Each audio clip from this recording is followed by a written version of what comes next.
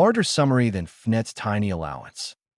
Harry mysteriously disappeared at the age of 6, and then benefited from years of tutoring by an old family friend. With the return of Voldemort, it is finally time for a 15-year-old, well-trained, sarcastic, and somewhat cynical Harry to take up his place at Hogwarts. Life at Hogwarts, however, is not always what Harry anticipated. There, secrets are told, allies are discovered, and the journey to power begins. Completely you. Preface A/N to Echoes of Power at fanfiction.net. You may or may not have read this elsewhere. Chapters 1 through 20 were posted originally at SIYE, and all subsequent chapters are posting in multiple locations, but this remains a WIP. This version is a re-edited one, with some of the earlier terms, blatant Americanisms, fixed, as well as some smoothing of rough transitions. If you have not previously read this work, I hope you enjoy it. If you have previously read this, please rest assured that no plot details are being changed in any way. The story framework simply will not allow such. A huge round of thanks to the full beta team working on this story. That said, I wish to bring your attention to the fact that this is an AU story. It's very much an AU story. The characters have the same names, but not the same histories, as in JKR's canon.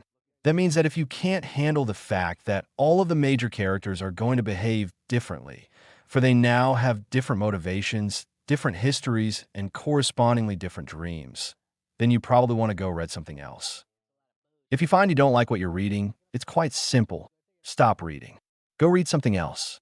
I don't want to hear complaints about any shipping in the story, or how once upon a time you read a story that had a good/bad/whatever characterization of someone, and now you can't stand/always want to have some character in the story. Really, I don't care. This story will not change the plot because you asked me to, no matter how you ask.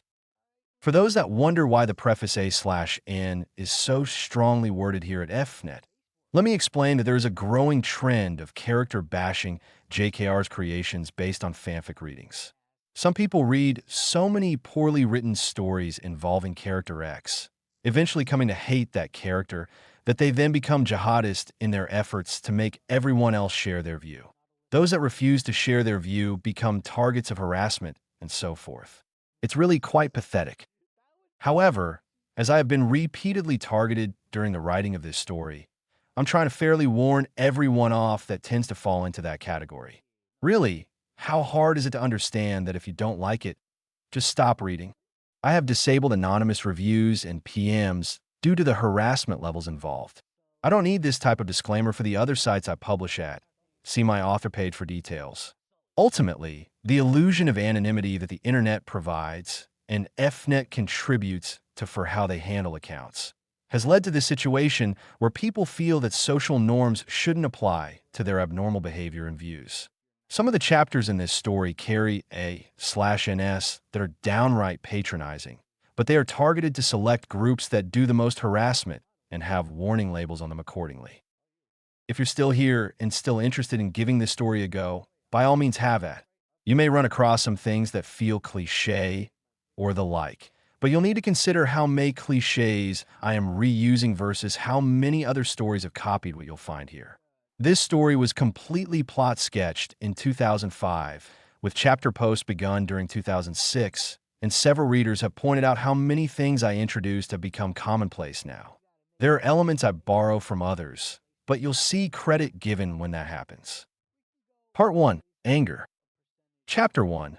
Playing nicely with others. September 1st, 1995. Mind if we join you? The gangly red-headed boy asked. The only occupant in the compartment, a black-haired boy in plain black robes, shrugged in reply. Thanks. The peace and quiet of the compartment was then lost as the tall redhead was followed by a bushy-haired brunette and a slightly chubby boy of medium height with dark hair. Another redhead, this one a smaller girl, and a honey blonde girl brought up the rear, closing the door behind them.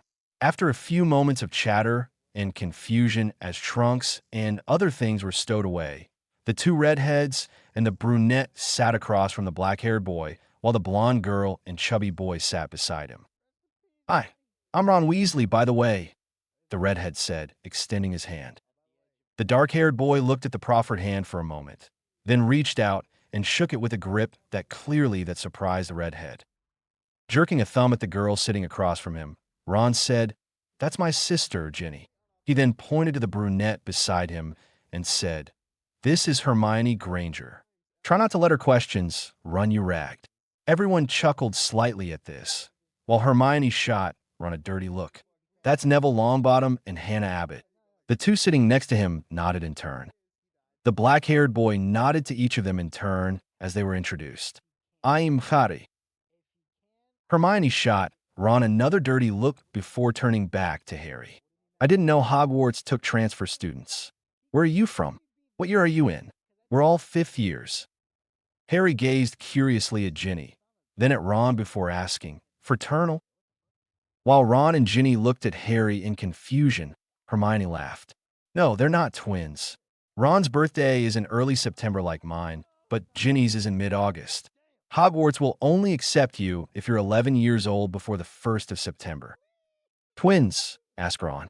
"What sort of barmy question is that? Do we look like twins? I'm a boy for Merlin's sake, and she's a girl." Harry smirked at Ron and gestured toward Ginny. "Trust me, I realize that she's a girl. Now, if you were one, you would have had to be one of the ugliest girls I've ever met." Ginny let out a muffled chuckle while Neville and Hannah started laughing outright. Hermione smacked Ron in the back of the head. "No, Ron. Fraternal twins. It's when two eggs are fertilized at the same time. Identical twins, like Fred and George, or Parvati and Padma, are the division of one egg.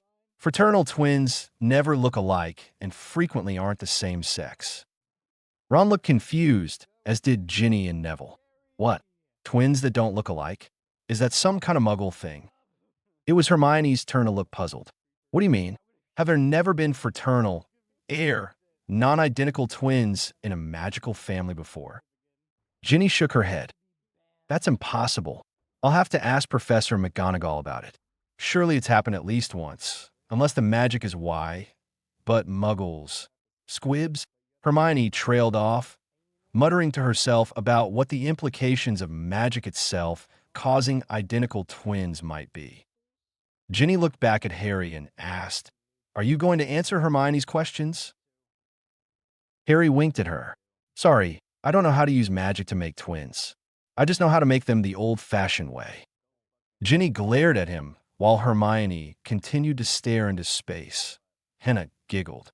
Neville merely shook his head as though in resignation. Harry shrugged and ignored the reactions. "I've been homeschooled, I suppose. I don't know what year I'll be in if it's based on ability.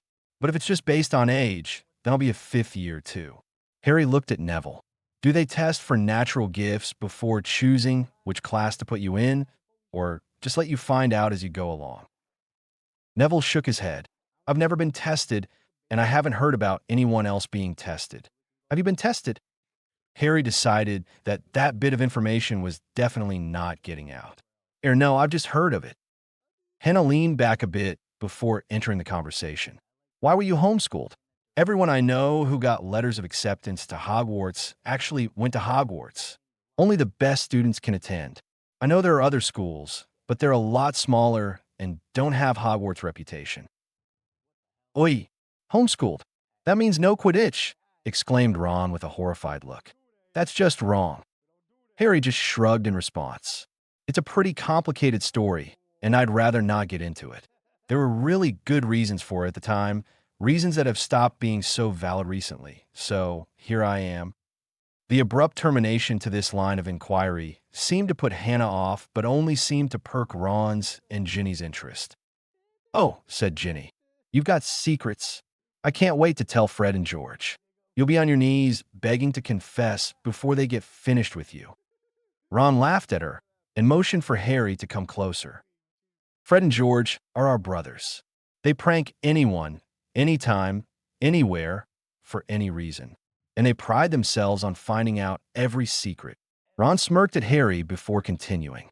"If we were to just happen to let slip that you have major secrecy issues, well, it's not like we would be doing anything to you, is it?" Harry chuckled. "So, the Weasleys like to ferret out deep, dark secrets, do they?" You do know that the ferret is part of the weasel family? Most of the group laughed. You're welcome to tell Fred and George. Make sure to mention to them that if they want to pull pranks, I'm certainly not going to take it lying down. I will retaliate and escalate. Harry, you have no absolutely idea what you're getting into here. Neville shook his head mournfully. I've been pranked by them ever since I started at Hogwarts. What shall we put on your gravestone?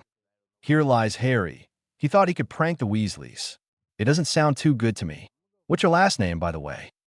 The conversation stopped abruptly when the sliding door to the compartment was thrown open after the merest suggestion of a knock. A pale blonde boy with pointed features stood in the doorway. So is it true?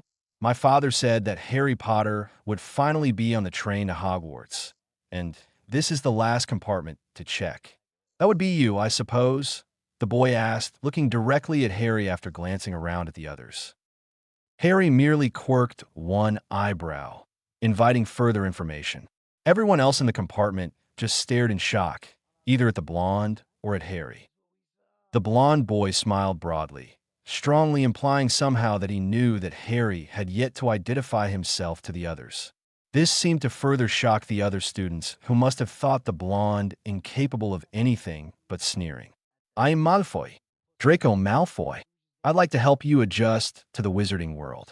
After all, there are those of us with a lot more history in the wizarding world than some others I could mention, and I'd like to help you learn about all the traditions and important things. Interested? The blonde boy may have been smiling and speaking politely, but Harry could feel a certain undercurrent in his statements. Looking Malfoy right in the eye, he asked, and how could what you offer be any better than just reading the introduction to a modern guide for life in magical Europe? Hermione shot Harry a funny look, but Harry was not about to admit to Malfoy that he had just made up the book title on the spot.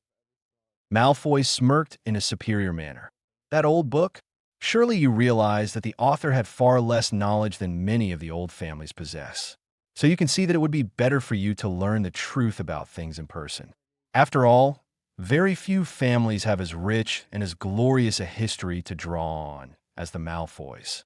His smug expression clearly indicated that only a complete idiot would refuse such unrivaled generosity. Harry just laughed under his breath at Malfoy's implication that he had read a fictitious book. Malfoy then gestured to the two hulking boys behind him. My friends, Crabbe and Goyle. They're also from proud families with a long and noble tradition.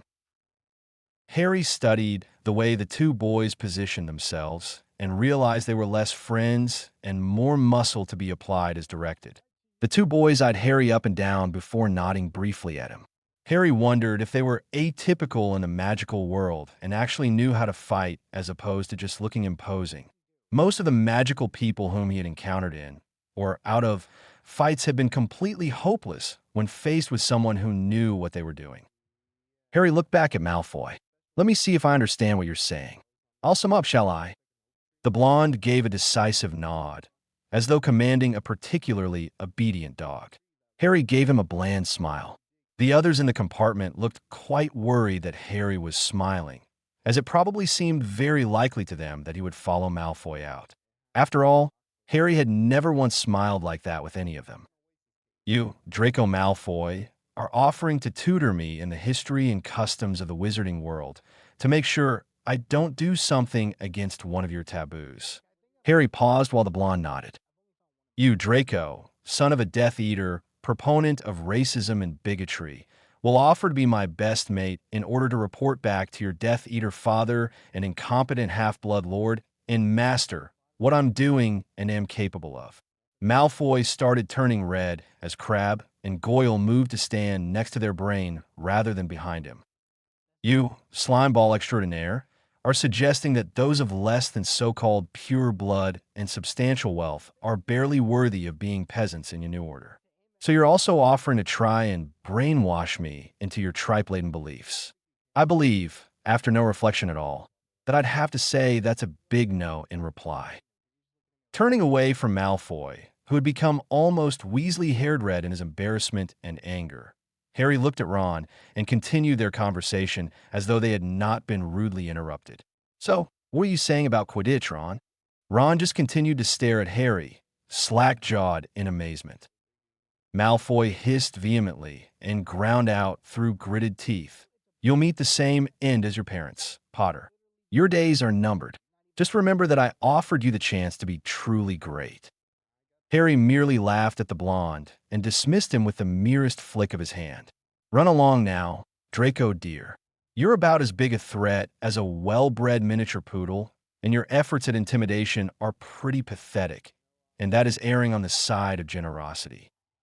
This proved to be too much for Malfoy, who gestured sharply at Crabbe and Goyle. The two large boys immediately stepped in front of him and started to reach out for Harry. Moving faster than anyone else in the compartment, Harry shot to his feet, forcing the two boys to stop and refocus on his new location. If any of you try to touch me or use magic on me, I am publicly warning you. I will treat you as life-threatening attackers and respond accordingly. So back off. The cold and menacing tone of his voice would have given any reasonably sane person pause, but it just seemed to bounce off the trio of Death Eater sympathizers. Malfoy sneered. Time for a bit of a lesson in humility, Potter. Crabbe and Goyle each took one step forward to crowd Harry, but even before Ron, Ginny, or Neville could reach for their wands, Harry exploded into action. His right foot shot forward and around, slamming into Goyle's jaw.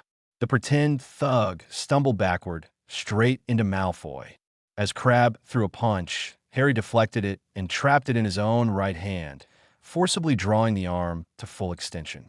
Harry's left forearm came down in a hammer blow and slammed through the boy's elbow, pushing it far beyond mere hyperextension. Crabbe's scream of pain as he fell was silenced as Harry's left knee slammed into the back of his head. Malfoy pushed Goyle off of him, and both boys got to their feet while Harry was turning to continue the attack, leaving Crabbe to fall unconscious. Malfoy was just drawing his wand as Harry took on the other thug mockery. With a planted left foot and locked hips, his right heel shot out to the center of Goyle's face with a powerful thrust. The sickening crunch was accompanied by a bright scarlet spray of blood from where his nose and teeth had once been. While Goyle fell backward, bouncing off the wall, Malfoy's arm shot forward as he screamed, "Defendo!" Harry spun slightly to Malfoy's left side as his left arm knocked Malfoy's wand hand toward the ceiling. The slicing curse cut a deep trench through the ceiling of the compartment. Harry's right palm seized Malfoy's chin, forcing the head straight up and backward. Malfoy completely lost his balance and fell hard against the corridor wall, and Harry jerked the wand from Malfoy's grasp with his left hand. Switching Malfoy's wand to his right hand, Harry laughed at the blonde.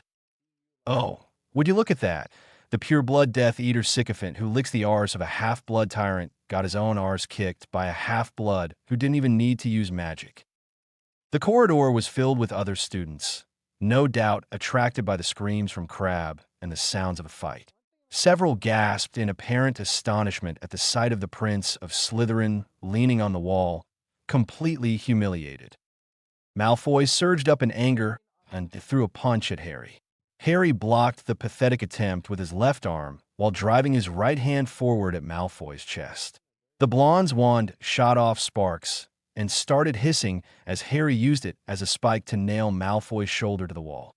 The blonde boy started screaming in pain, eyes widening in horror as Harry casually snapped off the bit of wand left sticking out. Harry tossed the wand fragment at the boy's feet with a snort of disgust. "Here's your lesson, Death Eater boy. Don't try to attack me again, or I promise you, I will kill you. I do hope you enjoy the rest of the trip, Draco." Harry stalked back into his compartment and threw the bodies of Crabbe and Goyle out of it.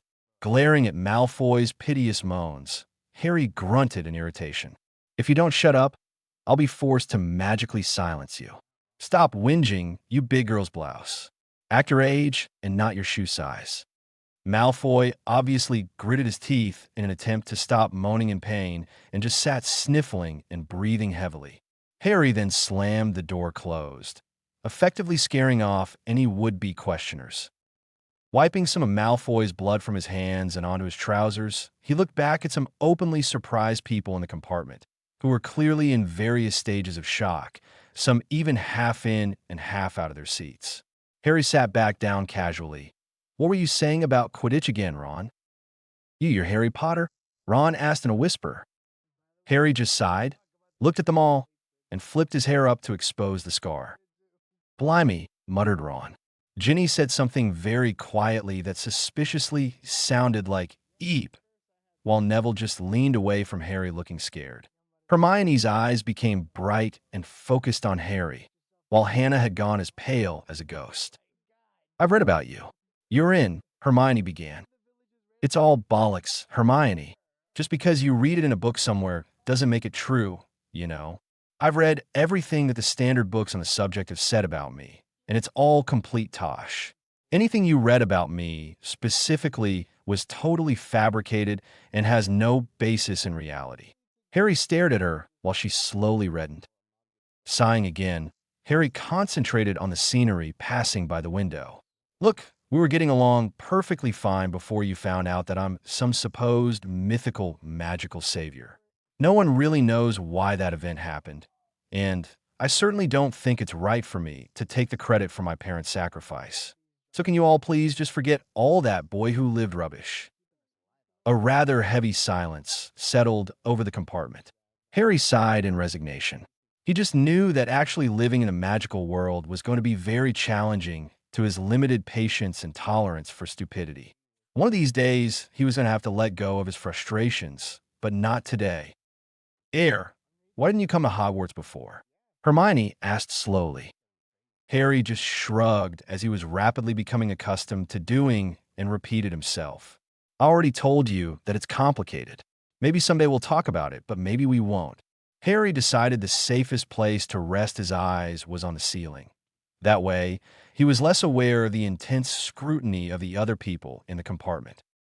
Harry, Ginny asked quietly. Yes. How did you learn to fight like that? Harry could hear the indrawn breath of several of the students. I've been in training for years. It's something in general called martial arts, but my particular fighting style is aikijujitsu. It's what the traditional Japanese samurai trained in a long time ago. The silence permeated the compartment. Harry, Ginny started again. Is it possible, would you consider, teaching that? Ginny paused before continuing in a rush. I'd really like to learn. Why? Harry asked, still staring absently at the gash in the ceiling left from Malfoy's curse. Based on the depth and length, Harry suspected it would have been fatal to more than just had he not knocked Malfoy's arm out of the way. A sudden rustling of shifting bodies caused Harry to look back at the other students. Everyone seemed distinctly uncomfortable. Ginny was staring at the floor, and Hermione looked a little scared. Ron was clearly trying to figure out how to talk about something when Neville spoke up. There have been a lot of altercations over the past 4 years. There's a professor who is less than fair, and he's the head of Slytherin House. No matter how physically aggressive his students get, he will never punish them, and the headmaster just ignores the problem. Neville shrugged awkwardly. If we try to fight back with magic, we get into trouble. A couple of times when we've been a little physical in response, we haven't been reprimanded. Problem is, none of us really know how to fight very well. Harry looked closely at the eyes of each student. He saw mostly despair and frustration, but there was a glimmer of hope. You want me to teach just you lot? Harry asked. Hermione shuffled her feet and cautiously replied, well, Malfoy and his crew kind of run over everyone else as well. Would you consider teaching others who want to learn too? Harry put his head in his hands and sighed again. Look, I haven't agreed to teach anyone yet. I'll think about it, all right? If I see any kind of crap going on, I'll definitely put a stop to it. I think I can handle Draco and his cronies. If Snape is such a problem, he's likely to be hard to work around. I'll think how to do that. Good enough for now. Ginny smiled weakly. We'll ask you again in a few days, shall we? Harry nodded briefly. Can you tell me just how far this problem has gone? He asked. Now everyone except Harry was looking at the floor. Harry made an executive decision to wait them out and resumed his intense study of the ceiling damage. Well, Ron started quietly. A lot of us have learned to travel in groups. The, pure blood supporters are left alone, but almost everyone else, Ron tapered off, looking out the window. Neville picked up where Ron left off. There are rumors of beatings or, overly affectionate advances, you know? Harry looked at Neville impassively. Neville appeared a little ashamed about the situation. We've complained to the professors, to the heads of our houses, but nothing ever really changes. Last year, well, people who complained ended up making a lot of involuntary visits to the hospital wing. Neville rubbed absently at his left arm, which made Harry think he had suffered some of the more aggressive behavior himself. Harry looked directly at Ginny, who was still looking at the floor. Ginny. She glanced briefly at Harry before averting her brown eyes again. Ginny, please look at me. Ginny, with visible reluctance, lifted her gaze to Harry, her face blushing slightly. Why haven't you fought back in other ways? Ambush? Physically kicking the living crap out of them? Sabotage? Anything? Ron opened his mouth, as did Hermione, but Harry shot his hand out, palm facing them. Harry only wanted to hear Ginny's response.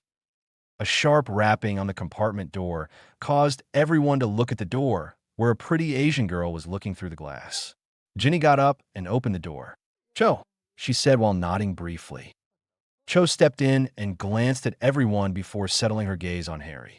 You're Harry Potter, yes? She asked hesitantly. Harry glanced at the shiny badge on her robe and realized that she must be some kind of authority figure among students. Nodding briefly, he waited to find out what was coming. Look, regardless of what I feel about it, I've been ordered to come and collect you for what you did to Malfoy and his boys. You got to come with me, okay? Harry shrugged, waved vaguely at the other students, and followed Cho to the front of the train. As the door was closing, Harry heard Hermione asking Ron, what were those silver emblems on the shoulders of his robes?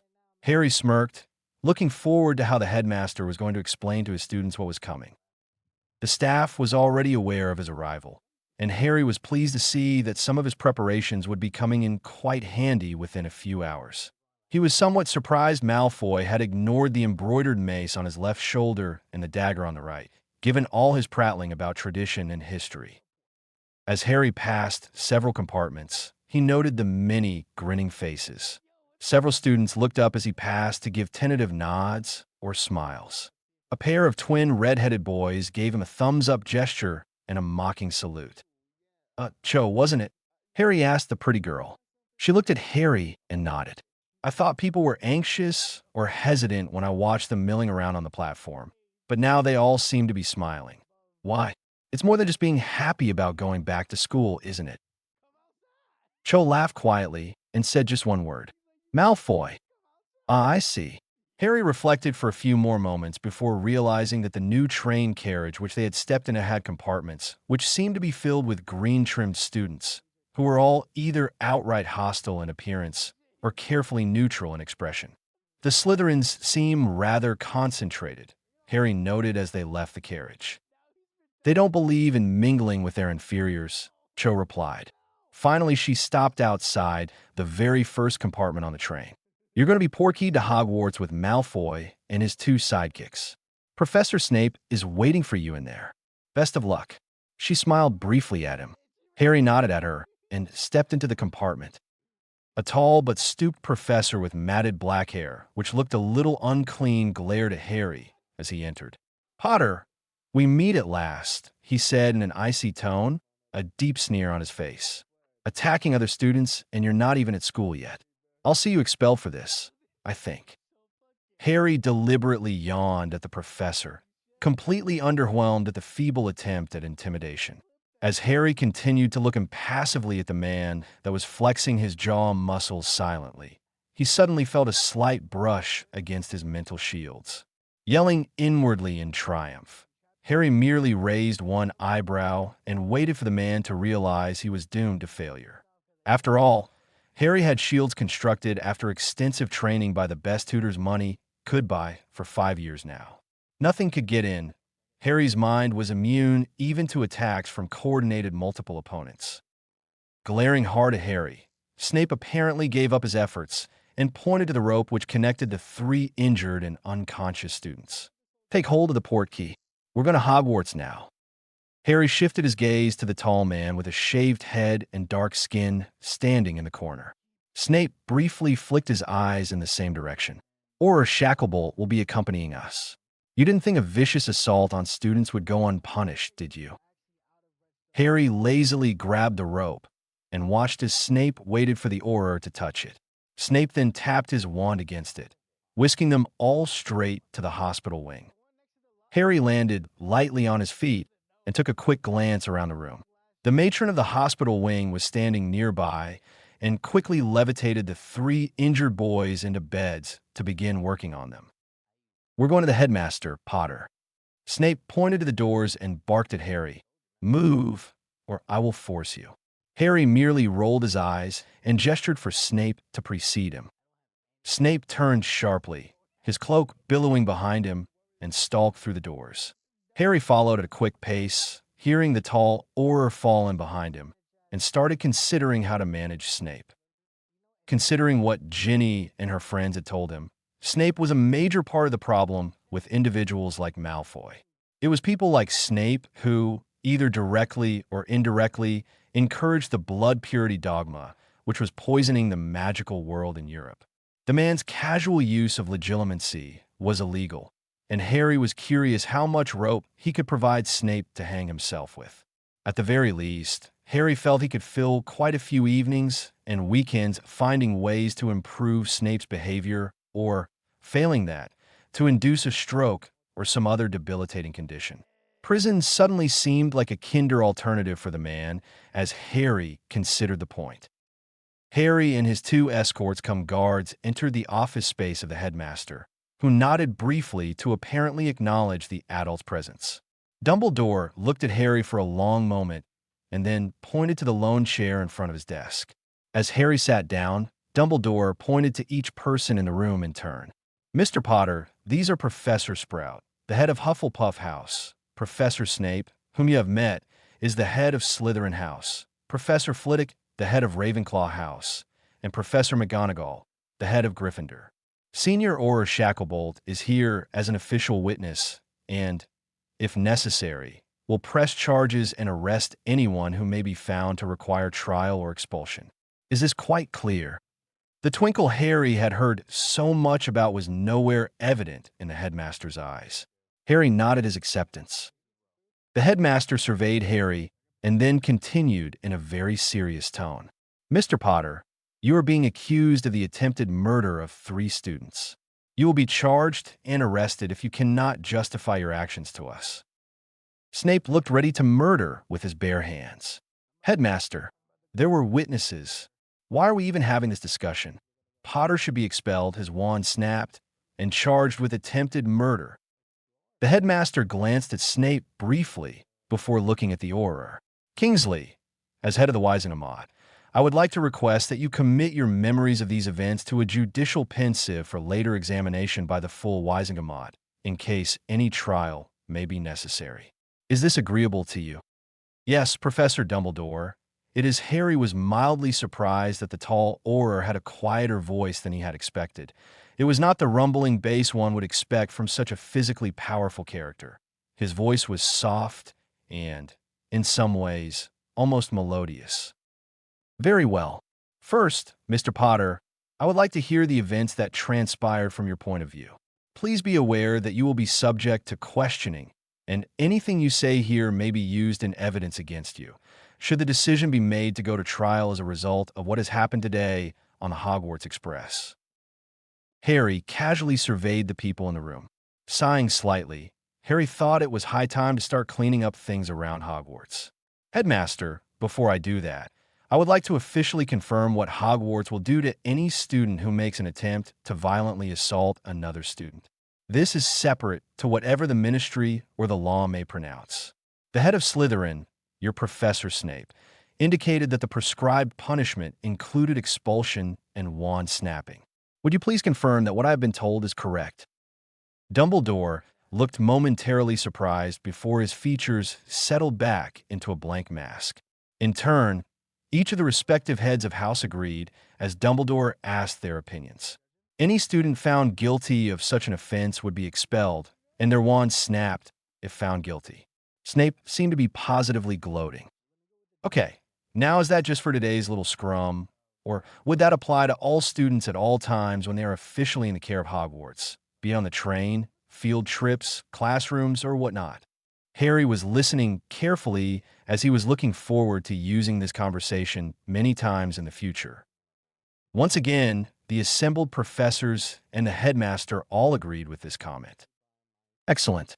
Then I'm happy to say that, first, I am innocent of all such charges, and that I also expect to see Malfoy, Crabbe, and Goyle expelled and their wands snapped very shortly. Harry sat back with a serious look on his face. Hearing this, Snape lost whatever composure he may once have possessed. What the devil are you talking about, Potter? Your delusions or fancy stories won't save you now. We have over a dozen witnesses to your vicious and unprovoked assault on Draco Malfoy, a highly respected senior student in this school. Dumbledore held a hand up to silence Snape and looked very carefully at Harry. Do you have any evidence of this? Harry grinned at Snape, winked slyly at Dumbledore, and reached into his robes to withdraw a small, silvery orb, no larger than a muggle golf ball. This is one of my many sensory monitors. I usually have one running all the time. As I'm sure you all know, this device will record everything I see and hear in an unalterable format, which is admissible as courtroom evidence. Harry paused here to savor Snape's rather sallow complexion growing even sallower. Few people seem to recall that these monitors also record magical activities, such as the signature of spells cast. Correct me if I'm wrong, or Shacklebolt, but is it not the case that most Aurors carry these whilst on duty and surrender them to the department at the end of every shift? Shacklebolt stirred slightly. In the case of senior Aurors, yes, you are quite correct. However, most junior Aurors do not carry them, as the time it takes to review so many monitors is considered an excessive drain on manpower within the department. Aurors on special assignments, such as investigations, are an exception to that general rule, however. We use them because, unlike pensive memories, they cannot be altered or tampered with in any manner which does not visibly alter the sphere. Harry nodded politely to the Auror. Snape was now chalk white, and Dumbledore's eyes had recovered some of their legendary twinkle. Harry handed the sphere to the Auror and asked him, "Could you please verify that this sphere remains unaltered and confirm to us that it has not been tampered with?" The Auror spent several minutes examining the sphere closely and casting a series of spells on it. It was clear to everyone in the room that all the tests were negative and that the sphere was in perfect condition. Shacklebolt handed it back to Harry. "It's fine. No tampering has taken place. My own sensory monitor has recorded these tests, and I would like to request that you allow me to copy yours when this meeting is finished." Harry nodded in affirmation. Pulling out his wand, he set the sphere on the edge of Dumbledore's desk and then looked directly into the headmaster's eyes. "I started this recording when I arrived outside the entrance to the King's Cross station. I will now play it back. I beg your indulgence, as I've never learned how to speed up the playback, so unless someone here knows how to skip to the relevant place, we're going to have to watch about 30 minutes of unrelated activity before the events under investigation transpired." Dumbledore pulled out his own wand and smiled at Harry. "Please allow me, Mr. Potter. With your permission, I can adjust the playback rate. Just tell me when the events will begin to unfold." With a flick and jab of his wand, the sphere projected a scene of bustling muggles in front of King's Cross Station. As Dumbledore made erratic motions with his wand, the playback accelerated to nearly 10 times normal rate. Harry watched passively until the train got underway and then motioned to the headmaster. "If you could slow it down a bit, it won't be long now." Dumbledore dropped the playback rate to a mere thrice normal, and Harry tried to recall the conversation on the train. "Right about now, sir," Harry said, "if you would be so kind." Dumbledore gave a final flick with his wand, and the sphere returned to normal, projecting what Harry was seeing as well as hearing. Those assembled watched in silence as Malfoy and his followers attacked Harry, despite his public warning, and how Harry defeated each of them soundly. When Malfoy sprang up to continue the attack, and Harry drove the wand into his shoulder, Professor Sprout let out a short gasp. Immediately after playback, Harry slammed the door to the compartment closed. Harry looked at Dumbledore. Please stop it here, but don't reset the playback. There will be more we need to discuss after we deal with your expulsion of Draco Malfoy and his cohorts. Meanwhile, Snape was staring at Harry and Dumbledore with his mouth open in shock like a fish out of water. Shacklebolt showed no emotion, but Harry had the distinct impression that he was privately quite entertained. Dumbledore, however, was closely watching Harry, and while his mythical twinkle was not immediately apparent to a casual observer, there was no doubt that some of that twinkle was definitely present. Well, the headmaster started. It seems that Mr. Potter was defending himself from a vicious attack. It seems to me that Mr. Potter is quite correct. Based on our earlier agreement, Mr. Malfoy, Mr. Crabbe, and Mr. Goyle should face expulsion and wand breaking. Does anyone disagree with this? Harry looked up. Edo. I would also like press charges against Draco Malfoy for at least 6 attempted murders. If his curse had hit anyone, it would have, in all probability, been fatal to the targets, and based on the damage to the roof of the compartment, it would have definitely killed more than one person. Snape was clearly fuming by this point. Come now, Mr. Potter. That curse could never have been fatal. Harry merely pointed to the playback, which showed a deep gash across the metal ceiling of the train compartment. That non-fatal curse gouged a 2-inch wide and several foot-long gash in solid steel. I would not like to imagine what it would have done to someone's body. Harry looked contemptuously at Snape. Or Shacklebolt, do you not agree that, at a minimum, I can press charges of 6 counts of attempted murder on Mr. Malfoy and attempted assault on my person on Mr. Crabbe and Mr. Goyle? Shacklebolt simply nodded his head. Dumbledore looked resigned to the situation. Very well, Mr. Potter.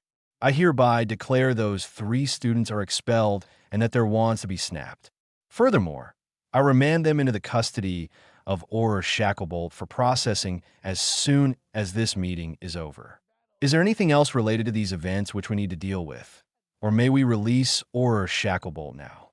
Dumbledore was looking expectantly at Harry, as though there was nothing else to be discussed. Harry looked at Snape with a large, fake smile. Oh yes, there is one other thing. Auror Shacklebolt. Is it still the law that any attempt to use legilimency on another without their consent or a direct order from the Wisingamot is an offense punishable by at least a 1,000 galleon fine and a week in Azkaban? Snape became motionless as the Auror gave Harry a hard stare. It is. Why? Harry smiled even more broadly at Snape. Is it also still true that to perform these acts upon a minor without said authorization or a legal guardian's consent makes the fine 10,000 galleons, the prison sentence 6 months, and an automatic restraining order for the perpetrator so that they cannot be within 50 yards on all minors when not closely monitored by an Auror? Snape was now looking frantically at Dumbledore, who was frowning sharply at Harry. Shacklebolt, however, had no choice but to reply, as his own sensory monitor was activated upon entering Hogwarts so that all of these events would be used for evidence. Yes. Are you accusing someone of these acts? Harry looked right at Dumbledore before nodding his head. Professor Snape attempted legilimency on me when I was taken to him on the train. I hereby officially declare that I would like to press those very charges against him. If you would be so kind as to advance the playback, you will see the evidence in the sensory monitor. As you all should know, legilimency will cause a unique azure blue aura to appear around the caster and an aura of gold around the recipient. You will see that Professor Snape did attempt legilimency upon me without any warning or consent, and that I am clearly still a minor, as all the world is aware. At this statement, there was absolute silence in the room. Even the phoenix in the corner was completely motionless. Dumbledore looked at Harry and almost gave the impression of begging with his eyes. Mr. Potter, are you quite sure that you wish to press charges against Professor Snape? He has many important duties, many of which simply cannot be performed by anyone else. No one man is an island, headmaster. Harry offered the headmaster a slight frown as he considered Dumbledore's request. I will press charges. I am asking you again, as Chief Wizard of the Wiseamot, to advance the playback to the point where your Professor Snape attempted legitimacy upon me, in defiance of the law, and to bear witness to his unlawful behavior. With a resigned sigh and an obviously cautionary look at Snape, Dumbledore adjusted the playback on the sphere until everyone could easily see the indicated auras and the ample evidence completely damning Snape. Auror Shacklebolt stepped up to Snape and extended his hand. Severus Snape, I hereby charge you with unlawful mental assault upon a minor without provocation or authorization. Hand me your wand, and I'll accept your word of compliance to accompany me to the ministry along with the students already being charged. Snape gave Harry a glare of such pure loathing and profound hate that Harry was surprised that the Phoenix failed to react in any way. Handing his wand to Shacklebolt, Snape stared hard at Dumbledore before moving toward the door. One moment, called Dumbledore. Is there anything else, Mr. Potter? Harry shook his head. No, or Shacklebolt. Please make a copy of my monitor, as I wish to retain the original in my possession for safekeeping. Shacklebolt produced a second sensory monitor, placed it next to Harry's, and cast a short charm. The new sphere glowed bright yellow for what felt like 2 minutes or so before it returned to its usual silvery color. Everyone in the room was silent in the awkward moments involved. Finally picking up his copy of the monitor orb, Shacklebolt nodded to everyone and went to stand by Snape at the door. Mr. Potter, Dumbledore began, if you would please wait here for a few minutes. I must accompany Auror Shacklebolt to the hospital wing to hand out the punishment to your attackers, and then I will be back. There is much I wish to discuss with you. Is this acceptable? It will be some time, yet before the other students arrive. Harry nodded his head, indicating that this was. Dumbledore looked at the other professors. Minerva, as deputy headmistress, I need you to join me. If the rest of you wouldn't mind waiting here, we will return shortly. Feel free to ask the house elves for refreshments. Chapter 2, Waking Up. Mr. Potter, Professor Flitwick began, do you really feel that the amount of force you used against those 3 boys was appropriate? Professor Dumbledore informed us of your unusual status, but surely you could have been less brutal. Harry realized that this was one conversation that was likely to become very tedious, very quickly. The human mind is a negative feedback mechanism, and the more humiliating the incident, the longer it will be burned into the brain. It does wonders for teaching manners. With the professors glowering at his flippant response, Harry gave a casual shrug of indifference and tried for a more innocent look. Tell me, Professor Flitwick, do you really feel that the lack of punishment for bullying and harassing the other students by those 3 boys was appropriate? Harry did his best to look like an eager young student waiting for a lecture to begin. The professors, for their part, shifted uneasily in the chairs they were sitting in, apparently preparing for a long discussion of events with Harry. Flitwick scowled slightly as he regarded Harry. I thought those students were being punished. When we passed along student complaints, both Albus and Severus told us they would take care of the problem. He paused for a moment to look closely at Harry. Are you telling me that they were not punished? Harry shrugged his shoulders again. Honestly, I don't have any direct personal knowledge. From what I was told by more than one student, however, it would seem that no, they weren't punished in any real way. Moreover, those who did complain seemed to find themselves in the hospital wing shortly after every complaint. Does that seem to indicate that the offending students were being effectively reprimanded? Flitwick frowned again before looking to the other head of house. Professor Sprout looked unhappy as she turned to face Harry directly. Well, is that why the complaints dropped off? I thought it was an indication that the problems had ceased. Maybe you should be asking your students these questions yourself, Harry offered in return. After a rather awkward moment of silence, his stomach growled loudly. Would it be possible to get some sandwiches? It's been a very long time since breakfast. Flitwick nodded quickly before calling out, Blinken. With a soft pop, an elf appeared by the professor. Master calls. Harry felt his eyebrows rise involuntarily. He had no knowledge that professors had their own personal house elves at the castle. Flitwick seemed to catch Harry's surprise, for he gestured to the elf and kept his eyes on Harry. Blinken is not my personal house elf. Instead, she's assigned to me as a Hogwarts professor, and as long as I am an instructor here, Blinken treats me as though I were a proper master. Harry nodded his acceptance of the information, but Flitwick had already turned back to his house elf. Would you please bring us some sandwiches and tea, and perhaps a butterbeer or 3 for Mr. Potter? Blinken smiled happily before disappearing with another soft pop. Thank you, Harry said politely. Back to the point, though, why do any of you trust that Death Eater to be an educator of children? Does no one monitor him to make sure his actions are appropriate? And does the person in charge of the hospital wing not report back to the heads of house when a student is injured? Professor Sprout seemed shocked at Harry's blatant accusations, regardless of the kind words he had used, but Flitwick merely looked like he had eaten a super sour sherbet lemon. He recovered enough to answer first. As for the injured students, no, Madame Pomfrey does not generally inform us. She does tell the headmaster of every incident, but she only lets us know if anything serious has occurred that requires an overnight stay. Between being a professor, a head of house, and monitoring the wards on the castle, we don't really have the time to deal with lesser matters, such as who is sick for some reason. Most people are in and out in less than an hour. Maybe we should suggest some changes or something. Flitwick trailed off thoughtfully. Whilst he was thinking, Blinken reappeared with a tray of food and drinks.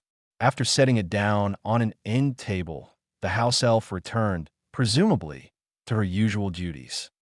Harry helped himself to 2 sandwiches and a butterbeer, letting Flitwick and Sprout talk quietly with each other for a minute or two.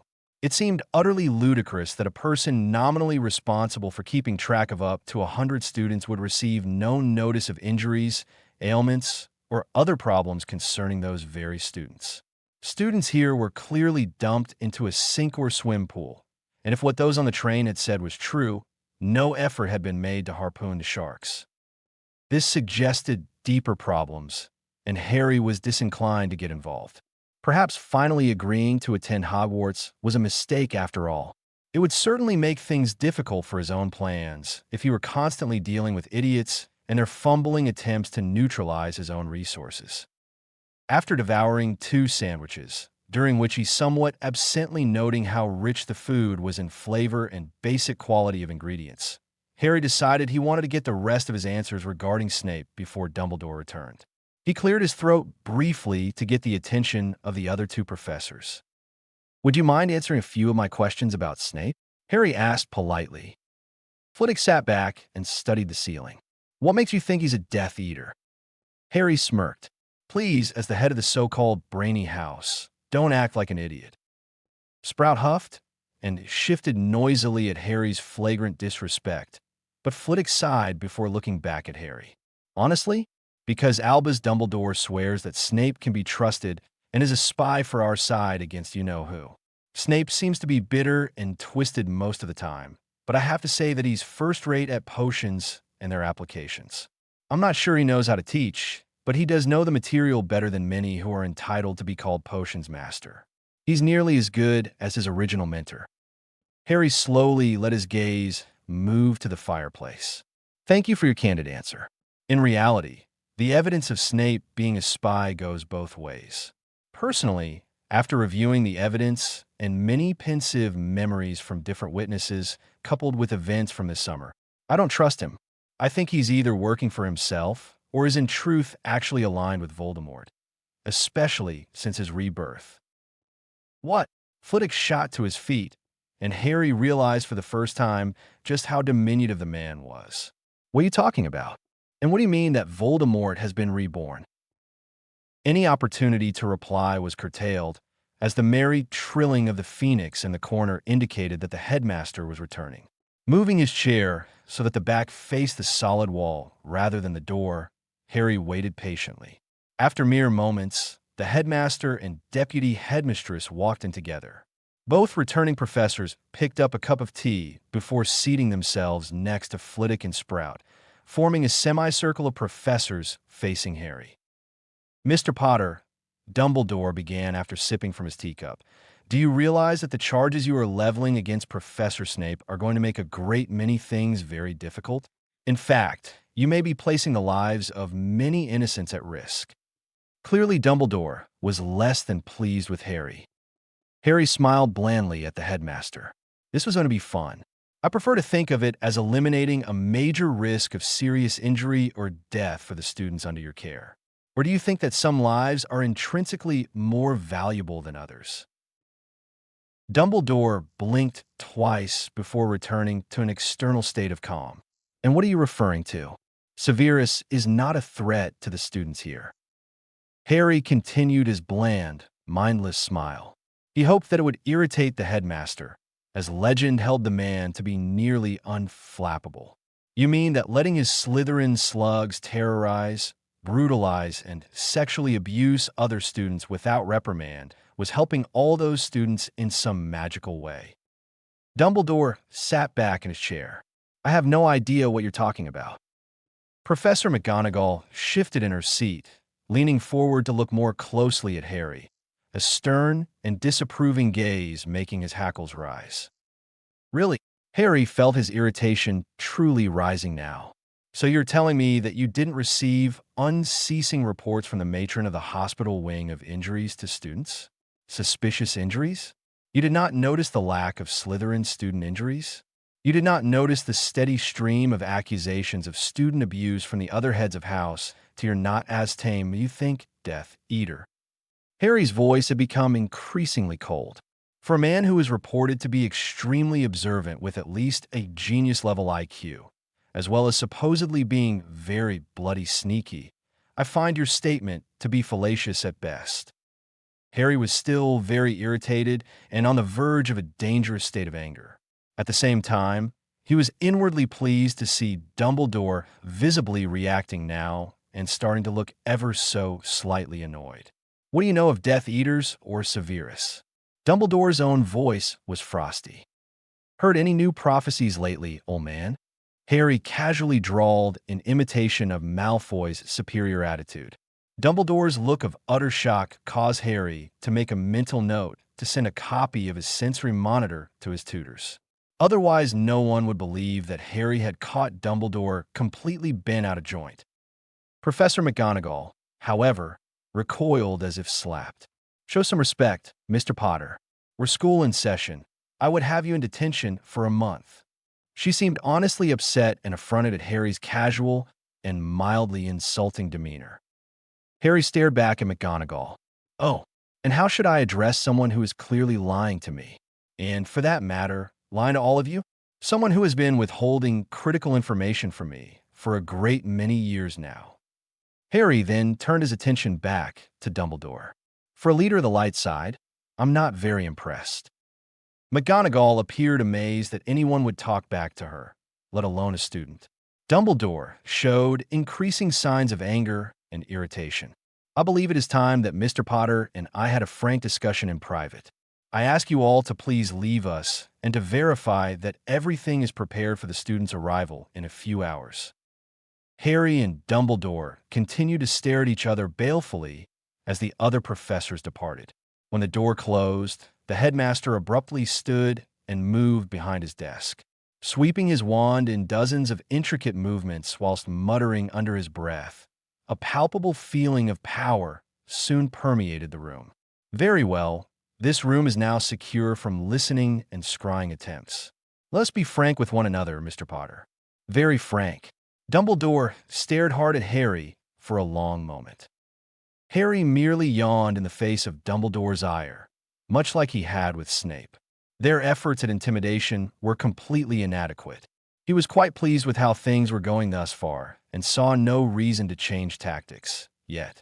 If he could keep Dumbledore on edge, perhaps he could actually pry loose some of the secrets that have been evading his grasp for the past 4 years. First, do you know what role Severus plays in things? Dumbledore peered quite intently at Harry. Harry reverted to his innocent, vacant schoolboy look.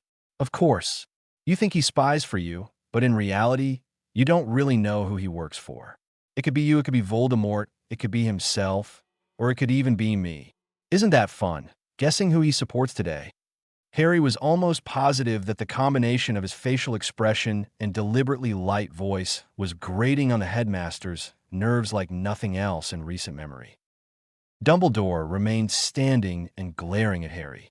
I have full faith that Severus is working for me and the side of the light. I'm asking you to drop your charges against him.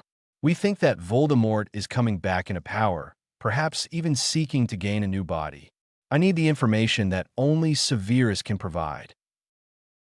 Harry could not stop himself as he started laughing at Dumbledore. The man's expression and naivete in trusting Snape were beyond the pale as far as Harry was concerned.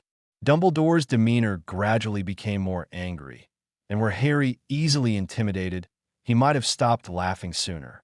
It took a long moment to be completely calm again. Really, Dumbledore, you are a fool.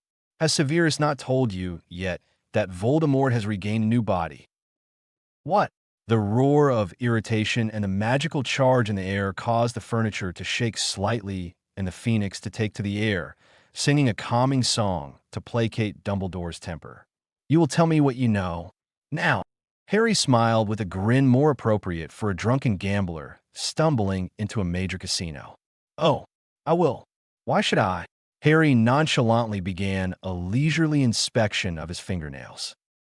It was obvious to even a casual observer that Dumbledore was close to a towering rage, although Harry suspected that the trilling phoenix was curtailing the man's actions. At the same time, he knew his calculated indifference about telling Dumbledore what he wanted to know should be making him desperate. At this point, either the old man would stoop to asking and cajoling, or else he would lash out and demand the information. Harry further knew that by not asserting any claims of mental defense from Snape's invasion, any trained legilimens would immediately assume that Harry had no shields at all. Given them the right circles, people knew that Dumbledore was only second to Voldemort in occlumency and legilimency. Harry was extremely curious to see which way the headmaster would move, hastily attacking and demanding, or patiently cultivating logic for why Harry should tell the man everything he knew. Harry kept his face as neutral as possible as the headmaster's power clearly gathered, and when he felt a full assault against his mental defenses, he knew the answer. Dumbledore clearly was not used to being thwarted on something so critical. Though the man's powerful attack was impressive, Dumbledore's face revealed the blatant shock of encountering Harry's well-protected mind. As his tutors had worked so hard on his skills, he knew that to an unprepared attacker, it was as though Harry's mind simply did not exist, as if he were, in fact, dead. Harry gave the headmaster a wicked grin. TSK, headmaster. I think, just this once, I will overlook your actions and not press charges against you, even though my sensory monitor has just caught you doing illegal legilimency against me. That was a rather amateurish attempt to control my mind. You do realize? The mocking tone in Harry's voice was apparently completely lost on the headmaster, who slumped into his seat, staring at the boy in front of him in obvious confusion. After a long silence, Dumbledore finally looked Harry in the eye and asked the question he seemed suddenly afraid of knowing the answer to. Who are you? Me? Why, I'm the boy who lived. Didn't you know that? Harry smirked evilly. There was no way this memory was not getting sent back home for blackmail material. In all likelihood, someday Dumbledore and Harry would be allies and possibly even friends, but there was a long keel to haul to get there. Playing this back later should be good for hours of entertainment. I don't understand. You refused to attend Hogwarts for 4 years. You announce out of the blue that you are ready to attend. I put out feelers, and no one could name or think of anyone who had tutored you. Yet you sit there clearly knowing more than I can guess. How is this possible? Dumbledore looked resigned to a situation he would have little control over for the moment. Do you really understand what it means to be the boy who lived? What that whole vanquished Dark Lord fine print really means? What kind of power I have inside of me? Harry looked mildly surprised that Dumbledore of all people had failed to consider this. I've had training, trust me. When, where, what, and who are irrelevant questions at the moment as far as you're concerned. The why of the matter stems from that bloody prophecy. What I want from you are concessions. You'll agree to my terms, or I'll be out of here before the feast even starts. We both know that once I get sorted, I'm bound by oath to finish at least my OWL exams before I can leave permanently, just like every other student, barring expulsion. In return, I'll give you some answers, including what happened with Voldemort. Dumbledore slumped forward and, in a clearly unthinking reflex, popped a lemon drop into his mouth. "What concessions do you require?" he asked, wariness evident in his tone. "Nothing drastic, Grandad. You will tell me everything you know about Voldemort, everything you suspect, and, as soon as you find out something new or hear a rumor relating to him, you will tell me as soon as possible, even if I'm in class or sleeping. In return, I will make you the same offer. Likewise, you will tell me or take me to a copy of the entirety of any and all prophecies relating to Voldemort or myself, or those you suspect might do so. I don't like partial information, and just knowing the first bit of that whole vanquish rubbish has been irritating the hell out of me for over 4 years now." Harry sat back and regarded Dumbledore coolly. Dumbledore sat staring at Harry for a while, clearly lost in thought. "All right, Mr. Potter, I will agree. What you're asking for is what I already planned to do, but not until you were older and had finished Hogwarts, since I now appear to have little choice in the matter." Dumbledore just sighed slowly, nodding in acceptance of the demands. Harry shook his head. "No, sorry, that won't work. You're too good at being clever and sneaky. I want an unbreakable vow. I will give the same in return. After all, we don't trust each other yet. We can play catch-up on Voldemort after the feast, since there's likely too much information to share before then, and we still have other things to get through before I'll agree to stay here." With obviously great trepidation and reluctant frustration, Dumbledore swore an unbreakable vow to Harry, promising to inform him as soon as possible of any and all developments relating to Voldemort, and Harry reciprocated with his oath to Dumbledore. In the moments after the exchange of oaths, Harry suspected that Dumbledore had ultimately decided that there was little to be gained by hiding from this unexpected development, as Dumbledore finally regarded Harry with no particular emotion or twinkle in his eye. After slowly assuming a blank expression, Dumbledore asked, "What must we discuss next?" "Let's talk about Draco Malfoy and his friends.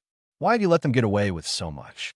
Harry was genuinely curious to find out why the headmaster had permitted a clearly dangerous situation to continue.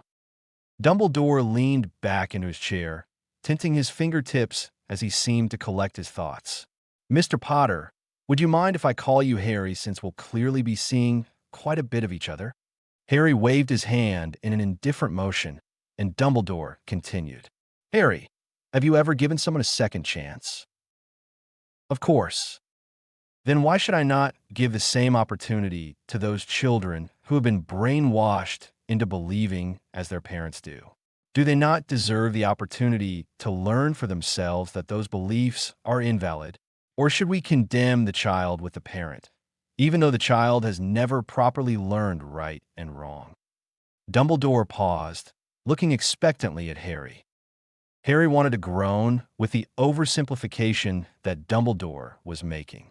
"Tell me, Headmaster, if a rabid dog bites a puppy, thus making the puppy rabid, would you think it appropriate to permit the rabid puppy to run freely amongst all the other puppies?" Dumbledore frowned briefly. "Of course not. Even if it is only a puppy, the saliva will carry rabies to all that come into contact with it. But young Mr. Malfoy and his peers are not rabid or contagious, so your connection does not work.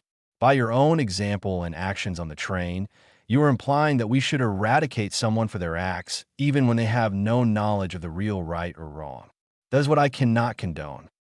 Sighing softly, Harry thought he saw the problem the headmaster had with his peculiar vision and desire for granting second chances. "Let me suggest a different parallel, then. Would you agree that a person suffering from dementia should not be allowed weapons, for fear of the damage they might do to themselves or others?" "Certainly. And would you agree that hands, feet, elbows, sticks, knives, guns, wands, and most importantly, the human mind are all weapons that can cause extreme harm, if not death itself?" Harry slowly leaned forward, wanting to drill in his next point. "Yes, The headmaster seemed uncertain where Harry's line of questioning was headed. It was clear that though Dumbledore understood that the students were perfectly in possession of their faculties, he most likely thought they were just skewed in their beliefs. "And what would you recommend doing to a person suffering from dementia?" Harry asked. "Well, in general, you can find them in such a way as to ensure the safety of everyone, and then proceed to treat their illness, whether by therapy, potions, or something else. The primary aim is to safely contain the poor soul and to help them heal." Dumbledore started to lean forward as well, obviously curious to see what the connection would be. Harry wanted to smirk, but given how much he had already pushed the headmaster, he kept his face neutral. "And do you agree with the common definition of dementia, which states that it is either not being aware of one's own actions through illness or being incapable of telling wrong from right in their own mind?" Dumbledore just stared at Harry. The phoenix on his shoulder let out a soft cry before flying back to its perch in the corner. After some time, Dumbledore blinked and seemed to become aware of his office again. "I think I see what you were trying to convey. You believe that they are the equivalent of a specific type of dementia and should be treated accordingly." "Not really." Harry shook his head. "The problem, as I understand it, and bear in mind this is based on limited observations today and comments made to me by others, is that you've set up a double standard and have no accountability in place. If they're safe enough to be students amongst the general population, then they should be treated as the rabid puppies they are, assaulting and molesting the other students, pushing their so-called brainwashing on others, and so forth and so on. If, however, you believe they cannot tell right from wrong, then they're not safe to be amongst the populace, and they should be confined until therapy solves their problems, if they ever can be solved. You can't have it both ways, headmaster. You are harboring a group of students who are either rabid or demented, and they are already heavily armed with just their wands. Imagine the damage if they discover other means for inflicting pain and suffering. I applaud your aims, but not your methods for trying to achieve them." Harry leaned back in his seat, gazing impassively at the headmaster. Even though Harry admitted that the man's goals were very noble, and that he wanted to offer a framework for those to learn a different point of view and perhaps change their allegiances, the horse led to water can only drink if it so chooses. Harry understood that you cannot change others by force or persuasion. In order to change, you have to want to change.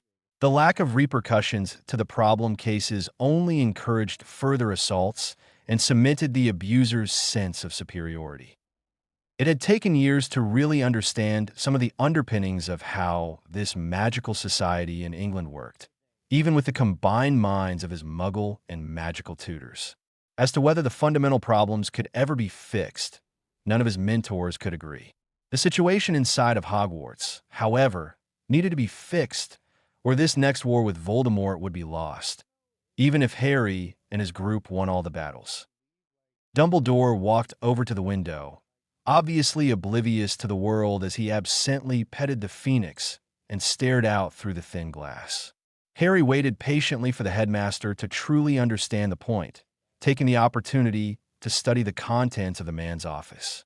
The various paintings on the wall were either staring hard at Harry or whispering to each other as they moved through the different portraits. Behind Dumbledore's large desk was a tall, wooden stool with an old wizard's hat sitting on top of it. Turning his attention to the wall of books opposite the window, Harry rose and began examining the titles, searching for something new to read. Harry caught movement in his peripheral vision when Dumbledore turned and watched Harry in front of the books. Harry let the man continue to think he was unaware of the scrutiny from across the office, only looking at the headmaster when he cleared his throat briefly. Dumbledore nodded to the extensive collection of books. "Feel free to borrow any book that catches your interest. Please take only one at a time and return it before taking the next one. With regard to your views on Mr. Malfoy and the other children, I must think more on this. Perhaps your proposal is the only approach for a solution, but I hope not. You are, however, correct to point out the damage that is being done to the other students through my inaction. I shall redress this tonight at the feast." Harry paused in his inspection to look back at Dumbledore. "Thank you, sir."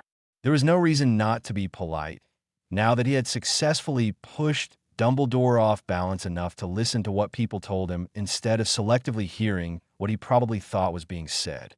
The change may only last a short time, but it was enough to plant the major seeds as far as Harry was concerned. "And what of Snape?" Harry asked. "Professor Snape, Harry," Dumbledore corrected absently. "You know I need him. You also must know that your charges against him will fail and that he will return and be very hostile towards you. I also doubt your charges against the young Mr. Malfoy and his two friends will stand up. The evidence doesn't really support the charges against his two friends, and you know that his father, Lucius, will spend all the money necessary to save his son from Azkaban. Unfortunately, I believe he will succeed with that plan." Harry chuckled lightly. "Oh, I know. You could say that I'm counting on it." Turning back to the bookcases, Harry resumed his perusal before continuing. "I am happy enough for now that the students have been expelled and their wands will be snapped, forcing them to purchase new ones if another school will accept them. A school such as Durmstrang, perhaps. This will alleviate many fears here in Hogwarts, and at the same time will take much time and money away from Lucius. And if they should attack me again, I will be well within my rights to deal with them most firmly. I trust you will do something about those that remain." Dumbledore sighed, rather audibly. "Yes, Harry, I will make an announcement tonight that should any student assault another student without due cause, they will be expelled and their wands snapped in two. I will continue to think about your dementia argument and try to find a usable solution since the Ministry and Board of Governors would never let me directly punish them that way." Harry paused as he found a book that looked interesting. Pulling it out, he showed the cover to Dumbledore, whose eyes started twinkling again slightly, before pocketing it under his robes. A book like that demanded to be read slowly and carefully, and this was not the time to start. For casual reading, or when otherwise bored, Harry had a copy of the latest David Weber paperback, Oath of Swords. Dumbledore pulled out his pocket watch and looked back at Harry. "We should wrap this up soon, Harry. I need to prepare for the students arriving in the next hour or so. Is there anything else we should talk about before the feast, since we will be meeting afterward?" Harry shrugged briefly.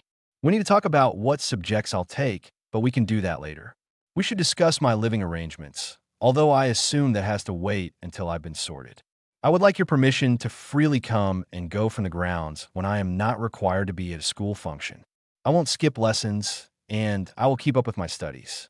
As long as I do that, I expect you to let me travel unhindered. You already have my oath on keeping you informed about Voldemort's activities, so you'll know if my travel is for that purpose. Otherwise, I won't necessarily tell you the reasons why I am traveling." Dumbledore grimaced before sitting behind his desk again. "This is most unusual. Harry, can you not provide some examples of why you might need to leave? Your head of house and I are, after all, nominally responsible for you." "Oh, for many reasons, sir. To meet my tutors who cannot or will not come here, to deal with my financial obligations, to pick up materials which can't be ordered by Owl Post and which I require for my advanced studies. It's not just to pop out and meet a girl or two, although that's not a bad idea either, to be perfectly honest." Dumbledore chuckled at Harry's comment. "Will you be able to provide me with some sort of notice and time frames, along with a general destination? Given your key role in the prophecy you already know part of, surely you understand my desire to ensure that your safety does not become compromised." Harry looked thoughtful. "No, I'm sorry, I don't think I can do that. I can promise that any time I'm going to be somewhere where I might be at real risk, I will ask you to arrange a guard. Otherwise, I have my mentors who like to act as guards and accompany me. I would just like to remind you, sir, that I've been on my own since before I was 6 years old and have dealt quite well with those problems peculiar to my status." Dumbledore sighed again, this time with a slightly wistful expression on his aged face. "I'm sorry for that, Harry. I should have checked in on you after leaving you there." Harry felt the deep stirrings of anger and hate bubbling to the surface, but managed to push them away again. "I will agree to your terms. You are free to come and go when not required to be here, given the conditions that you will not skip lessons without permission, that you do not slip in your studies, and that you give me your word that any time you need to take a trip and cannot be accompanied by your normal escorts, you will allow me to provide one of my own people to accompany you. However, you may not take any other students with you without my permission, on a case-to-case basis, of course. Fair enough, headmaster. I think the rest can wait until after the feast. Thank you, Harry, for a most unusual afternoon. When you return to my office after the feast, the password shall have been set to ice mice. Just say it to the gargoyle in front of the staircase. Now, if you will follow me, I'll show you where to wait for the sorting ceremony. With that, Dumbledore strode out of his office, and Harry followed along behind him. For a man of advanced years, Dumbledore set an impressively vigorous pace. I'll leave you in here, Harry. Professor McGonagall will collect you when it's time for you to be sorted. The first years will, of course, go first. You should expect her in about an hour. Dumbledore left Harry sitting in an empty classroom just down from the Great Hall. It appeared to be unused, possibly for some time, given the lack of furniture in good order. Most of the desks and chairs appeared old and in rough condition. Considering the decline of the population after the first rise of Voldemort and the reduction in student numbers at Hogwarts, Harry supposed it was likely that there were several in used classrooms by now. That might be useful later, but for the moment, it just gave Harry some peace and quiet to reflect. Pulling out his David Weber paperback book, he thumbed to his placeholder and resumed reading. Mr. Potter, Professor McGonagall called from the doorway of the room he had been waiting in. It's time for your sorting.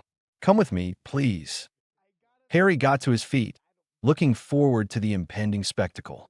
He anticipated being gawked at, talked about, and treated simultaneously like a rock star and a leper.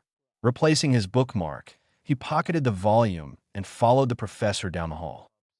It was sadly typical of the magical community to not know how to deal with an icon.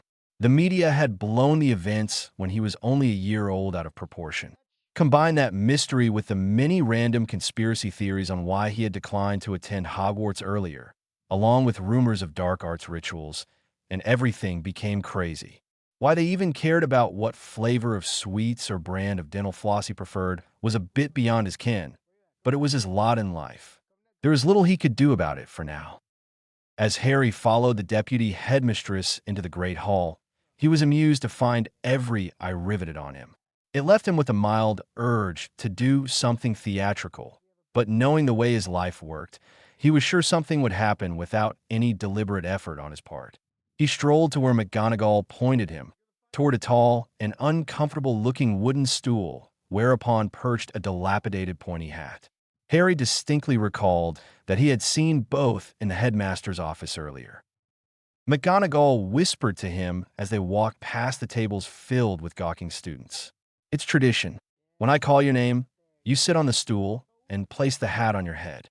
It will sort you into your house. Moving slightly in front of the stool, she turned to Harry. Her face carefully neutral, she called out loudly, "Potter, Harry." Excited whispering immediately filled the Great Hall. Why anyone was surprised he was there was beyond Harry, considering most people knew he was on the train after the drubbing he gave Malfoy and company. He was almost certain that others would have reported his portkeying directly to the castle with Snape. Of course, the prominent absence of the professor and the 3 students that were involved with Harry could have been fueling the speculation and whispers, but that was irrelevant. Sitting on the stool, Harry dropped the hat on his head. He waited good-naturedly for it to do whatever it was supposed to, although it seemed to be nothing to him. After a very long moment of tense silence, the brim of the hat opened and shocked everyone in the hall.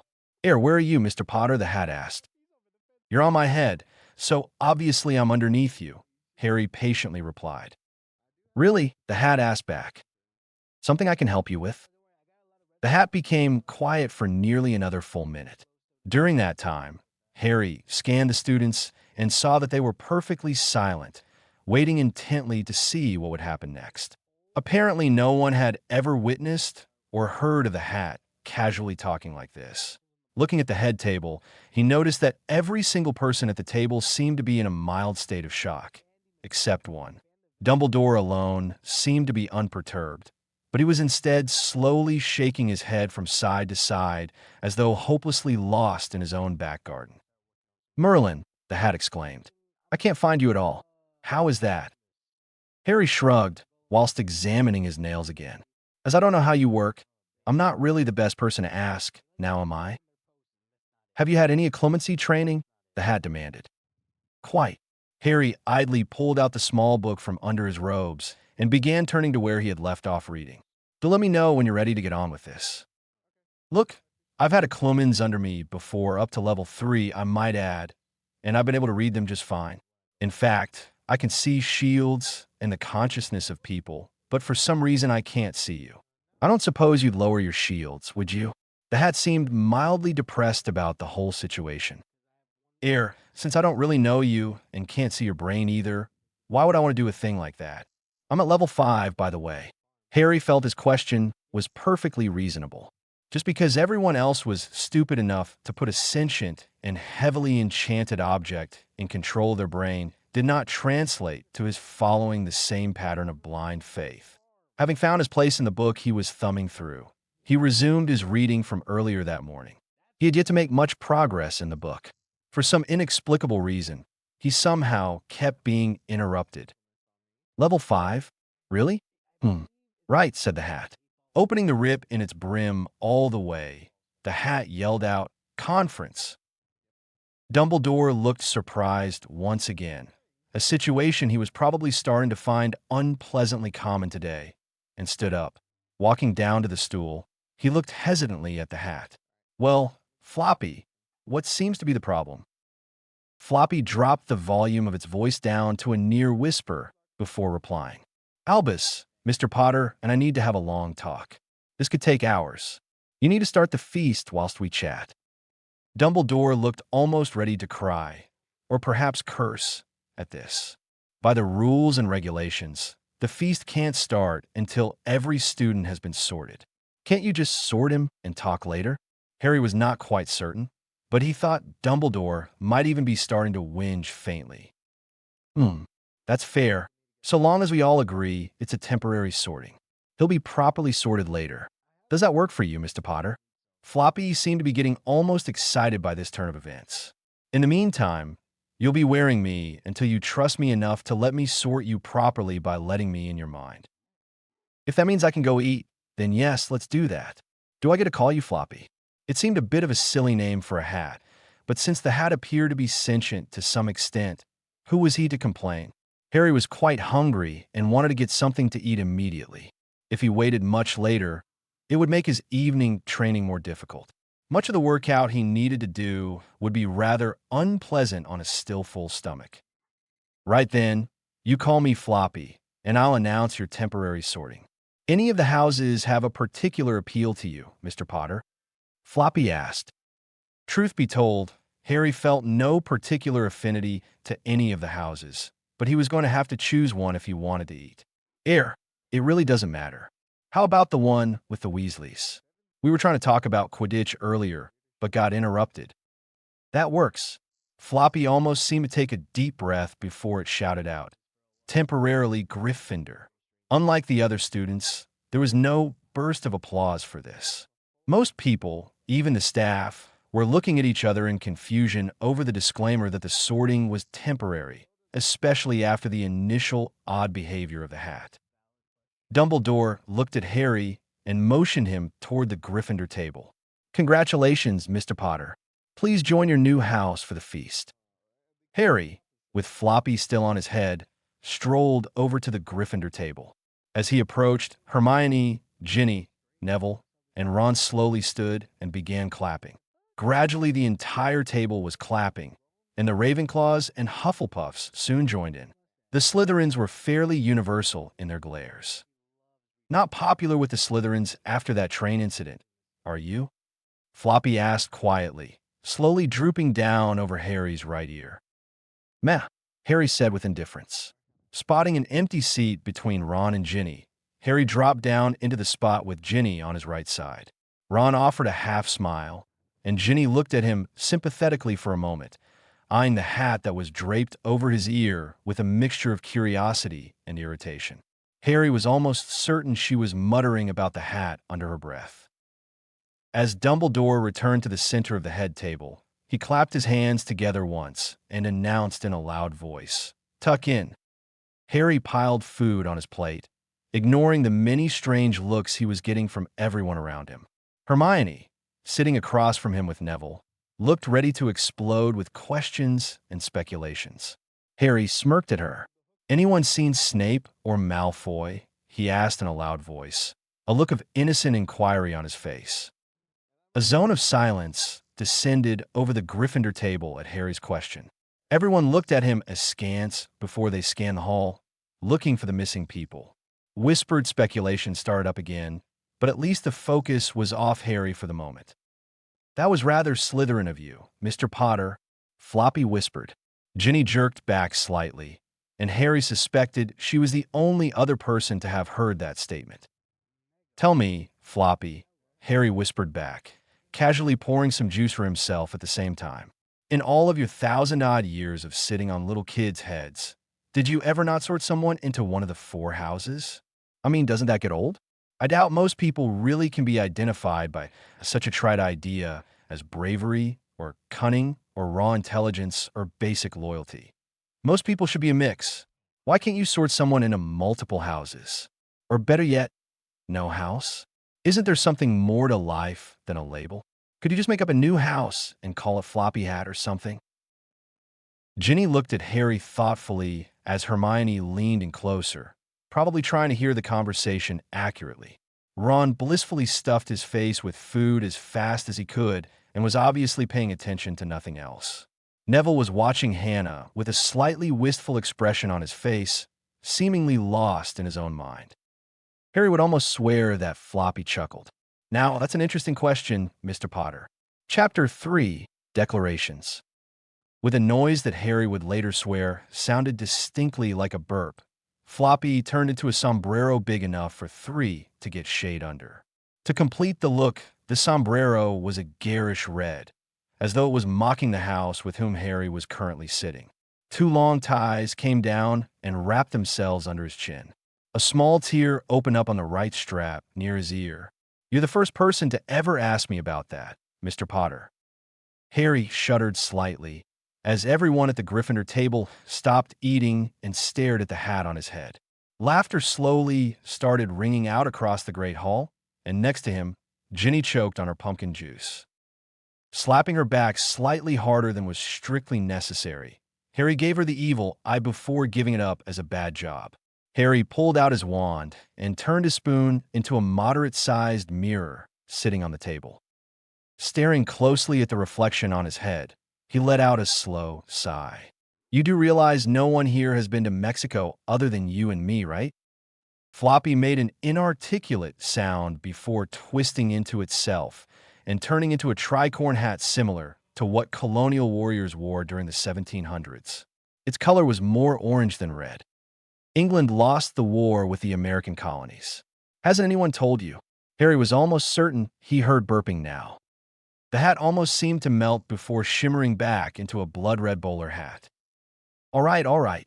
There's no need to imitate that idiot Fudge." Harry was acutely aware that Hermione was watching the hat with slightly glazed eyes, a bit of shepherd's pie slowly falling off the fork suspended halfway to her mouth. Ginny was giggling almost nonstop, and Ron had finally given notice that he was aware of what was going on in the world around him by blinking owlishly. With one last heave, Floppy made a RRP sound as it reverted back into a battered old wizard's hat, listing precariously over Harry's right ear. "What was the point, Mr. Potter, of that little spectacle?" Floppy asked. Harry paused to consider the question, absently returning his spoon to its normal state. Ginny was still giggling like mad, her eyes screwed shut, while Hermione was still staring with what Harry would swear was naked lust at the powerful magical artifact on his head. Ron seemed to wake up slightly, realizing that there was pudding on the table, and he resumed eating while glancing occasionally at Floppy. The redhead was most likely checking to see if the hat had turned any new tricks. Neville was rather passive, eating quietly and for the most part seeming to ignore Floppy, keeping a weather eye on 2 red-headed blokes further down the table. Harry reflected on what Floppy was trying to ask of him. Clearly, the question was about something more than the surface appearance of the hat. Aside from the notion that people see or hear the label and make an association based on it. Bowler for fudge and stuck-up idiots in general. The sombrero for hot days and lazy moments. That silly army hat for fighting, and the wizard hat for everything magical. Floppy seemed uninterested in his response. Think about it, Mr. Potter. The answer to your sorting question is there. Hermione leaned forwards and hissed, "How do you do that, Mr. Floppy?" Floppy twitched briefly. Who's that?" The tip of the hat twisted around, almost like an antenna trying to tune in a weak signal. "Oh, Miss Granger. Do what? Change shape? Am I magical or not?" That seemed the definitive answer as far as the hat was concerned, and no matter how many more questions she asked, Floppy had no other answers for Hermione. Harry used the respite provided by Hermione's frustration to actually eat some of his meal, while considering the possible meanings of Floppy's actions. Ginny had managed to get her giggles under control and was eating again, letting out random snickers with sidelong glances at Harry's head. Ron, meanwhile, appeared to be slowing down in his food vacuuming maneuvers. Harry also realized that as most people finished their dinners, they were beginning to stare at him again. It was quite annoying, really, that no matter what he looked like, what he did, or where he did it, people in this world would always react to his name or his scar. Even the people he had been talking to on the train, the same ones around him now, initially reacted like adolescent fans, although by now, they seemed to have got over the first shock.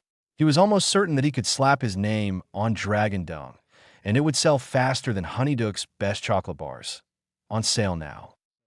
The whole concept of a sentient hat, with clearly unknown magical powers, changing shapes while adorning his head, felt so typical of his life. He just seemed to blunder from one manic event to another when all he really wanted to do was sit back and relax somewhere with a good book or at least a decent historical program on the telly. Of course, the fact that he just happened to also be the mysterious boy who lived meant that he could never have such a simple life, assuming he stayed in the magical community. The idea of just transplanting his scar and hair upon some unsuspecting bystander and letting them deal with the idiocy was a temptation that he was unable to completely suppress. Even the idea of just becoming someone else for a day. Harry felt a moment of surprise, as though the proverbial light switched on in his brain. Whipping his wand forwards, Harry drew an intricate pattern in the air, thrust the tip of his wand through the center, and said, "Tweet, tweet." Hermione's mouth formed a silent "oh" as a nimbus of gray light radiated off of Harry's body and clothes, including Floppy. The absolute silence that descended around him let Harry know that his aura silencing charm was working just fine. Harry promptly ignored the rest of the people in the hall, closing his eyes and concentrating on his senses to let him know if there was danger. Gryffindor hasn't always been known as the home for the brave, has it, Floppy? Harry knew the answer, but he was a trifle unclear how he knew. Very good, Mr. Potter. As a matter of fact, no, it hasn't. You sing a song extolling the virtues of each house prior to the first year's sorting, as I understand it. Do you change the association with each house? Slowly, yes. I can't just up and say that this year's Slytherins are brave and Hufflepuffs are cunning. Now, can I? It takes a longer view, Mr. Potter. The hat is just a hat, regardless of shape or utility. The house is just a house, not some clique of the stated attribute.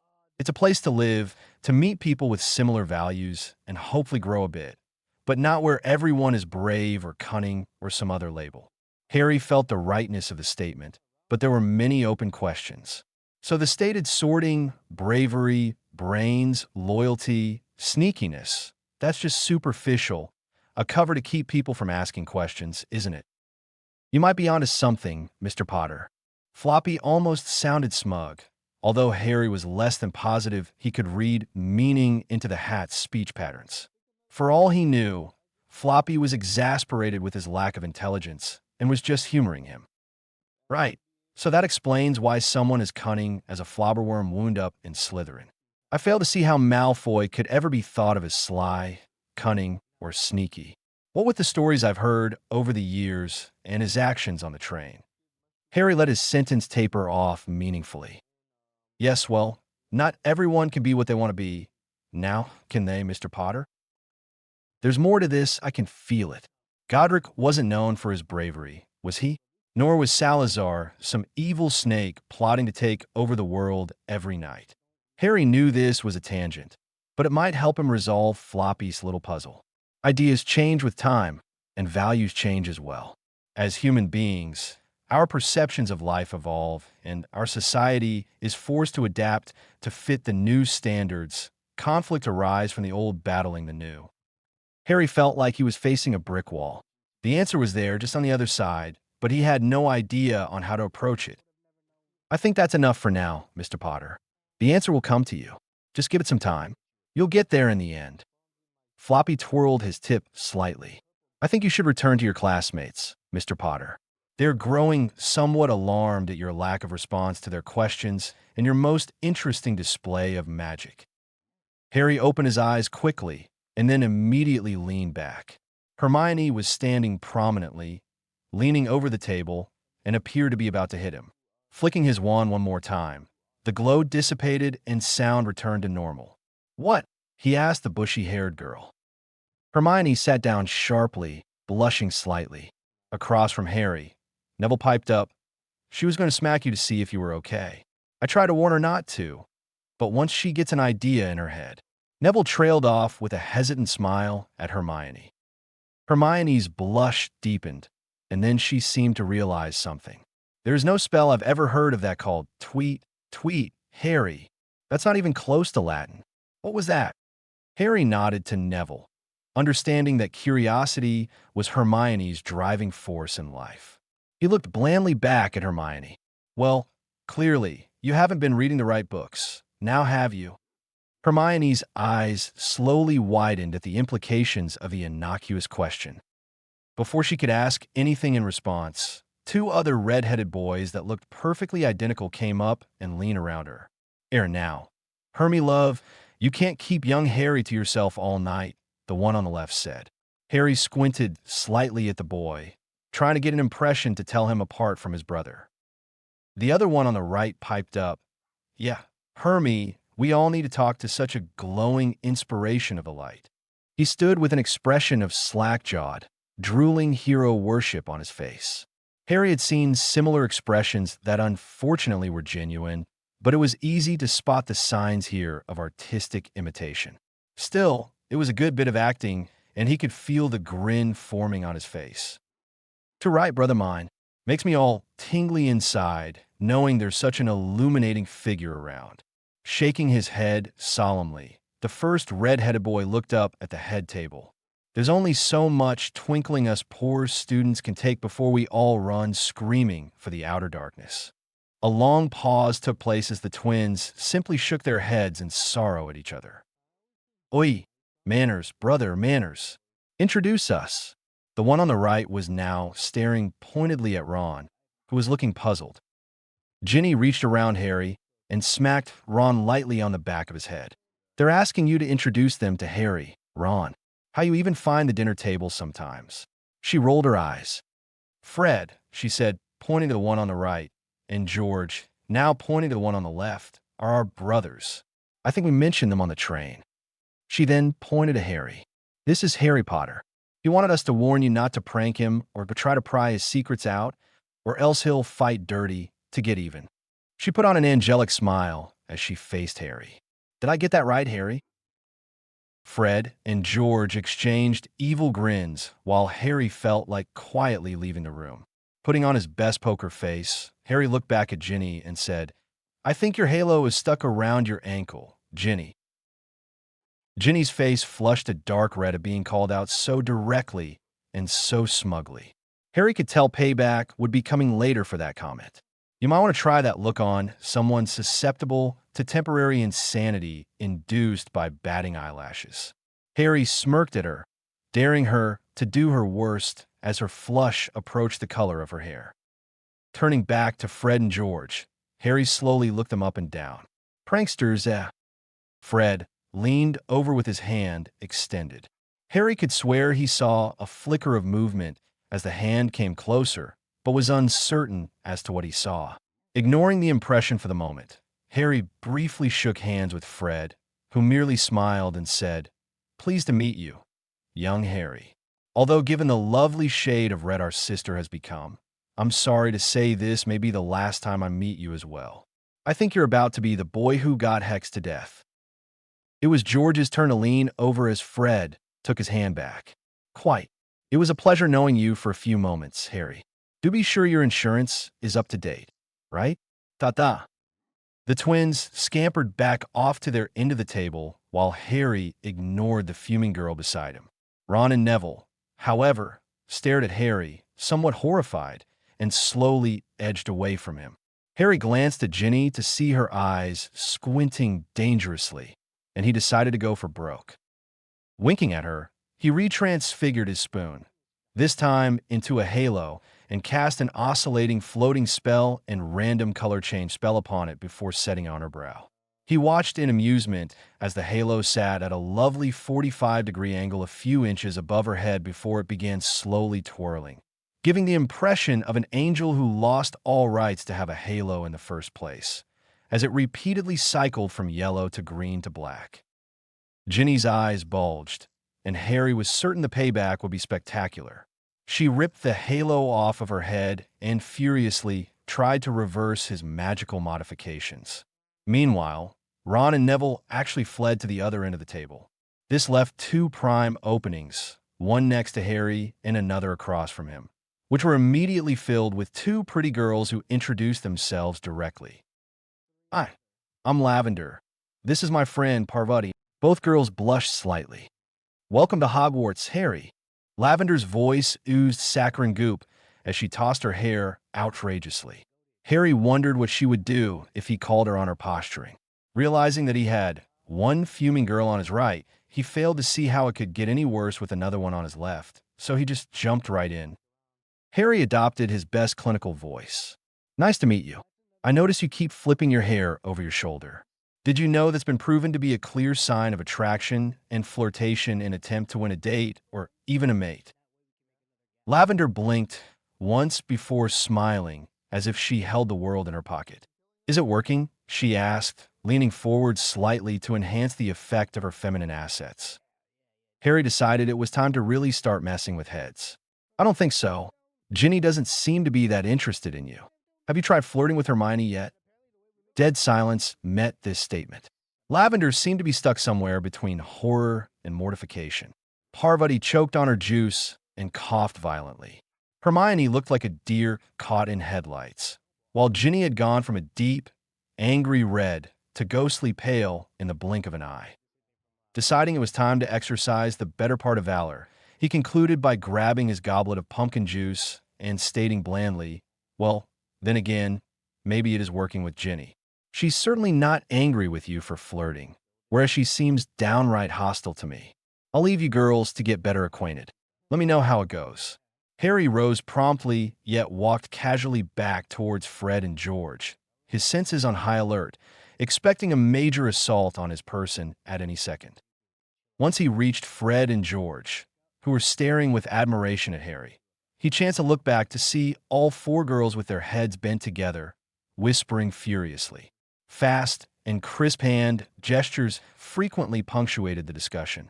Harry experienced a sinking sensation, realizing that payback would not only be swift and vicious, it would be completely without any mercy at all. Fred whistled softly, causing Harry to look back at him. "Brass ones, young Harry," Fred said quietly. "You've got brass ones if you're going to hack our sister off like that, and just walk away." George nodded his head vigorously, while Ron and Neville were once again trying to get as far away from Harry and whatever imminent violence he would soon be receiving. "Ruddy, brilliant, but you are definitely going to be unhappy soon." "If she's so good at scaring the crap out of people," Harry asked, "why the hell does she want to learn to fight Muggle style against fools like Malfoy?" Fred and George wound up with poker faces before Harry could realize he had crossed some invisible line. "Asked you about that, did she?" Fred inquired in all seriousness. Harry just shrugged in response. "You gonna teach her?" Fred continued. Harry shrugged again.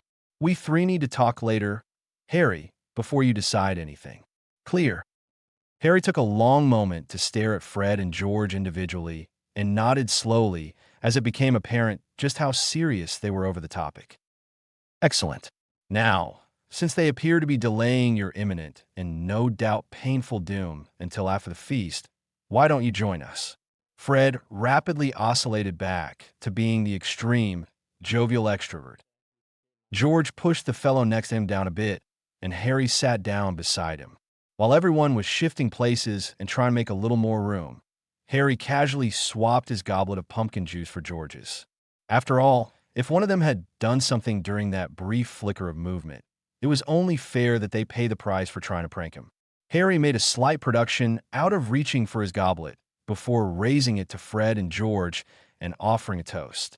To pay back in all its forms, especially with redheads. Fred and George both laughed as they took up their goblets, smirked at each other, and then clanked them together with Harry's before all three took a long drink. George promptly turned into a duck and started quacking at everyone. Fred took one look at George and burst out laughing, while Harry just smiled broadly. "Put in my pumpkin juice, did you?" he asked with a smirk. Fred looked surprised that Harry had made the connection before looking back at George. "It'll wear off in about 2 minutes. You realize you just pranked us, don't you?" Harry went for his own angelic look. "Me? Prank you? I was just offering your own prank back to you. I didn't actually arrange anything." Harry batted his eyes a bit as he finished, causing Fred to laugh some more. Both watched George hop up on the table and waddle along its length, irritating people by poking his fat bill into everyone's drink. With a short puff of exploding feathers, George reverted back to human form halfway down the table, coincidentally close to Ginny and her planning partners. Scrambling back to Fred and Harry, George leaned in and whispered urgently, "Harry, you might want to consider vacating Hogwarts right after the feast and saving yourself a lot of pain and public humiliation. Those girls are downright evil." Shuddering slightly, he stared at Fred for a moment before looking back at Harry. "Right. I believe young Harry here needs to learn not to mess with Weasleys. You've got our sister plotting against you, and you've pranked us. You do realize this is a declaration of war, do you not?" Fred leaned over and finished the challenge. "You can surrender now and grovel at our feet here in the Great Hall, because when we're done with you, you'll be doing it in nothing but your underwear while wearing a sign proclaiming our greatness. Choose quickly." Harry carelessly noticed that all the people sitting around Fred and George were suddenly looking decidedly nervous. "Right, so when I win," Harry responded, "you'll come in here on your knees in your sister's underwear, swear undying loyalty to me, and also confess to finding Snape ruggedly handsome enough to warrant a torrid one-night stand." Fred and George almost fell out of their seats laughing. "Right, you're on," both exclaimed in some twisted form of stereo sound. "Rules." Harry paused to think over the last few prank wars he had been involved with. First, nothing that is untested and could have unknown side effects. Second, no prank that lasts more than 24 hours. Third, no prank that prevents one of us from defending ourselves. Fred and George nodded at this. "Excellent," Fred said while George bobbed his head in concurrence. "I say we keep going until one side capitulates. No point in keeping score." George agreed to this idea as well. Harry looked back and forth before grinning evilly. "One other clause. We need to be able to call a truce period of not more than 48 hours. Each truce period will have to be agreed to by all of us, which means we have to provide a basically honest explanation of why it's needed." Fred and George nodded again, but this time George responded, "Good idea, Harry. We'll need those truces during Quidditch games, since we're on the team." Harry shrugged, and Fred and George each extended a hand. Harry shook each in turn and then motioned them closer. A wave of whispered conversations suddenly shot down the table as everyone rapidly discovered the declared prank war. "I need to declare this weekend a truce weekend. In fact, I got a little business proposition for you where we can mutually benefit. I need something done here without my name on it. You guys will make a tidy little sum, get a bit of decent publicity out of it, and it won't take up much of your time. Interested?" Fred looked at George, who looked back at Fred, and then both turned to stare at Harry. "When we talk later, you'll fill us in. Then we decide." For now, conditional agreement. Fair enough, Harry replied. Now, explain to me why your entire family is scared to death of your sister. She seemed quite timid on the train. Fred chuckled and was obviously preparing to lay out the basic facts of life to Harry when Dumbledore rose to his feet and clapped his hands together to obtain everyone's attention. Floppy sat up a bit straighter and pointed his tip towards the aging headmaster. Later, George hissed into Harry's ear. Harry just nodded while keeping his eyes on the supposed leader of the light side in times of darkness. Welcome back, one and all, to another exciting year at Hogwarts. As usual, I must make a few start-of-term announcements. First, your heads of house will be informing the Quidditch captains of a yearly schedule, so tryouts will begin at the discretion of each captain. Second, I feel I must remind all students, especially people here for the first time, Dumbledore stated while staring straight at Harry, that the Forbidden Forest is very dangerous and, therefore, is off limits to all students. If you enter, you may not come out alive, and there are a great many things worse than death. Returning his gaze to the rest of the students, Dumbledore paused a sip of his drink before continuing. Mr. Filch has asked me to once again remind everyone that magic should not be used in corridors between classes, and he has expanded, yet again, the list of forbidden items. I suggest you consult the full list outside his door if you're unsure whether any of your cherished belongings should not be found in your possession. As you may notice, we have 2 vacant seats at the head table tonight. I wish to assure you that Professor Moody has agreed to return for his 2nd year of teaching, but he's caught up in some oral paperwork from events earlier today and will not be in the castle until after curfew this evening. Professor Snape has similarly been detained, at which point Harry started chuckling while Fred and George shot him confused looks and should be returning in a few days. I hope you will be back in time for classes on Monday, but we will post announcements if alternate arrangements for potions classes are required for the start of lessons next week.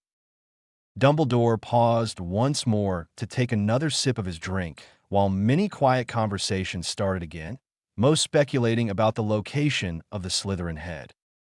I would like to welcome Harry Potter to our ranks once again, but his arrival requires some additional information for each of you.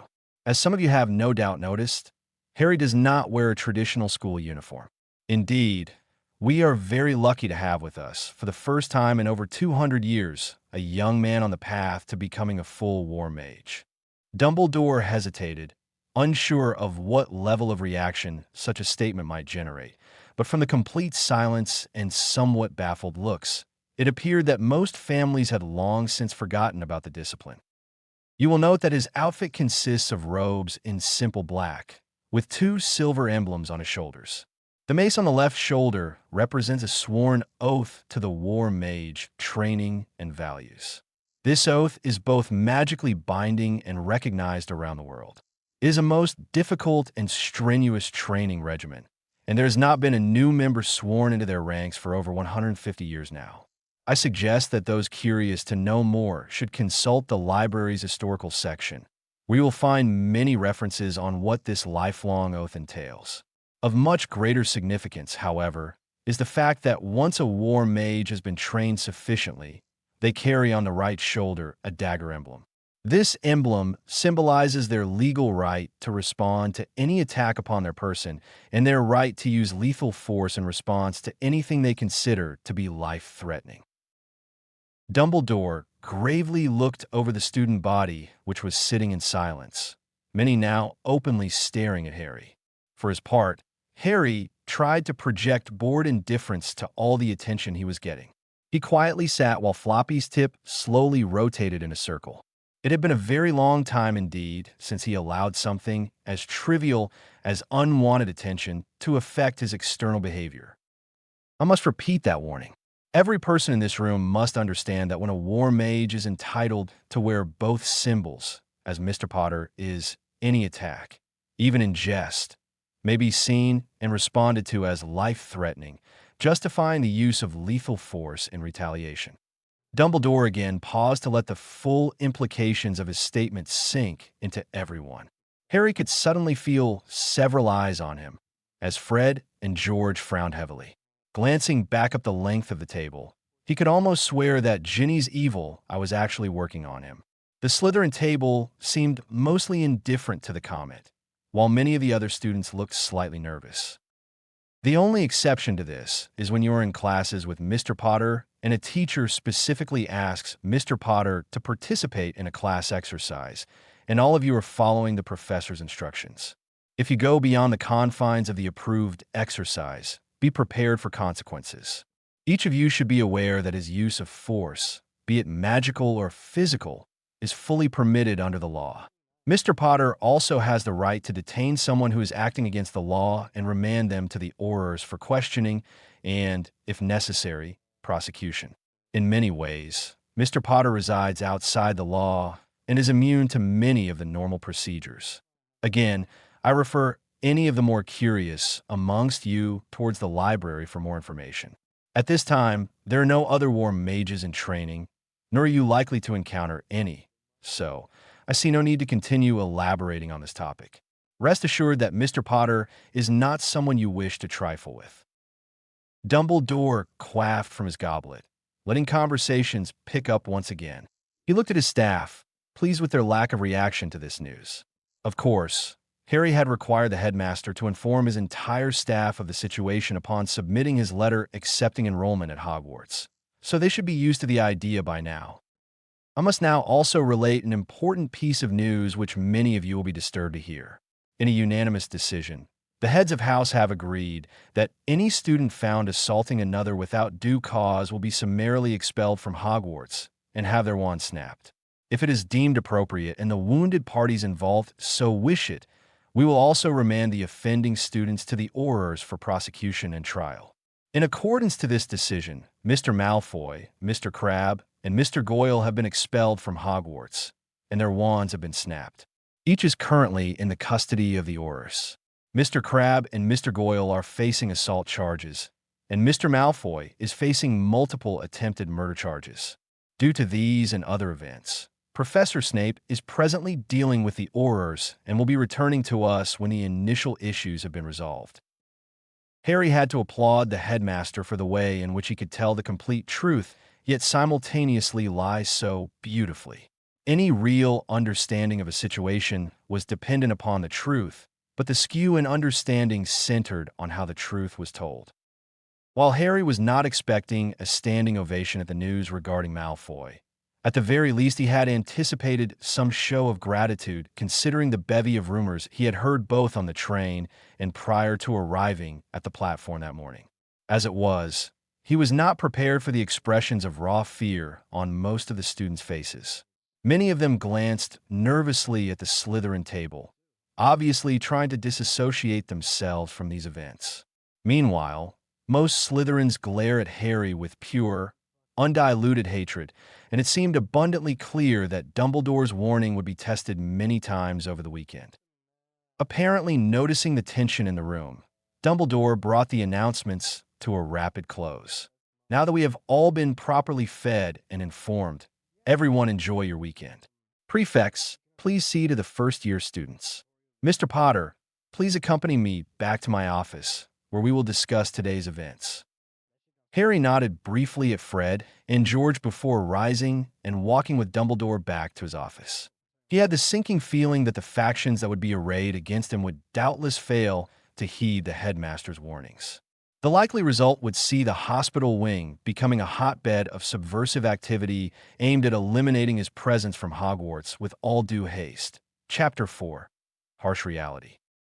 After the headmaster finished placing wards around the room again, Harry and Dumbledore settled into their seats. Immediately upon completing the ward work, Dumbledore had asked a house elf to bring tea for the two of them. Harry then watched as the headmaster gathered himself and overtly contemplated the situation. Breaking the silence, Dumbledore looked over his cup at Harry and started the discussion. You know that Voldemort will now be aware of exactly where you are since you have come here, don't you? Harry shrugged. He always knows more or less where I am, in terms of geographical region, on the Isles, on the continent, in Asia, that sort of thing. We'll get to wine a bit. Does it concern you?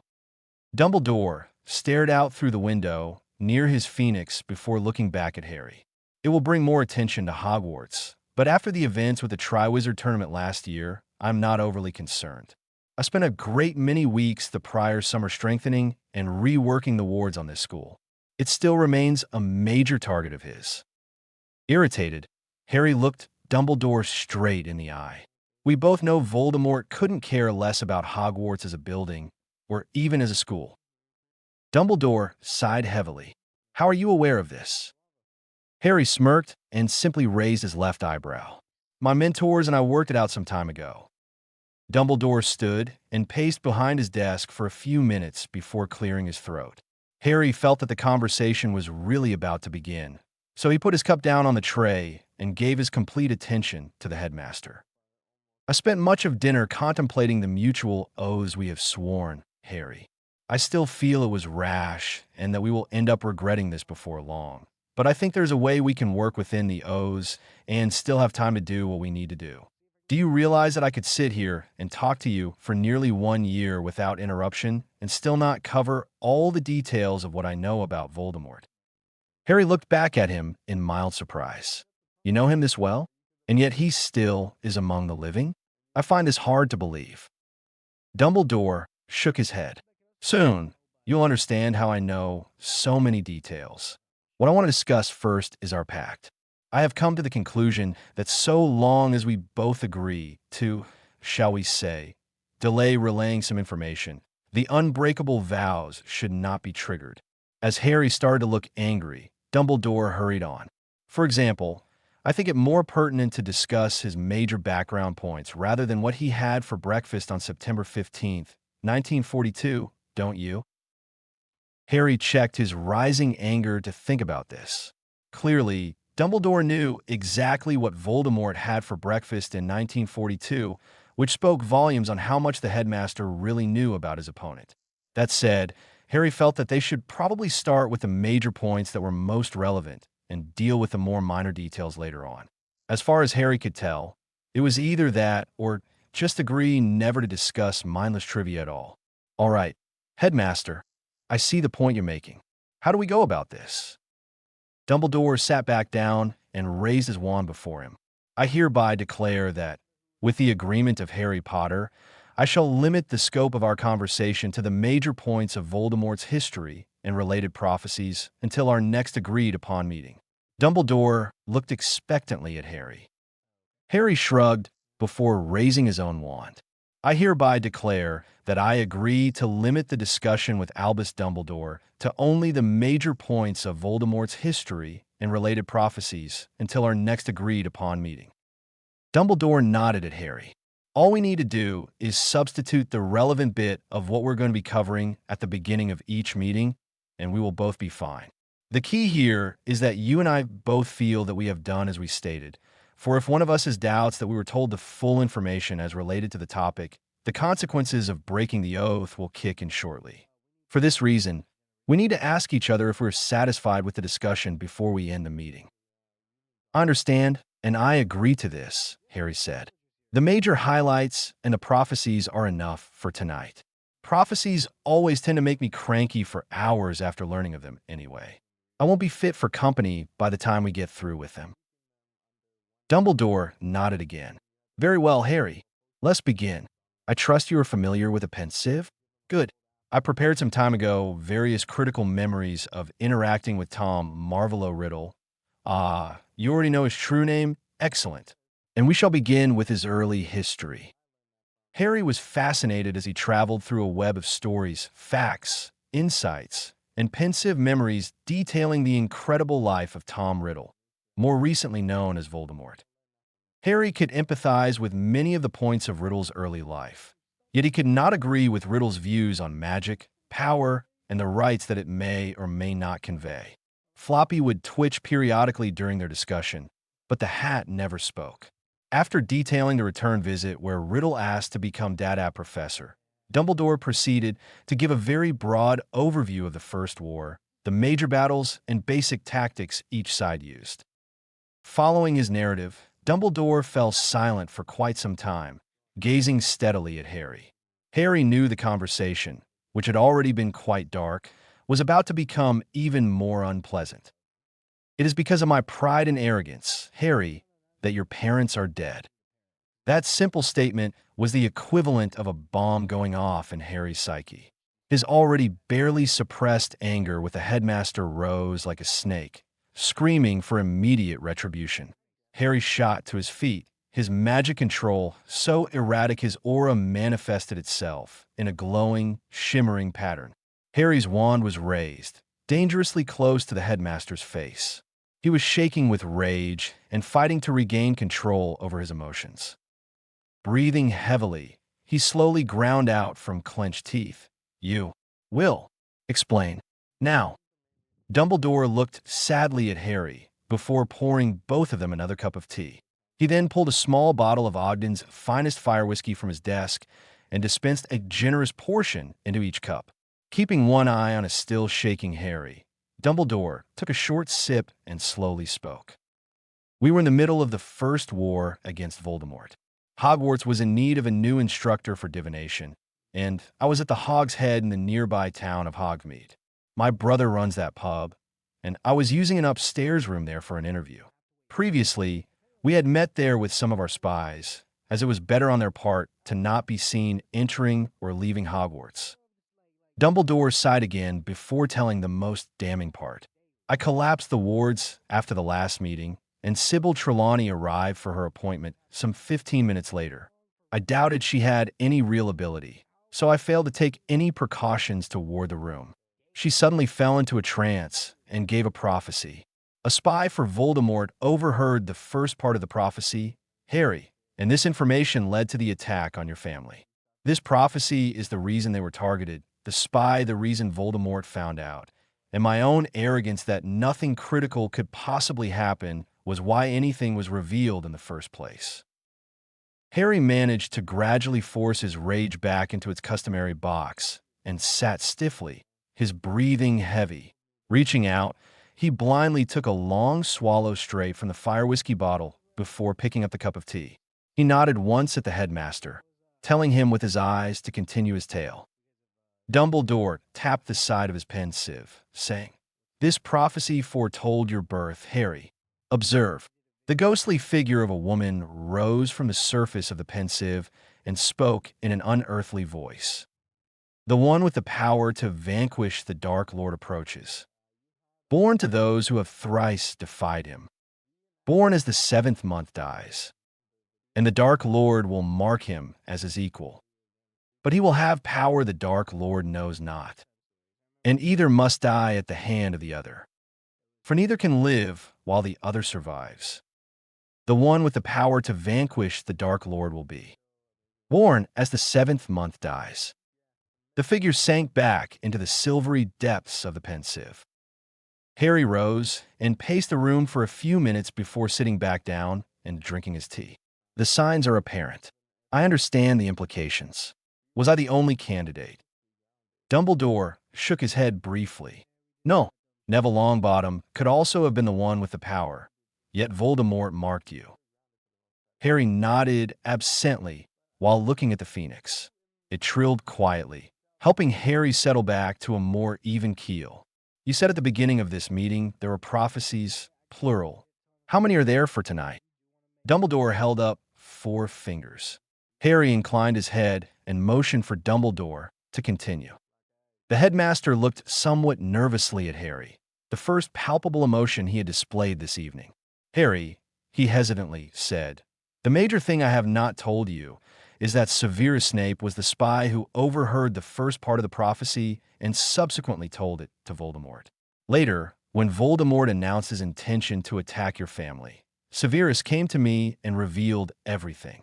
He indicated that he wanted to cross over to our side, and through his warning, we placed both your family and the Longbottoms under the Fidelius charm.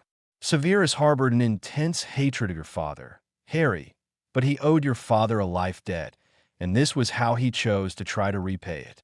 While it kept Voldemort away for a few weeks, in the end it was the betrayal by the escaped convict Sirius Black that led to that fatal night. I trust Severus with my life, Harry, which is why I did not wish to tell you this information or see you press charges against him. Severus feels that his life debt was not paid, and he now owes it to your father to protect you. This, however, does not make him feel kindly towards you. After today, I fear that the best that might be said regarding your relationship with Severus will be that your hatred and desire to kill him is equally reciprocated. Harry snorted into his teacup as the feelings of hate and anger stirred again. You will soon learn some information that may cause you to think otherwise, Headmaster. I don't trust him, and after this revelation, I'll be happy to greet him in hell as long as he gets there first. Do continue. When we arrived at the scene of destruction at your house that night, Harry, I had to make an instant decision.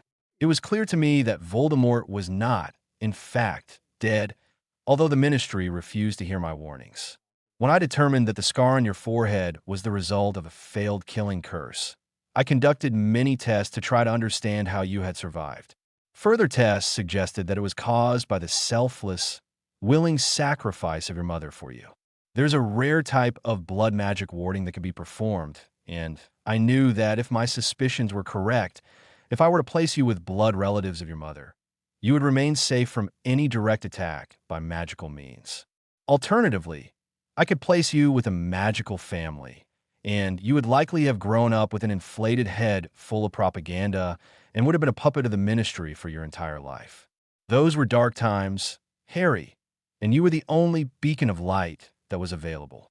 The Ministry would have used you in a heartbeat, and I feared your childhood would have been terrible.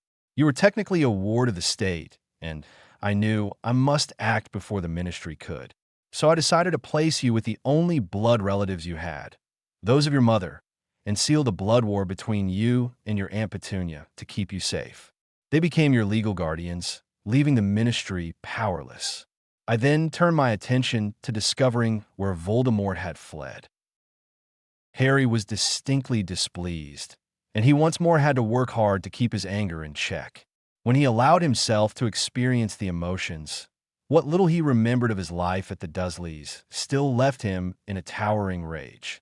The man in front of him had sentenced him to that life, and, therefore, to the life that followed, and he was not about to casually forgive the man for his actions. While Dumbledore was unaware of the struggle Harry waged with his emotions, the Phoenix apparently was not. The beautiful creature of the light flew onto Harry's shoulder, where it softly trilled a song of comfort and hope and strength, helping to keep Harry's mind mostly clear of troubling emotions. After refilling his cup, Dumbledore resumed his narration. Over the subsequent 10 years, I chased rumors of Voldemort. I spent time in Albania, Austria, Russia, and the Balkans looking for him.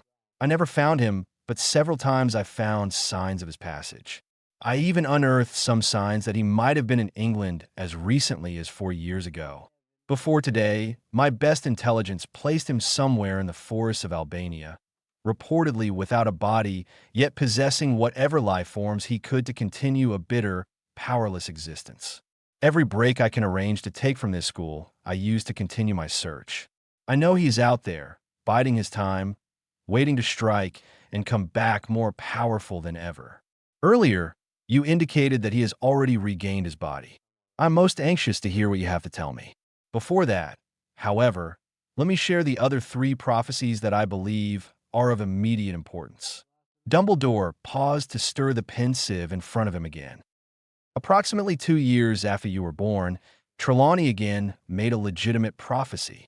After her initial interview, I spent some months constructing special wards that would detect the change in her mind as she entered the seer's vision and would log any predictions disclosed during the trance. This was the first prophecy I recorded by that means. I am not entirely certain, but suspect that it relates to you or Voldemort. Dumbledore tapped the pensieve, and the lone figure of Trelawney, straightening an empty classroom, rose above the surface. Her head suddenly shot back, and her disembodied voice filled the room. Her tears of blood and pain set fire to the world. Her fire burns all who would touch it. The chosen one must be judged by the eternal fire. The Dark Lord must have the fire to live. The sky weeps at her cry of loss and pain. Dumbledore looked carefully at Harry. Clearly, this may not apply to you and Voldemort, but it is highly likely that it does. You are likely the chosen one, and we know the Dark Lord is Voldemort. The rest of this is unclear, except that both you and Voldemort must have whatever this woman possesses. You to win, Voldemort to live. If taken in the context of the first prophecy, it seems likely that if Voldemort obtains this woman, you will die at his hand, whereas if you find her and whatever artifact she has judges you worthy, then you will win. While I suspect this, I cannot say this is definite. As always, be cautious interpreting any prophecy, Harry. Harry nodded in agreement, feeling that the first prophecy was quite useless except to tell him what he already knew, and this prophecy, if it was about him at all, was even more useless. Trelawney made the next prophecy 2 years ago, towards the end of the school year. I feel this relates to Voldemort, but do not know how it applies to him. For the third time, Dumbledore tapped the pensieve and summoned the figure of Trelawney, sitting at her desk and marking papers. Ink smudged her weary forehead. Suddenly her head flew back, and that familiar voice emerged again. It will happen tonight. The Dark Lord lies alone and friendless, abandoned by his followers. His servant has been chained these 12 years. Tonight, before midnight, the servant will break free and set out to rejoin his master. The Dark Lord will rise again with his servant's aid, greater and more terrible than ever he was. Tonight, before midnight, the servant will set out to rejoin his master. As Dumbledore prepared to resume his discussion, he paused while Harry fought down laughter. Before long, Harry gave in and laughed heartily for a moment. Too right, she was too right. He's worm food now, but he did rejoin his master. You'll find out when it's my turn. Do go on. Dumbledore regarded Harry's ostensibly peculiar reaction and then flicked his pensieve one last time. This final prophecy was delivered to me in this office while reading your first letter informing me of your coming to Hogwarts for this school year. I won't even pretend to know what it really means beyond the obvious possible references to Voldemort as terrible and vengeful. Trelawney appeared sitting in front of the headmaster as Harry was right now, with teacups in nearly the same locations. Her head shot back, and the voice he was coming to loathe floated again in the room. He comes. He walks among us again. He comes wrapped in blood and hatred. Fear his power, tremble at his price. The world will shatter before his battle. The choice must be made anew. The pit of darkness yawns, yet eternal. His wrath will consume us all. The chosen one must find a light, ere we all burn. He comes. Dumbledore sat back and tinted his fingers, much as he had earlier in the day. The phoenix left Harry's shoulder and flew over to the headmaster's, singing a song of love and redemption. Harry smiled absently at the headmaster before nodding at the bird. A lovely specimen. I've only ever seen one other, and that from a distance. Dumbledore inclined his head. Yes, Fox here is my old friend, and seeing a phoenix these days is a rare event. Now, I believe that, to the best of my ability, I have covered the major events of the past and the prophecies that are the most immediately relevant to your particular situation. So I ask you now, are you satisfied with my information? Harry nodded slowly. Yes, I think I am, for tonight. That was quite a lot of information to take in. However, I think I can fill in some of the gaps for you on more recent events. Harry refilled his cup and idly contemplated whether it was a bottomless pot of tea. After looking around rather obviously, Dumbledore gestured to a small facility just around the corner where Harry could take care of his needs. When Harry returned to his seat, he leaned back, far from Dumbledore, yet relaxed in posture. First, I feel I should tell you that I had to kill your Professor Quirrell when I ran into him during the winter holidays some 4 years ago. Dumbledore sat up straight at this information, but made no comments. I have an ability that you have likely heard of. I have an overabundance of conduits in my eyes. I can, therefore, see magical signatures and magic being cast. You are familiar with this. Harry waited until Dumbledore nodded briefly. A couple of my mentors and I ran into Quirrell while Christmas shopping in Diagon Alley. You never heard of my presence because I always travel well disguised. Coral was coming out of Nocturne Alley when I saw a massive dark aura around his head. After a quick discussion, we followed him back to a small cottage in the woods near Sussex, confronted him, and found the spirit of Voldemort embedded in the back of his head. I'm afraid we didn't wait around for a long discussion with his vileness, and I simply put a reducto curse across Coral's throat. Voldemort was less than pleased by the development, as you might imagine, but we persuaded him to move along sharply. He was rather reluctant to let us capture him, despite our offer that we would be quick about it. Harry smirked slightly when Dumbledore's eyebrows crept near his receding hairline. I do so apologize for killing one of your professors. I shall try not to make a habit of it. Harry paused to take a drink of his tea.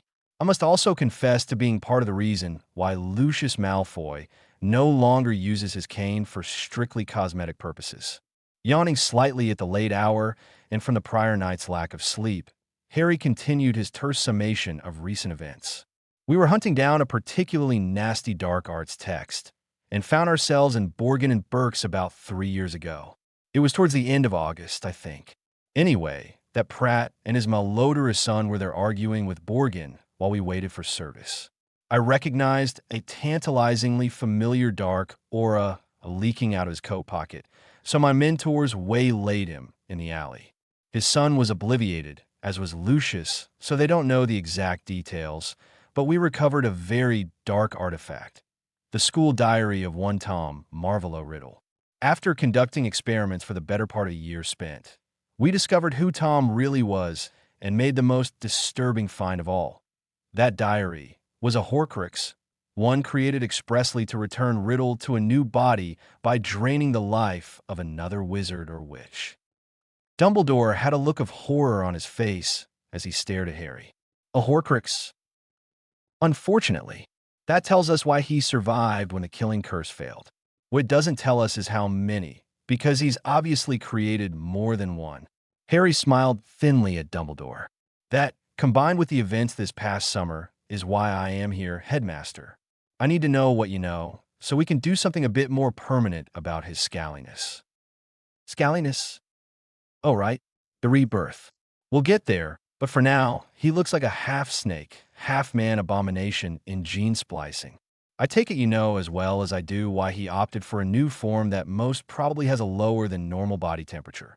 Dumbledore nodded briefly as he sat back again in his chair, looking somewhat resigned to what was coming next. About that prophecy concerning his servant.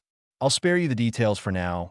We'll talk about it in depth later, but we caught Peter Pettigrew crawling around in his animagus form on the continent probably a few months before that prophecy was made. We literally kept him chained up, trying to drain any useful information from him. He escaped, in all likelihood on the same night that prophecy was made, the ruddy bugger. We had a couple of incidents that night, and somehow, in the confusion, he broke free and disappeared. Harry frowned a bit at the thought of Pettigrew getting away due to their carelessness. They had been tracking down 2 suspected former Death Eaters and had been planning to make a strike on their headquarters when they found themselves under attack. It made Harry regret ever saving the sorry rat from his mentor's fury when they discovered his real identity. Since we suddenly knew Sirius Black was innocent, we busted his arse out of Azkaban. And no, I won't tell you how, since you'd be obligated to report it, and then they'd fix the problem. Anyway, Sirius is under my protection now, and until we can prove his innocence, he will remain safely hidden. After the nightmare of Pettigrew's escape, we started tracking his good-for-nothing arse down. We were very close to catching him 2 summers ago, but he gave us the slip at Malfoy Manor. As you and I both know, that's not someplace to enter if you want to see the sunshine ever again. Harry was too tired to be as angry as he usually was when he thought of how close they had come to nabbing Pettigrew that day. He really needed to find a way to permanently inhibit an animagus from transforming. It was just too hard to spot a rat in the middle of a big grassy field that had never seen a mower. We're not sure exactly what happened, but all the signs point to Pettigrew and Malfoy deciding the time was right for the Triwizard Tournament to be revived. We believe it was the foundation of a plan to keep both you and the ministry completely focused on the political and social situation with the international spotlight on Hogwarts. In effect, it was perfect. It kept both of the main opposition groups that Voldemort needed to get around nailed to the floor in one place.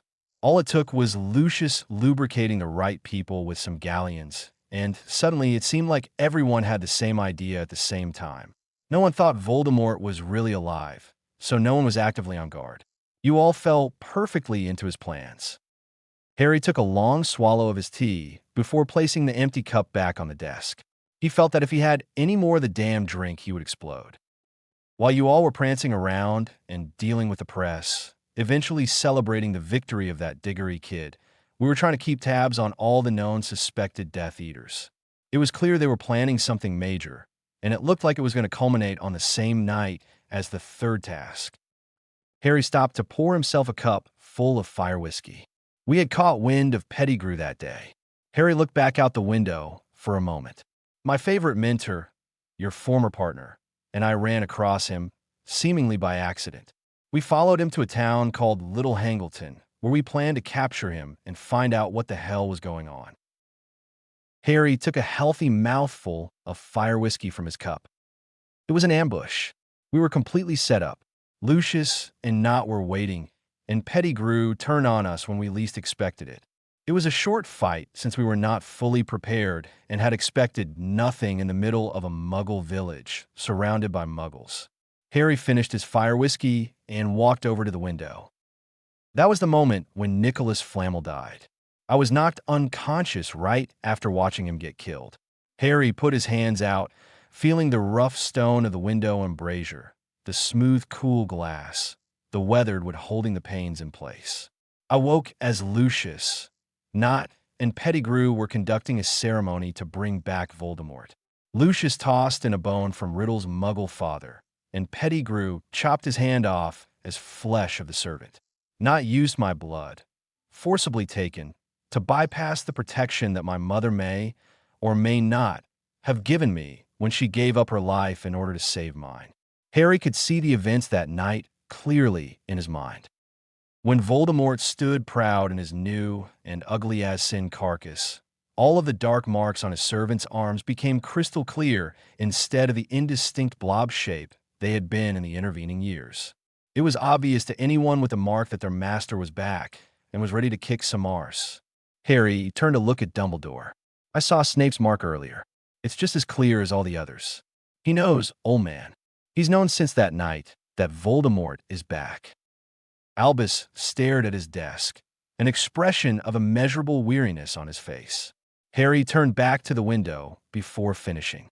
He wanted to demonstrate his power over me, so he fought.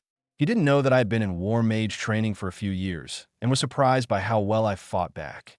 Prior incantum took effect, and during that my other mentors arrived. It was a hell of a fight, Headmaster, a hell of a fight. Voldemort and most of his followers got away. Pettigrew bled to death during the fight from cutting off his hand in the resurrection ceremony. I guess Voldemort wasn't all that thankful to have a bit of rat in his new body. Unfortunately for Sirius, Pettigrew's body also got reduced to ashes when a stray incendio caught it. Harry could feel the hatred simmering inside of him.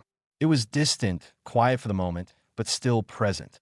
Cleaning out his teacup, he tapped his wand to his temple and extracted the memory of that night in Little Hangleton.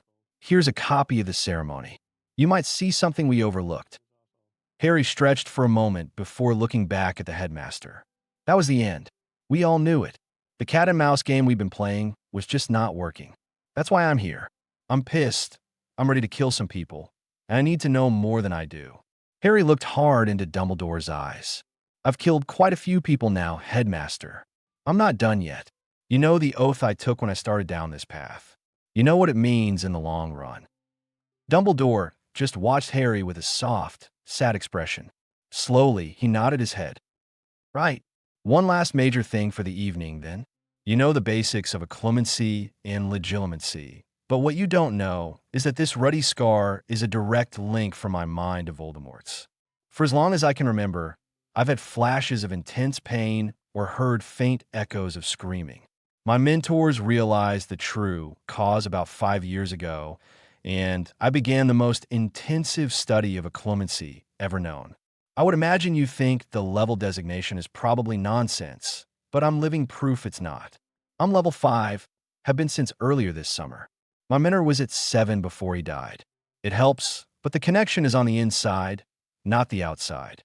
So I still get flashes of pain and the like, but at least I can keep my thoughts to myself. Like it can't bother me directly anymore. Albus rose and walked over to the window next to Harry. They stood next to each other for a while, watching the night sky, during which Fawkes sat on the headmaster's shoulder, quietly trilling a song of strength. Harry, would you tell me who your mentors are? Harry laughed softly. He walked over to the bookcase and pulled out the single, massive tome that was in the middle of the bottom shelf. He dropped it onto the headmaster's desk with a heavy thud. The Theory of Magic, Essays of the Essence of Energy, edited by RJL. Harry waved vaguely at the book while looking back at the headmaster. Every contributor and editor in that pre-release volume has been, or is one of my tutors. I think the official release will be held after Old Snakey has been put down for good. As for what level my abilities are at, I think we should talk about that next time. Dumbledore nodded while looking at the tome on his desk. I think, Harry, Dumbledore began, that we should call it an evening. We both have much to think about, and it is quite late, nearly 2 in the morning. I suggest we meet here again tomorrow, directly after lunch. My morning will be occupied by dealing with your charges against Professor Snape. Regardless of your earlier statements, I still believe the man is working for me in all honesty and was simply unsure of what the change in the Dark Mark meant. I have forbidden him from going anywhere when summoned by that method, which is why he was unaware of the rebirth. Are you sure you won't consider dropping your charges? Not a chance, said Harry offhandedly. Based on all the stuff I've heard about him, the man is only getting the first taste of what he deserves. Dumbledore bowed his head in resignation. Very well. Do you agree that we have covered everything tonight that we needed to, and that we shall resume our discussion tomorrow afternoon then? Harry nodded his agreement. I agree that we have covered everything well enough tonight. Hopefully that agreement was enough to satisfy the magic behind their oaths. Oh, I'm willing to try sleeping in the dormitory, sir, but for the record, that may not work out. If there are problems, I will let you know, and we can come up with some alternate arrangements. Dumbledore frowned briefly, but nodded. Extending a wizened hand, he snapped his fingers loudly. Rosen, he called. A short house elf, looking rather cute in a Hogwarts tea cozy, popped into the room. She looked at Harry briefly before turning her attention to Dumbledore. Rosen will show you to the Gryffindor common room. Harry, the password is Patronus. Just tell it to the portrait, and she will allow you in. Rosen will show you to your dormitory. I shall see you at breakfast. Giving Harry a final nod, Dumbledore rose and waved him out the door. Harry followed the house elf down the steps to the headmaster's office and through a maze of staircases and corridors. Don't people find it irritating that the stairs keep moving? Harry muttered. Most people seem to like it, Floppy observed, shuddering slightly before becoming a dark brown fedora. Harry gave a start. The hat had been quiet for so long that he had all but forgotten about it. Students find it a convenient excuse for being a minute late to class. Well, the first years get a bit frustrated, but you'd already know that if you came here when you were supposed to. Harry laughed bitterly. Right, and give Dumbledore the opportunity to regulate what information is available to me? I respect the man for his achievements, Floppy, but I'd heard too many stories about Albus Dumbledore even before my first letter of invitation arrived. I cannot just blindly accept his seemingly innocent offer to go to Hogwarts. I knew part of the prophecy, and I knew I needed training. Not having any official contact with the magical world before that date made it clear to me that Dumbledore was unconcerned with my problem, given that he knew of the situation with our favorite psychopathic terrorist. You do realize that the portraits you are passing will report what we're talking about to others? Floppy asked. Harry shook his head quickly. No, they won't. Only you, and I can understand what I'm saying. Everyone else will only hear an annoying buzz, like too many insects flying next to their ears. Air, well, whatever portraits use for ears at any rate. Their conversation came to a halt when they reached the portrait of a very large woman wearing a frilly pink dress. She was clearly sleeping. Harry tapped the frame with his finger, causing her to hastily straighten up and look blearily at him. What? I was having the nicest dream. Patronus, Harry said. The fat lady nodded drowsily. Well, you're out late, aren't you? In you get. She was asleep again before the portrait was even fully closed. The house elf tugged his sleeve forwards, guiding Harry through the dark common room. It was chilly with the fires out, but the large windows showing the night sky made it quite pleasant. It was a definite improvement over the dull orange glow of the night sky he was used to seeing. This is the boys' staircase, sir. Mustn't try the girls' staircase, sir. It sets alarms off, the house elf warned. Harry made a mental note to figure out how to get around that. After all, every rule needed to be broken at least once. As he followed the house elf up the staircase, she pointed out a door with a sign on it, which read fifth-year students. While not a very imaginative or lively caption, the designation probably kept confusion to a minimum. Harry decided that the situation would have to change shortly. The house elf opened the door and pointed to a bed near the window. That's yous, sir. We's put yous trunk at the foot. Good night, sir. With a soft pop, the elf went back to her other duties. Harry stepped back to the staircase and closed the door. Pausing for a moment, he pulled his wand out and tapped the plate on the door. The fifth-year student's tag came off cleanly in his hand. Chuckling, he removed the plates from all the doors and then randomly reattached them. He suspected that only a first year would get the wrong room, but it would be amusing to find out for sure. Harry then drifted back to the common room below. Well, Floppy, Harry began, sitting on the couch facing out the windows in the deserted common room. What think you now? Harry stretched a bit to put his feet up on the end table, enjoying the darkness and quiet of the common room. The hat twisted gently from side to side as though swaying in a soft wind. I find that Albus has been keeping a lot of secrets, Mr. Potter. I knew some of that from overhearing conversations in the headmaster's office, but the picture is much clearer now. Do you know what you need to do? Harry sat quietly for a few minutes. I think I need to start with getting Dumbledore to teach me the more advanced magic. The Hogwarts curriculum is rather limited. The books in his office are far beyond NEWT level and seem more appropriate for what I need to be learning right now. Magic isn't everything, Mr. Potter. It was a bit of a cryptic statement, but what else could you expect from a sentient hat that sat around for eons with nothing to do except for 10 minutes once a year? Of course not, Harry replied. Was there a point to that? Or are you just trying to be Dumbledore's #1 fan? Floppy jumped a bit to one side of his head and pulled the tip into itself with a sucking motion, looking rather like a Johnny Beret. Uncalled for, Mr. Potter. Let's try again. How do you really do magic, Mr. Potter? Harry could feel a flicker of irritation rising. Don't you start with me on magical theory. I know how I do magic. You're being deliberately obtuse, and I'm tired and not thinking clearly. Spit it out, would you? Floppy made a slight popping noise before turning into a perfect top hat, only about 100 years out of style. I don't know if I should. I am worried about what you are using to drive your magic, Mr. Potter. Specifically, what patterns you have chosen to set your mind with. It's a slippery slope you're on, and no one will be able to catch you if you fall. Floppy turned into a long, soft nightcap with a large frizzy ball at the end, and suddenly became inert, as though turning off for the night. Shrugging and thinking about annoying magical artifacts that could turn into 3-foot-long yarn snakes, Harry rose and went back up the stairs to the dormitory he would be sleeping in while he was a Gryffindor student. He was far too tired and frustrated to train tonight. As he quietly made his way over to his bed, he pulled out a blank sensory monitor and quickly started to copy from his current one to the blank one. While the orbs were glowing during the duplication stage, he pulled out a large piece of parchment and began to compose his letter for the evening. My most excellent plotters, partners, and scoundrels.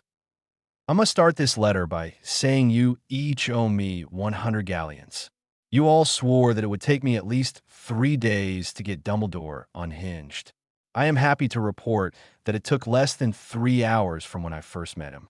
As evidence and future blackmail material, I submit along with this letter a copy of my sensory monitor. Please note the fun on the train with that idiot Malfoy, the fun with Snape, the fun with Dumbledore, and the most excellent sorting. I have made one new friend. He likes to go by the name Floppy, but you'll have to watch the playback to find out more. If one of you can figure out how to make a wizarding photo from a sensory monitor, we could make a killing with these pictures of Malfoy, Severus, and Albus. Possibly of the red-headed clan members, too. Well, it was fun for me at any rate. To more serious business. I have received from Dumbledore some of the information we have been after. You will find it also on the monitor log. I ask each of you to study Dumbledore's comments and the prophecies he has recited and to offer some of your vaunted mentoring. I am most concerned with the whole fire nonsense. I suspect Dumbledore completely missed the boat on the last one, but only time will tell. That will make sense when you hear the prophecies. I will continue to send nightly monitor copies to you whenever Dumbledore and I have a meeting or I otherwise discover something of merit. Now, to the best part. I find myself in a prank war with two of the Weasley boys, Fred and George. They are unaware of what they have started, but I will happily accept their inevitable unconditional surrender. If I find them worthy opponents, I will be extending the offer to have them join our fold as part of the next generation. Tomorrow, I am going to demand a blanket pass to all restricted material in the library and will make myself visible reading said text so that I will bring fear to my opponents. Now, I need a couple of you to put your heads together and come up with a bit of custom work.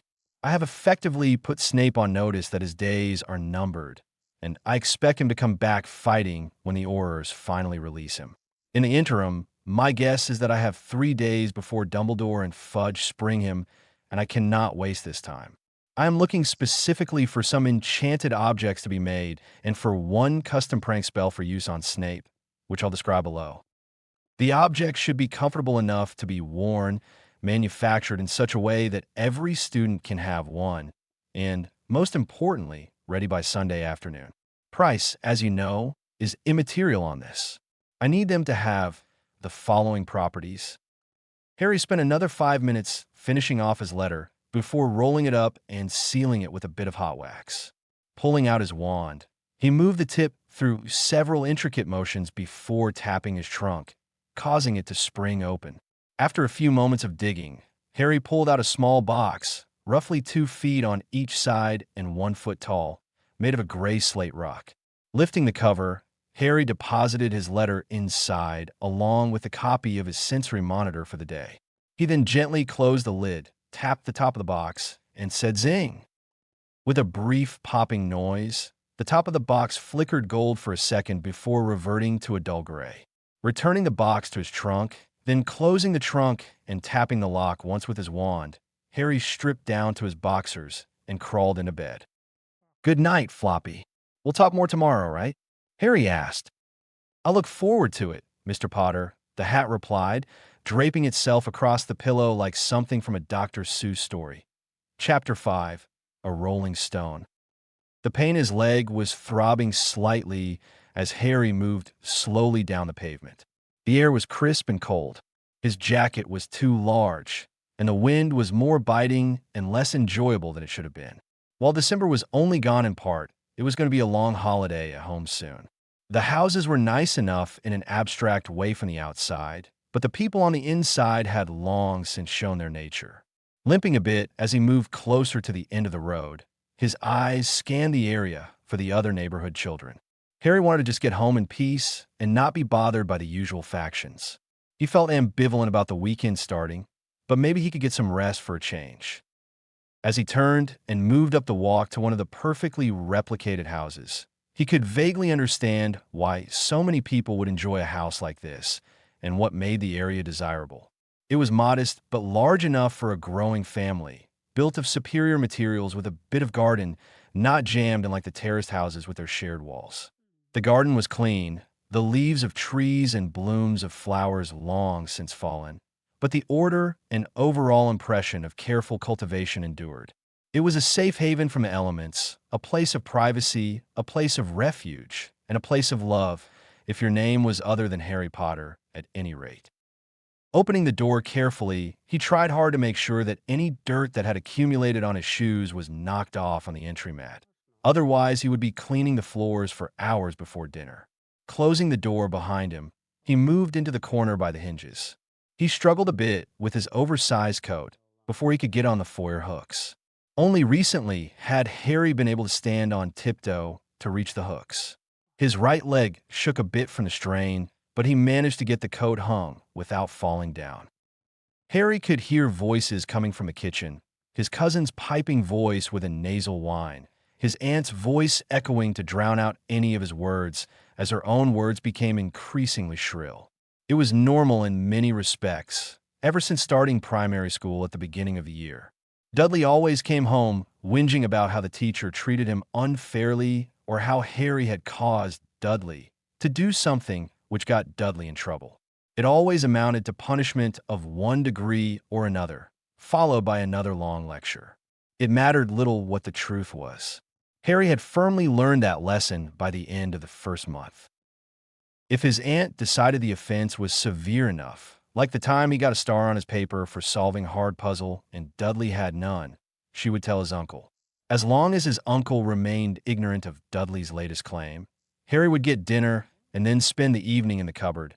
Another normal day for a freak with parents who were unable to keep a job and had forced his relatives to take him in even though they said they had too little money to spend on him. Dudley needed his presents and special things, after all, and Harry would get whatever was left. Out of their generosity and kind hearts.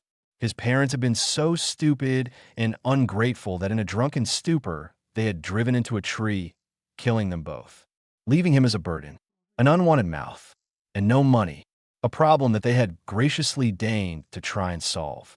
By the end of the second month, Harry knew not to do well on his assignments at school. And he should be thankful, grateful, happy to do anything they needed, since otherwise he would be out there in the street, at an orphanage, and the world out there would treat him horribly. He would be hungry. He might be imprisoned. Harry was less than clear why he might go to prison, but his uncle told him he would. He could be killed. Harry wondered sometimes if it would really be that bad. Surely his parents missed him, even if they were bad people who never did an honest day's work. The sudden scraping of a chair in the kitchen and the tread of a heavy foot made Harry start shaking for reasons that had nothing to do with his leg. He knew running would only make it worse if his uncle had decided that he needed to be punished again, so the simplest course was to just wait for what was coming. He kept his eyes on his shoes, which were larger than his feet by a good bit, loose despite the extra socks he had stuffed inside. Making eye contact was unpredictable. Sometimes it made things worse. Other times it saved him for the punishments when he was extra bad and just made them normal bad punishments. It was safest to look down until the voice gave away what was right to do. "Boy!"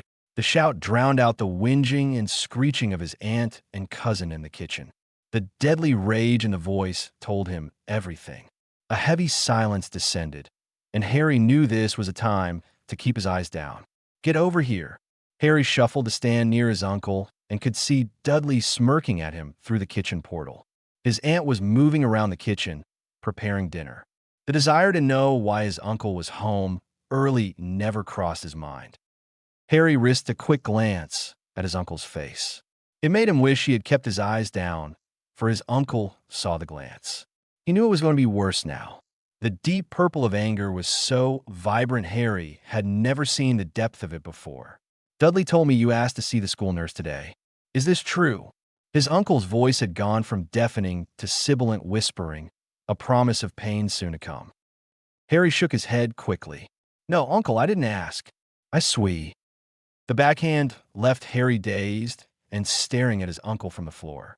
Something warm was oozing down the side of his face, and he felt mildly surprised. He had no idea why he was on the floor. "Don't you lie to me, boy."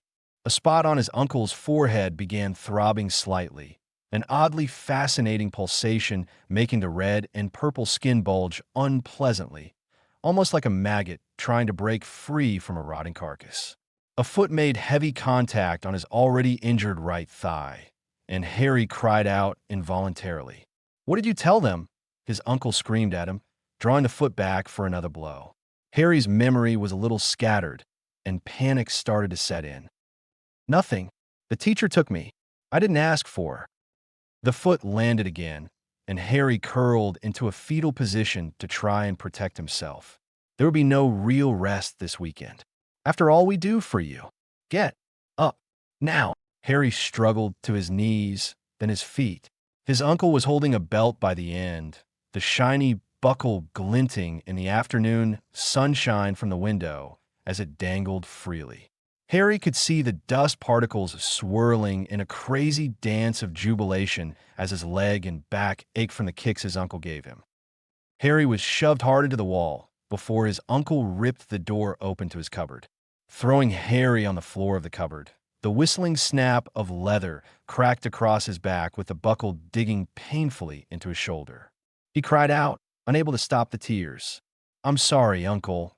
The crack again landed on his back, and time seemed to go askew as he watched the spiders in his cupboard scuttle away in slow motion. "You will never talk to the nurse again."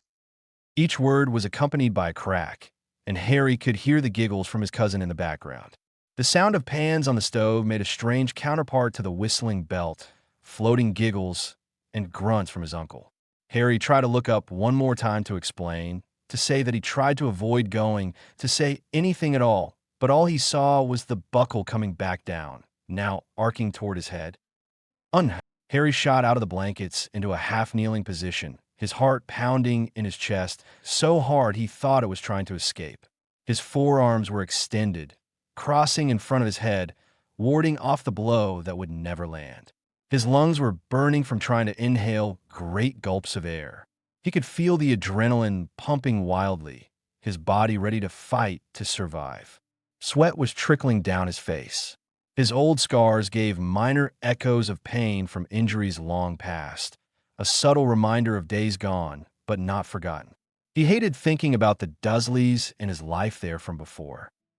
After nearly a decade of freedom, the memories were more distant, obscured by clouds of hazy mist, as though unreal, until something would trigger his subconscious to remind him. Then the memories would sharpen, shattering the barriers he kept in his own mind. Harry put his hands down and tried to relax. His heart was still trying to run a marathon. His breathing was heavy and erratic, and his control over his magic was slipping as a soft glow started to manifest near his fingers. The jarring impact of remembering his long-buried emotions, coupled with his present, deeper understanding of them, always left him feeling slightly nauseous. Talking with the headmaster was the most likely trigger, that was obvious. Hearing that so widely revered man confess to being the reason he had no parents, and then to harboring the other man that left his life in ruin, was more than any sane person could take. That the bastard Snape had rushed off to lick the arse of that Ponce Voldemort, fully hoping to see the world fall to a tyrant by relating that little bit of prophecy. Looking at the man of the light who had casually made a life-altering decision about what to do with Harry, well-intentioned or not, and had never once checked on him during those 4 long years, was bound to have consequences. It was certain to stir those things he wanted buried, he wanted eradicated, he wanted pushed out of his mind for all time. As his breathing slowed and his anger bubbled, Harry reached out and began the meditation and relaxation exercises Nicholas Flamel had taught him. Sometimes it would take a while, but the methods were most successful if practiced regularly. As he slowly worked his way back to consciousness, he could hear the regular breathing of the other boys in his dorm. With his heart rate and breathing relatively normal and the adrenaline-induced shaking of his body all but ceased, Harry lay back in the bed to stare at the canopy stretched over the 4 posts. "Be in your bonnet, Mr. Potter?" Floppy asked quietly. Harry twitched in surprise. Sometimes he forgot the hat was there. In general, he chose to never wear a silly wizard's hat at all, but he knew he had agreed to wear floppy until a proper sorting could happen. The idea that he was less than aware of the hat bothered him. He would have to be careful of what he said until he and the hat could reach some level of agreement and trust with each other. "You would know if you were a bonnet," Harry replied equally quietly. The hat offered nothing in response, as though it did not get the joke, or More likely, its sense of humor had lost any appreciation for pedantic jokes after a few hundred years. It was odd, but talking to the hat seemed like a good idea, even if he would never be able to tell everything.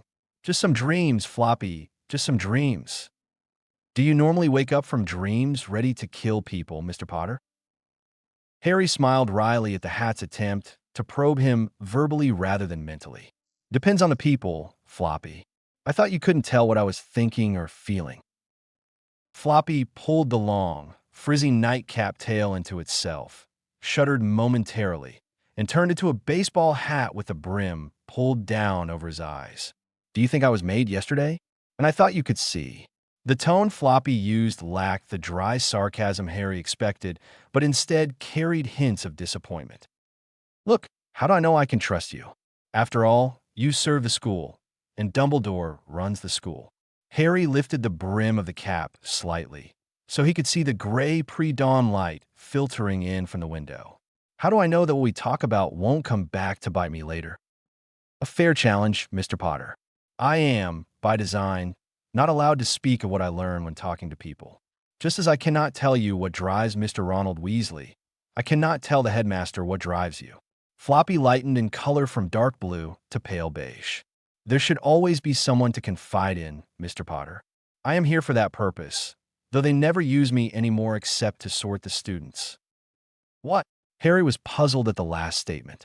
You mean originally you were put out for students to talk to, or whinge at, or whatever? Indeed. Godric felt that the students needed an impartial ear to discuss things with, one who would not, or rather could not betray their confidences, since he had already enchanted me to understand their minds and sort them. It was a minor modification. Harry could almost hear the shrug in Floppy's voice. So why did they stop using you for it? It's the stigma, Mr. Potter. Would you want to be seen talking to someone that was there to help you adjust? To help you feel better about yourself and your situation? Would your pride allow that? Harry pulled his curtains back and spent a few minutes looking out the window from his bed. The sky was cloudy, and it was promising to be another dreary day in the hills, but rain would not likely fall today. Quiet moments like this let him reflect more than he was able to during the day, when plans and counterplans dominated his thoughts. I think we all could use that, Floppy. But no, I wouldn't be comfortable doing that in front of others. Deciding it was time to get up, Harry unlocked his trunk and pulled out some basic Muggle-style clothes for the day. After getting dressed and activating his next sensory monitor, dropping into the special pouch inside his clothes, he noticed something odd in the bed by the corner. There were too many arms and legs in that bed for one person, but the semi-transparent curtains made it impossible to see what exactly was going on. Taking a couple of steps closer, Harry realized that there were two boys snuggled up next to each other. This was either a sure sign that people were very open with relationships here, or that someone had fallen for his switch door plates last night. Harry quickly fetched his camera from his trunk and walked quietly over to the foot of the bed. Pulling back the curtains all the way, he proceeded to shoot several photographs as the camera's flash lit up the room. The bright light was apparently enough to wake up the bigger boy slightly, who grunted and tried to roll over. Harry kept taking pictures as the boy suddenly realized he was trying to roll on top of someone else, and his eyes shot open as he quickly sat up. What in the hell? The boy had a bit of an accent and sounded like he came from the northern areas, but his hand reached out and smacked the smaller blonde boy on the head before Harry could hear more of it. "Colin," he yelled. Harry snapped a few more pictures as Colin woke up and looked blearily at the other boy. "Seamus?" he asked in a sleep-induced fog of confusion. The other boys in the room were waking up at the commotion and came fully awake as Seamus nearly screamed his head off. "What are you doing in me bed?" Ron and Neville jumped up to investigate, and another boy that Harry thought was named Dean leaned out of his curtains, swiping at his eyes. Colin looked horrified. Click! Harry's camera took the last shot on the roll of film as Colin yelled back, "Your bed? This is my bed." Chuckling to himself, Harry hurriedly put his camera back in his trunk before locking it. As he looked up, he could see both Seamus and Colin starting to realize that someone had been doing something while they were sleeping together. Harry grinned evilly needing to leave before they finally made the connection to what the bright lights had meant. "Good morning, boys. You looked awfully comfortable together. I'm glad you're so honest with your feelings for each other. Cheers." Harry strode away as Colin stammered out an explanation involving an early morning, the bathroom, and the door, while Seamus started smacking Colin in the head with his pillow and yelling for him to get out. He could hear Neville's muffled voice telling them that it was okay with him if they continued to sleep together. As Harry closed the door behind him, he heard Ron catcalling and whistling at the two. "Mr. Potter, that was rather inappropriate of you." Floppy actually seemed a bit upset with Harry. "Oh, come off it, Floppy. In a couple of weeks, when they're over their embarrassment and whatnot, I'll give them the photos and we'll all laugh about it. It didn't really hurt anyone, and it will teach everyone to be a little more alert." Harry felt that it was no big deal, but then he was used to being embarrassed regularly in some way. Floppy had no response, so Harry just settled down in an armchair down in the house common room, partially facing the fire burning merrily away. He pulled out the book he had borrowed from Dumbledore, The Foundation Awards by Bruce Forte. Right as Harry was getting settled and had begun reading the introduction, a loud scuffling on the boys' staircase drew his attention. Fred and George were coming down the stairs, complaining about how amorous younger students kept people from getting a decent lie-in on a Saturday morning. As they reached the bottom of the stairs, Fred let out a loud yell. "Harry, still alive?" George ran over to Harry with one hand extended. "Harry Potter. Oh, I'm your biggest fan.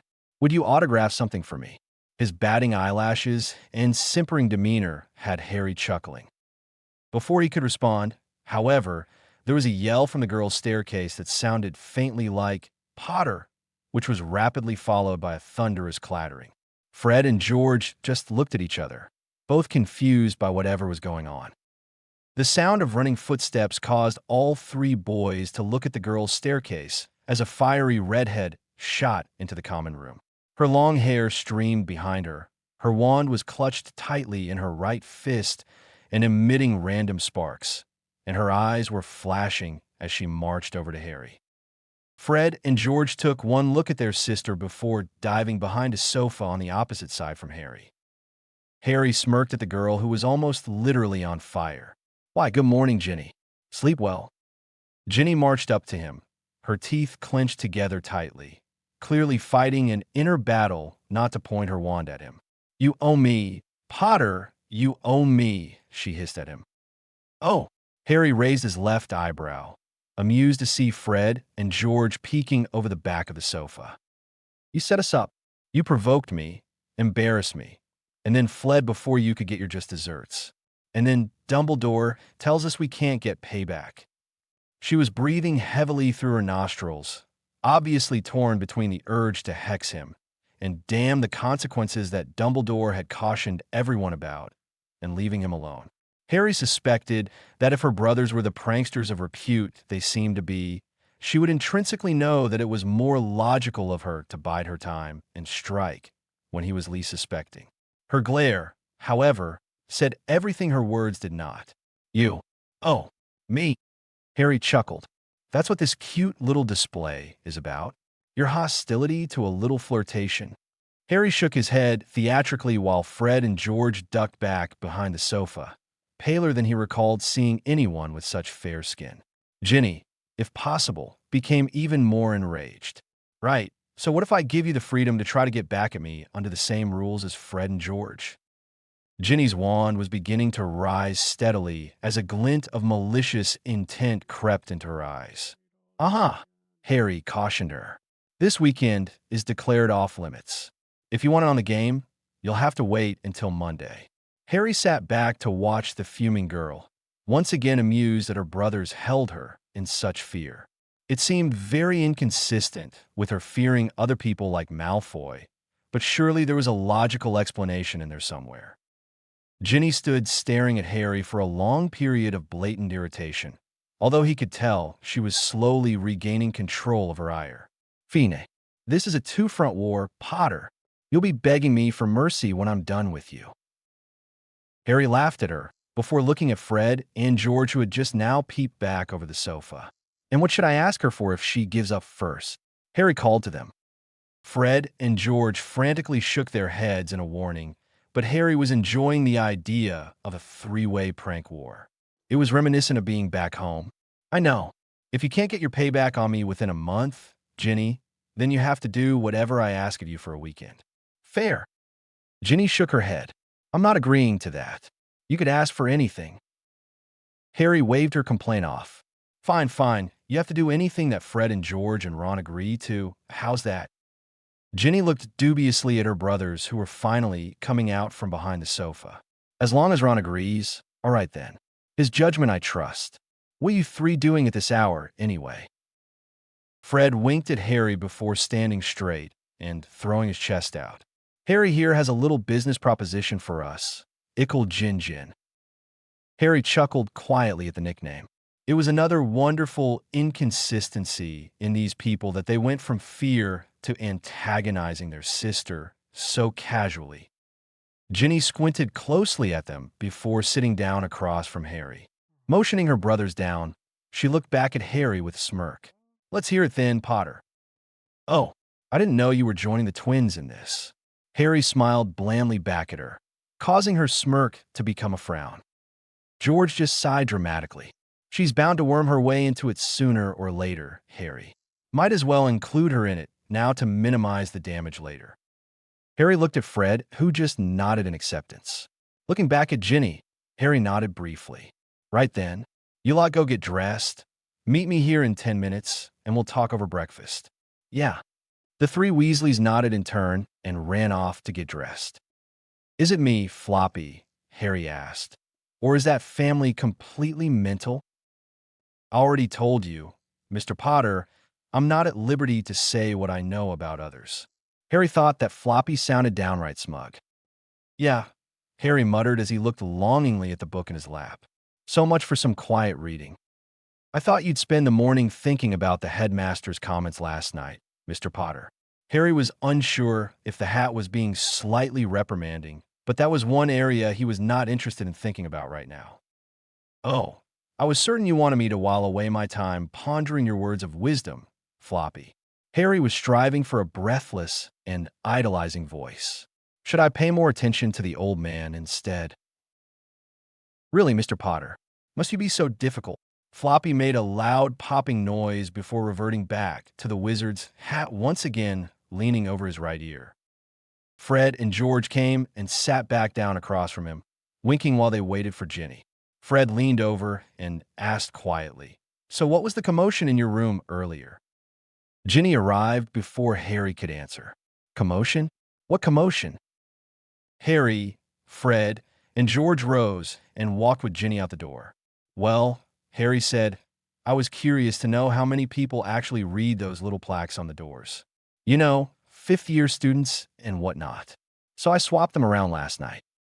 Fred and George just looked at each other, while Ginny shook her head. Tell me it wasn't that easy, Ginny mumbled. Anyway, this morning I took some fantastic pictures of Colin and Seamus, I think, sharing a bed. They were really cute, too. I was sorry to wake them up taking the pictures, but you know how lovers can be. They had quite the quarrel over who was in whose bed. Harry shook his head theatrically while Fred and George just started laughing evilly. Ginny was looking thoughtfully at Harry. When they reached the Gryffindor table, Harry sat next to George while Fred and Ginny sat opposite them. After they each loaded their plates with breakfast, Harry leaned in a bit as he started cutting up his bangers. Right, you recall I said I had a little proposition. Some of your time in exchange for you getting good publicity. And profit, Fred reminded him.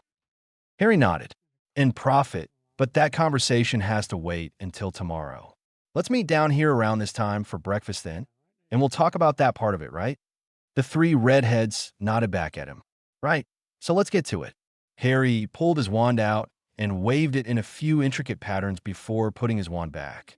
Faced with the three curious sets of eyes, Harry shrugged briefly. Perimeter charm. It lets me know if anything alive is close enough to listen. Pausing to work on his scone while the others ate and did a little Harry watching, he took a moment to collect his thoughts. First off, I've put Snape on notice that his time here isn't going to be like it has been. All three stared at him hard. I got him arrested, but the charges won't stick. I suspect he'll be back here no sooner than tomorrow evening and no later than Monday morning in time for lessons. Harry resumed eating, while the other three had given up on eating to stare at him. Ginny leaned in a bit. You got Snape and Malfoy and Crabbe and Goyle arrested? Harry nodded. I love you, she whispered to him. You're my hero. Harry smirked. It gets better. I got a copy of a law here I plan on using to get him fired. I need your help with it, though. Harry pulled a scroll out of his pocket, where he had secured it earlier in the morning. Take a look. George moved around the table to lean between Fred and Ginny to read the parchment. Wisengamot Law 23.145a. Regulations governing cauldron thickness. In order to redress the growing influx of teaching supplies, in particular cauldrons for potions work, this decree is passed to hereby set minimum acceptable standards for cauldrons and potions work, to wit, the effect of poorly designed. Fred looked up puzzled. What good is that Pratt Percy's daft law for us? Harry was surprised at their recognition of the law. Percy. Ginny shrugged. He's another brother, the pompous git. Harry shook his head. Just how many brothers do you have, Ickle Jin Jin? Ginny's eyes flashed fire as she glared at Harry. 6. Call me that again, and that whole truce thing will end before you can blink. Harry smirked back at her for a second. Yes, fair and compassionate Jin Jin, my angel with a dented halo. If anything, this just caused Ginny to glare harder at Harry while fingering her wand on the tabletop. Harry pointed toward the bottom of the scroll. Try reading that part. It might help you find enlightenment. The three Weasleys once again leaned over the scroll. After a minute of silence, George looked at Harry and wiped an imaginary tear from his eye. Brilliant. Harry grinned back at him. That's what they call a codicil or a rider. I know some people that wanted to get some, standards set for tutors that teach students independently of the schools. They just happen to get it worded such that it applies to teachers and professors at regular schools as well.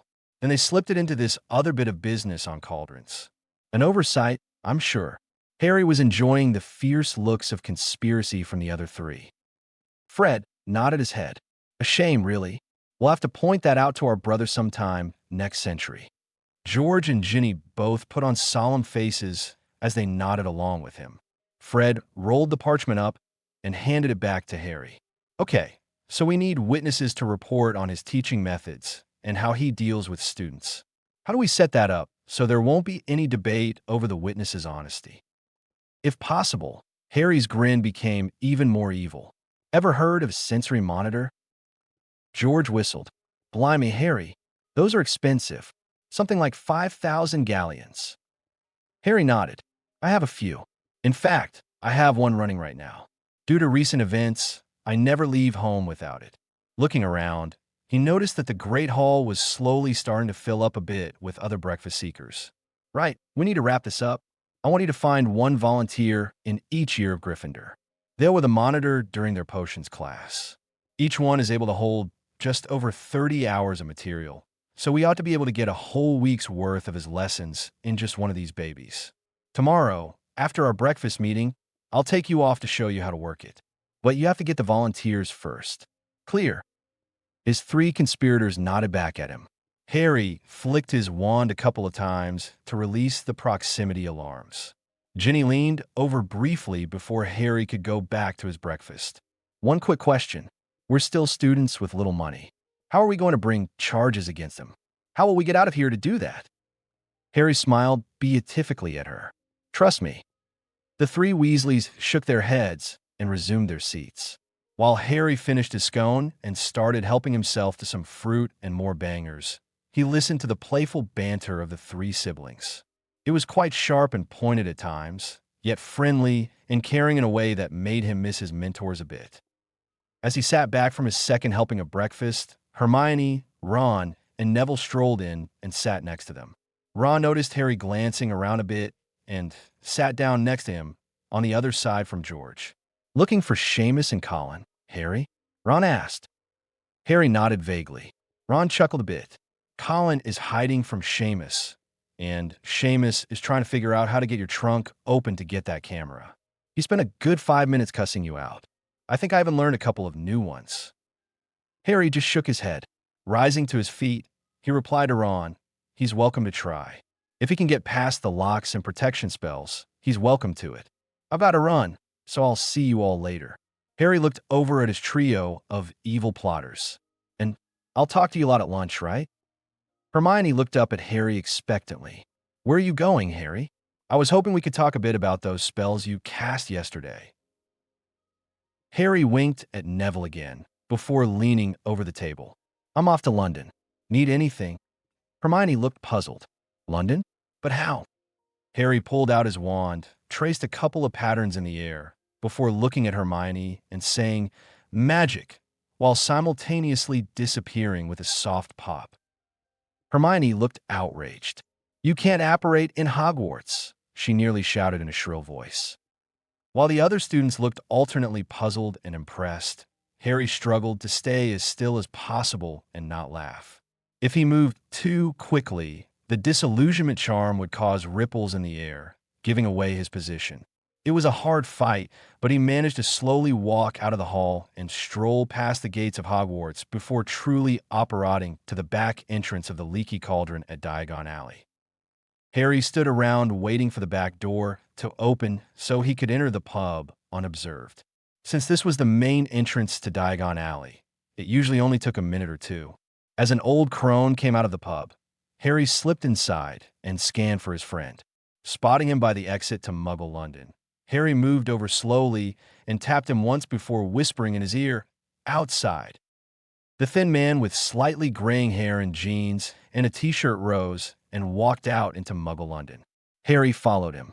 Once they were far enough away to avoid attention, Harry asked Floppy if he could go back to the baseball cap for a while. With a soft shudder, the light beige cap was back on his head. Harry then dropped the disillusionment charm and looked at his friend. "How are your skills these days?" he asked while gesturing sharply at the hat on his head. The man looked at Harry and shook his head briefly. Harry nodded, his understanding that his friend's shields were insufficient for talking mind to mind. "Getting there, Harry," he said quietly. "Shall we?" Harry nodded briefly. "Lead on, Remus, lead on." Chapter 6 keeps moving. Harry leaned back on the bench and enjoyed watching the locals and tourists gawk at the bronze statue of Eros across from him. He never really understood why tourists would travel hundreds or even thousands of miles just to have their picture taken in front of some landmark where everyone else had already posed for pictures. What was the point of going on holiday only to travel to the places everyone else went to? Was it some secret desire to go where no one else had been recently? Regardless of the reasons, the centerpiece of the fountain at Piccadilly Circus, combined with the 5 intersecting roads and loads of shops, ensured that there were all types of people from all walks of life within a stone's throw of his seat. It was always easiest to blend in when the masses of people were so used to random appearances that walking nearly starkers through the area would fail to get much of a glance. The advantage, of course, was that most wizards and witches who would be looking for Harry would dress so ridiculously that they would be easy to spot long before they could see Harry through the crowds.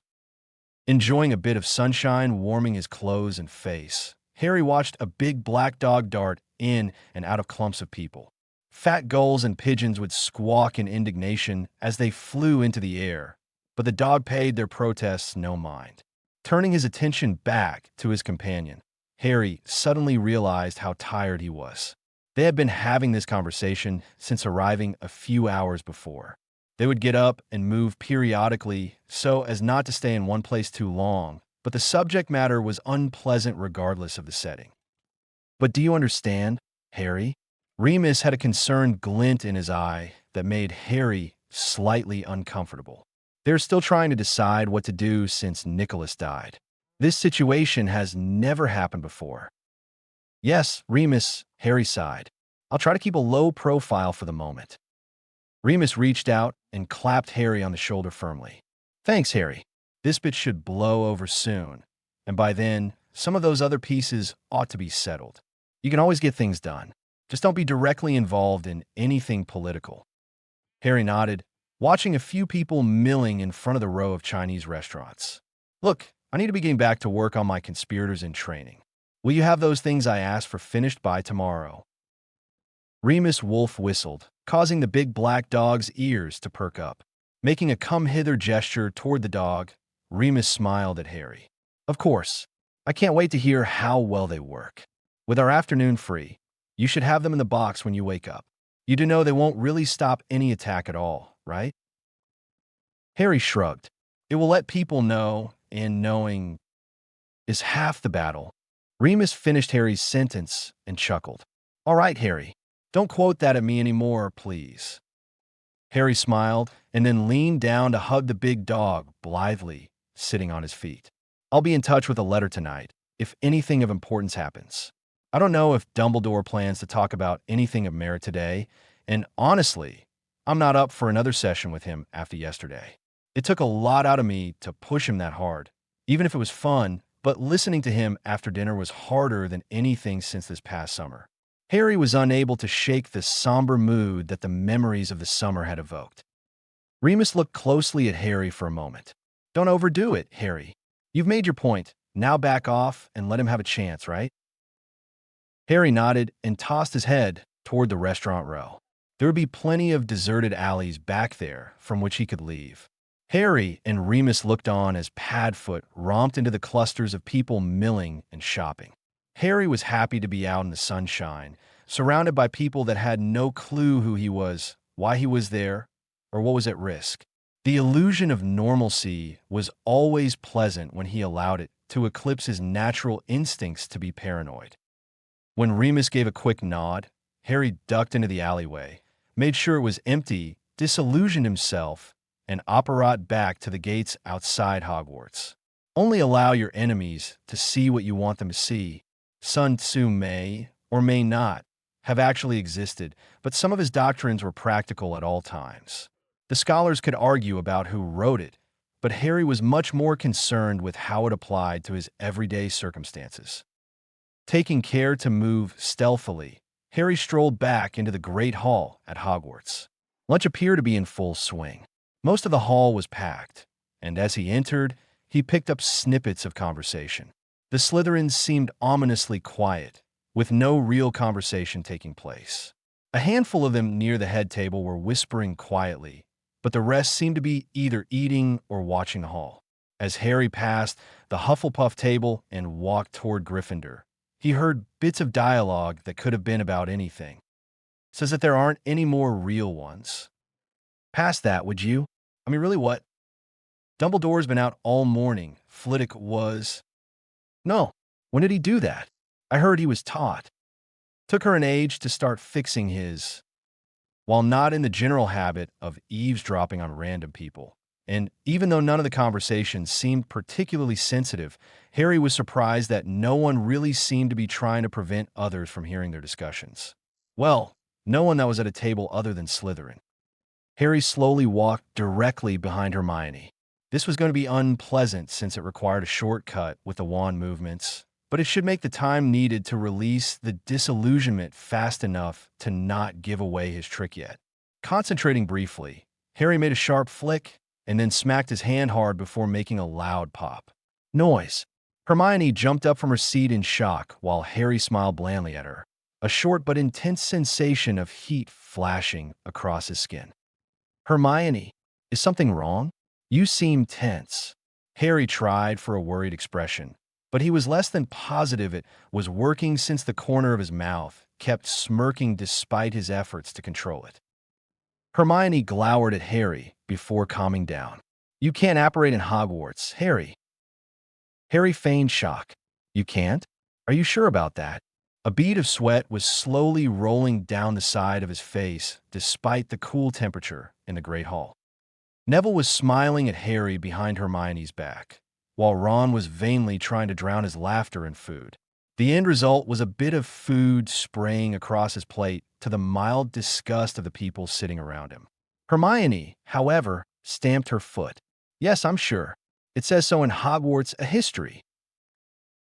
Harry just shrugged. Okay, so you can't apparate in Hogwarts. Does that mean I can't? While Hermione was staring at Harry like a fish out of water, Harry leaned around her to see what book she was reading. Magical Societies and Ancient Disciplines. A little light reading there, Hermione? You could just ask me about the war mage history, you know. Harry looked away from her as she silently sank back into her seat. He needed to find Fred and George, who were possibly colluding with their sister. But you ignore my questions on magic yesterday, and this morning, Hermione seemed like a child with one of her favorite toys just out of reach. Having located Fred's and George's distinctive red hair farther down the table, Harry glanced back at Hermione. There's really only one question there. Do you honestly think that the Chinese invented Latin? Harry waved to Ron and Neville before strolling off to meet his temporary partners. What does that have to do with my questions? Hermione called after him. Harry paused to smirk at her. You tell me. To some extent, it probably was not fair to tease Hermione. She was, after all, merely a product of the times and texts she had been subjected to. If her curiosity and passion for learning were as strong as Neville and Ron had been hinting at, however, that one question should keep her occupied for some time. Fred, my good fellow, look what the magic dragged in. George seemed rather chipper as he waved to Harry while elbowing Fred in the ribs. Have a good trip, Harry? Harry nodded before sitting across from Fred and George. Harry leaned over the table in the most outrageously suspicious manner he could, constantly looking from side to side and checking behind him. So, I've just got to know, why are there always empty seats around you two? Harry asked in a mock whisper. Fred put on a surprised face. No, it's true. My dear brother, I do believe the Commons are unwilling to sit too near us. Whatever have we done wrong? Try bathing more regularly, Ginny said as she dropped into the seat next to Harry. It helps. She was grinning impishly at the twins. Turning to Harry, he immediately noticed she appeared decidedly more relaxed. Hello, Harry. Did you bring me back something from London? Her eyes were flashing with laughter, which surprised him a bit. Should I have? This new facet to her personality was throwing Harry off, since she was lacking the burning pools of brimstone in her pockets. Harry, she shook her head. For someone who claims he's flirting with his intended lady, you surely have a lot to learn. You're supposed to bring me sweets, or maybe flowers, some kind of little gift to let me know how much you've missed me. Fred and George started laughing at him, which was enough for his standard reflexes to kick back in. Offering to tutor me in the ways of pleasing a woman. Now, are you? Harry winked at her while reaching for the pumpkin juice. Ginny laughed with delight. As you well know, there's standard for tutoring these days. Thanks to Percy, even if he doesn't know it. Are you sure you'll be able to handle my lessons? Will I need to give you any remedial lessons first? Hand-holding, basic courtesy, that kind of thing? Harry almost choked a bit on the last question, but just managed to keep calm. I shall be at your disposal. Jin of the Fallen Angels. You are free to assess my skills. Just tell me when, where, and most importantly, how you want me. Fred and George had their heads bent low in conversation, while the two girls, one on either side of the twins, shook their heads in silent laughter. Ginny flushed slightly before calmly nicking the drink he just poured himself. I'll see when I can fit you in, Harry. Apparently, her unintentional innuendo caught up with her as she nearly went scarlet. Fred and George rolled their eyes and watched the two of them with a type of strange tolerance. George held his palm up to Harry. Right, enough of the flirting, you two. Harry, meet Angelina. George indicated the girl on his right. She's a chaser on the Quidditch team. Harry and Angelina nodded politely at each other, although the hint of humor on her face left Harry a bit puzzled. Fred jerked a thumb at the girl on his left. This here's Katie, another chaser, and beside her is Alicia, the last chaser. We're the beaters, our sister is Seeker, and we're holding tryouts for Keeper soon. You wouldn't happen to play, would you? Harry shook his head. Nice to meet you all. I fly well enough, I suppose, but I've never had the opportunity for anything other than a bit of pickup playing. I don't keep well at all. Ginny smirked at Harry with that glint back in her eye. Bit spoiled then, are you? Can't stand a little heat. Harry tried to puzzle out her meaning while the rest of the team chuckled at him. Spoiled? What? Ginny patted his arm. Don't worry your little head over it, Harry. She made no effort to conceal her slightly patronizing tone. Harry was starting to wonder if he really would survive the next few weeks fighting the Weasley clan. While he would not be directly pranking Ginny, only evading whatever retribution she was planning, the wild inconsistencies in their attitudes were starting to cause him reservations. How do you plan for something when your opponent is unpredictable or perhaps even mentally unstable? Finding the patterns in their actions would take time, and it was more than likely that a good bit of his pride would get bruised in the interim. Since she had swiped his goblet, Harry took the empty goblet in front of Ginny and poured himself a drink. Made any progress since this morning? Harry addressed the twins as he absently pulled a sandwich together on his plate. George nodded. Yeah, between us, we've got 5th and 7th year covered, and we rounded up someone trustworthy in every other year. Harry shook his head. No, the 4 of us cannot be involved. Find someone else for 5th year in your year, and don't include family like Ron. It all needs to be from the perspective of an independent third party. As the people pressing the claim, none of your family can be independent witnesses even with a monitor. Ginny was the first to ask what Harry surmised all of them were wondering. How do you know these things? Harry smirked and ignored the question.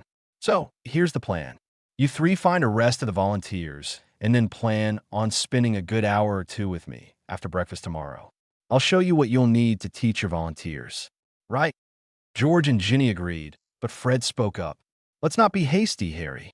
We'll need plenty of time to get into that whole profit promise, too.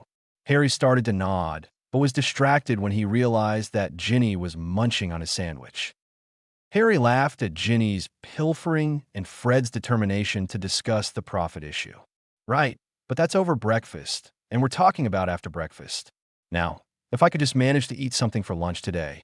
Harry finished by glaring at Ginny, who was blatantly ignoring him while complaining at the lack of proper seasonings on her sandwich. Fred nodded. Just so long as we're clear, young Harry. Harry grimaced.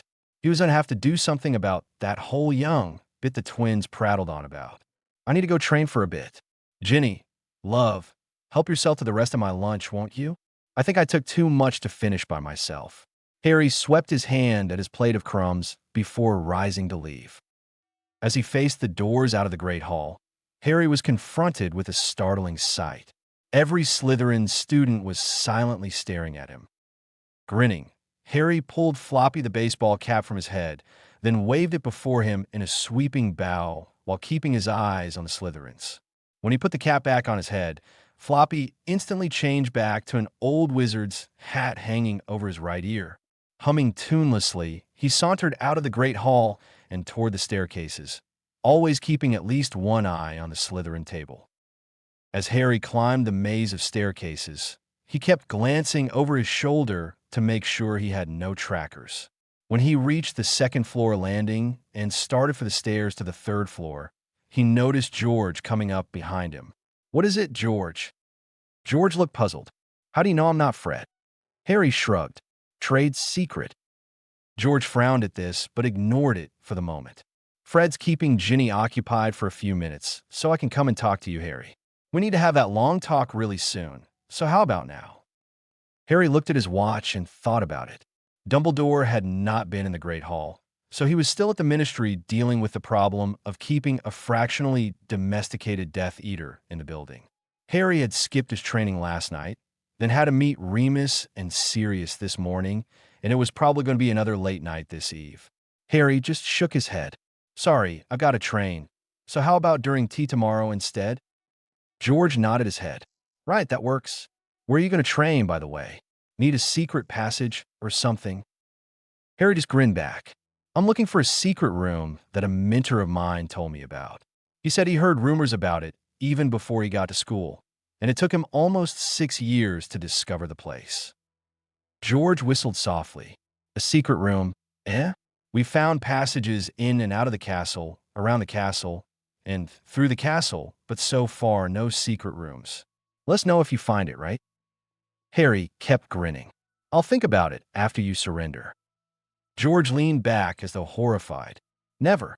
We happy few shall prevail. Posing theatrically with one hand on hip and the other shielding his eyes from an imaginary sun, George stomped back down the stairs, singing a song about a wayward boy caught in battle. while Harry resumed his climb to the 7th floor. Nicholas Flamel had told him about a room in Hogwarts that he had read about during his 2nd year, and then spent 3 more years locating, the come-and-go room. It was on the 7th floor, across from a portrait of someone dubbed Barnabas the Barmy, but Nicholas never told him how to identify the exact painting. Neither Remus nor Sirius had heard of it, so they had nothing to offer except curiosity about actually finding the room. As he walked along the hall, Harry stopped abruptly when he saw a man trying to teach trolls to dance. He knew he had probably found the right spot. Only someone completely barmy would even think of it, let alone try it, and the subject of the painting appeared to be losing his battle. Concentrating on a room in which he could both practice his martial arts and work on his magical training, Harry slowly paced back and forth 3 times. When the door materialized in the wall, he was very curious about what the come-and-go room would have provided. A large padded room? Some mirrors? Mutts? Practice dummies? Opening the door and walking into the room, Harry was completely unprepared for what he saw. On the wall next to the door was a long bookcase filled with volumes. The far end of the room had a large matted area, behind which the wall was covered in mirrors. There was a simple student's desk by the bookcase. The rest of the floor was made of beautifully polished wood. The ceiling was at least 15 feet high, allowing plenty of space for weapons work. Along one wall was a rack of weapons: bow, jo, kibo, tanto, suburito, and bakkin, apparently in multiples with different woods for each complete set. There is a stand slightly beyond the rack for holding a single set of wakizashi, katana, yumi, yari, and naginata. Training equipment, including a heavy bag, makiwara board, and 3 life-size dummies were on the opposite wall from the weapons. With floor dimensions of nearly 30 feet on a side, the room was impressive. It seemed to be the perfect room for him to work out in. Harry walked over to the bookcase. If the room was able to fashion itself into what Harry wanted, then hopefully the books would be ones he needed or wanted to read, but had not yet had the opportunity to. Scanning the titles, Harry realized that most of these books were the basic texts in the areas they represented. Unfortunately, there was nothing beyond the Hogwarts curriculum in complexity. Apparently, the room had been created with some distinct limits on the materials it would provide. He supposed it made sense that you would want to keep dark arts books or books on ritual magic and the like far from the hands of students. Before Harry could become too disappointed, there was a brief flash of flame near the center of the room, accompanied by a rustling sound. Without even thinking, Harry flipped his wand out, made a quick stabbing spiral, and called out, "Bleep!" A piece of paper that had been slowly falling to the floor was shredded into small pieces, which were now falling like confetti. Sighing, Harry walked over to the loose pile of paper bits and flicked his wand through 2 elaborate sweeps before watching the paper reassemble itself into one sheet. Reaching down, he scanned the contents. "Back in office, please join me as soon as you are able. Password unchanged. Adi." Resigning himself to another day without training, Harry paused on his way out the door to pick up one of his favorite books on the basic philosophy of combat. He would offer it to those who wanted him to teach them how to fight, and if they could grasp the basic points, maybe he would actually consider teaching them. As he crossed the doorway, however, the book vanished. "Stupid holodeck rules," Harry muttered. Making his way back to Dumbledore's office, Harry was mildly surprised to not run into any other students. Even in a school housed in an old castle with only 200 to 300 students running around, someone should be in the halls. Unless, of course, Snape was back early, in which case they would all be either hiding or cheering. Expecting to hear the worst, Harry told the gargoyle the password and walked in just as the headmaster bid him enter. Dumbledore looked tired, and there was only a very slight twinkle in his eyes. Gesturing to the chair in which Harry had spent so much of the prior evening, Dumbledore waited for Harry to sit. "Harry, I am sorry I arrived here later than I said I would, but I have resolved the difficulties you gave me regarding Professor Snape. It took some digging through the archives, but we have turned up filed copies of the original authorization for his use of legilimency on students here with the Aurors. They have released Severus. If you would like to see it, here is a copy." Dumbledore held out a scroll toward Harry. Harry glanced at it, noting that it was close to what Remus had predicted, and shrugged.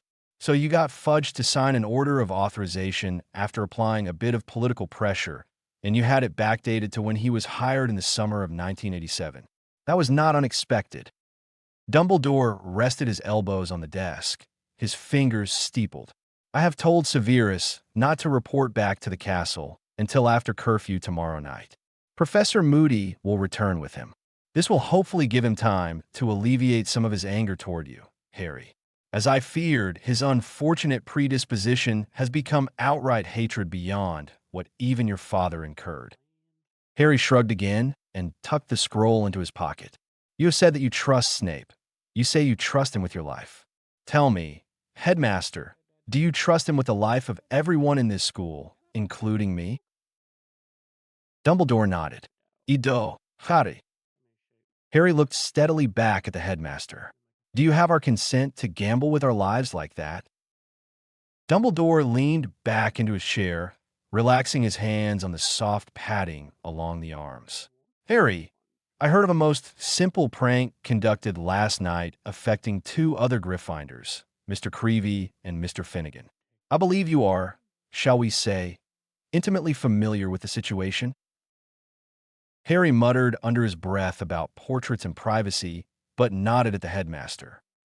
Do you realize that in some places, to be thought of as homosexual can be fatal? That other people will literally inflict barbaric beatings to the point of death for what they consider aberrant behavior? Or that the rumor that one has slept with another of the same gender, particularly the male gender, double standard that it is sufficient to invoke this wrath? Dumbledore watched Harry quietly. Somewhat, Harry said, I know that some types of people engage in violence against homosexuals, but the same type of people do that to others for reasons of skin color, religion, political inclinations, you name it. Xenophobia has many forms beyond just physical. Are you trying to tell me there are organized groups of people that do this as a matter of course? And they aren't completely mental? Dumbledore nodded. Yes, Harry, I am. There are tribes of more primitive people still on this planet who do exactly that. And there are groups who subscribe to radical religious beliefs, even among the most advanced and enlightened nations that advocate and do as much. So tell me, did you have their consent to gamble with their lives this morning? Harry stared at the headmaster. Floppy suddenly stirred and said calmly, My point, Mr. Potter. Having once again forgotten that Floppy was even there, Harry was preparing to start flinging curses before he recognized the hat's voice. Settling back into his seat, Harry felt that he could see where the headmaster was going, but the comparison between a childish prank that would never be known outside of the castle and harboring a man who spent years killing and torturing. I see your point, headmaster, Harry began, but I respectfully disagree. That prank, which was all it ever was meant to be, was not malicious in intent, nor will it be known or remembered within another week. Snape, however, must have killed and tortured in order to even get the dark mark, let alone what he had to happily do in order to join the inner circle. No matter your beliefs, just those actions that I am aware of him doing here call into serious doubt whether the man has changed from the Death Eater he was. Dumbledore sighed. Severus proved himself to me before I hired him, Harry. I feel the risk from Severus is no different than the risk posed by, say, Professor Flitwick. I would further say that you, rather than Severus, are probably more of a risk to the students. At the implied insult, Harry was more than ready to get up and leave. Remus, however, had asked him to give the man a chance, so Harry chose to stay seated and slowly boil inside. And have you asked Snape about the dark mark yet? Or why those Slytherins went unpunished? The chill in his voice was unmistakable. Dumbledore shook his head. In a room full of aurors, Harry, I was not about to open either of those discussions. I will be meeting with him tomorrow when he returns to the castle. In the meantime, we have delayed constructing the final student timetables until we know how to place you in classes. With your agreement, I would like to use our time before dinner to test your abilities rather than to discuss Voldemort. I would further suggest that our next meeting be tomorrow evening, from right after dinner until just before curfew. my staff, and I must finish preparations for the classes starting Monday. Is this acceptable to you? Harry nodded briefly. Albus and Harry both pulled out their wands and agreed to the limiting terms of the meeting. Dumbledore then nodded at Harry, as if inviting Harry to begin. Harry stood up and walked over to the window, absently petting Fawkes as he stood looking out at the afternoon light and the students on the grounds. Well, to start with, I'm probably woefully unprepared for herbology, as I only really know those plants used in the potions I've learned. I think divination is bunk and, therefore, have no working knowledge of it at all.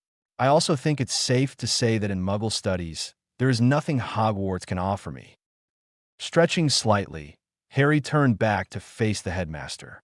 I doubt any defense against the dark arts class here would teach me anything, but I'm probably about right for charms and transfiguration. If anything, I probably know a lot of rather advanced things the other fifth years don't, but lack the basic things they do know, like turning a teacup into a lobster. That's not exactly useful in my life. Walking slowly around the office, Harry finished his narrative self-assessment. I know some potions, but more alchemy, really, thanks to Nicholas. I suspect that with some tutoring on the side, I can catch up in that area. Ancient runes, I'm likely well ahead of any students, and my arithmancy is probably closer to a 7th year preparing for NEWTS or something. You have a magical creatures class, but I only really know the ones you need to understand for data. So, I'm probably behind in that for my year level. Harry scratched absently at the back of his head for a minute. I can't think of anything else you need to know right now. Dumbledore rose and gestured to a door in the wall behind his desk. If you will follow me, Harry, I need to test your skills somewhat to verify your assessment. Also, I have been amused by your interesting choices of incantation when doing magic recently. Please try not to drive the Ravenclaws or Miss Granger insane, Harry. They were walking down a short hallway toward a door at the very end. Harry shrugged. Curiosity did kill the cat, headmaster. Dumbledore chuckled as he opened the door into his private training area. And the cat died happy, but I am more concerned with the fact that the cat died in this example. Now, Harry, let us see what you know. Nearly 4 hours later, Harry and Dumbledore were slowly walking down to the Great Hall for dinner. Both were breathing a bit heavily and had sweat stains on their clothes, their skins still shining with beaded perspiration as though they had been through a heavy workout. The headmaster had a faint limp in his right leg, while Harry was favoring his left arm moderately. I'm pleased to say your assessment was mostly correct, Harry. I think you might be a little more advanced in transfiguration and charms than you thought, however. Harry gave a half smile. Maybe. I'm not the best judge of my own abilities. I'm still trying to understand how you ran through several years' worth of lessons for so many classes in just a few hours. I'm not Kurt. The headmaster chuckled quietly. I cheated, Harry. I had you doing magic that contained several lesser spells combined.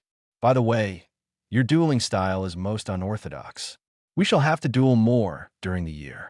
I enjoyed that. Harry shrugged as they arrived outside the doors to the Great Hall. I'll be in shortly, sir. I want to catch my breath for a moment. Dumbledore nodded and proceeded into the room for dinner. Harry walked out onto the front steps and made sure no one was in hearing distance. Floppy, he asked quietly. Mr. Potter? The sorting question. How do you feel about stirring up a bit? The hat was silent for nearly a minute. How so, Mr. Potter? Put me in a different house for now. Why should I? Is Gryffindor deficient in some manner? Harry paused to try and verbalize the thoughts that had been cooking in the back of his brain all day. If the label is irrelevant, and the point is that it's our values that matter, then I want to know what values each group has. How can I do that without living with them and seeing how they interact? You haven't spent enough time in Gryffindor yet to understand their values, Mr. Potter, let alone some other set. Harry failed to realize he was shaking his head until Floppy nearly fell off. Pushing the hat back onto his head, he tried again. Look, it takes time to internalize knowledge and be able to make generalizations based on it.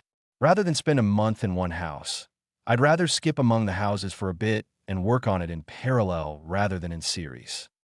Floppy started twirling the tip of the beat-up wizard's hat while remaining silent for nearly 2 minutes. Very well, Mr. Potter. I'll consider it, but not until later. You might just try socializing a bit beyond those with red hair to start with. Harry chuckled a bit at that pointed remark. If that's the best I can get, then that's what I'll take. Thanks, Floppy. Harry felt like smirking as he strolled into the Great Hall. Dinner was just starting, and several students turned to look at him. He may not be getting sorted into a different house yet, but that had no impact on where he might choose to sit. Waving and passing to the Gryffindors watching his entrance, Harry walked over to the Hufflepuff table, which seemed to be full of students shocked that he was standing at their table. Spotting an empty seat across from Hannah Abbott, who was sitting at the very end of the Hufflepuff table, Harry dropped into it while smiling at her. "Hello, Hannah."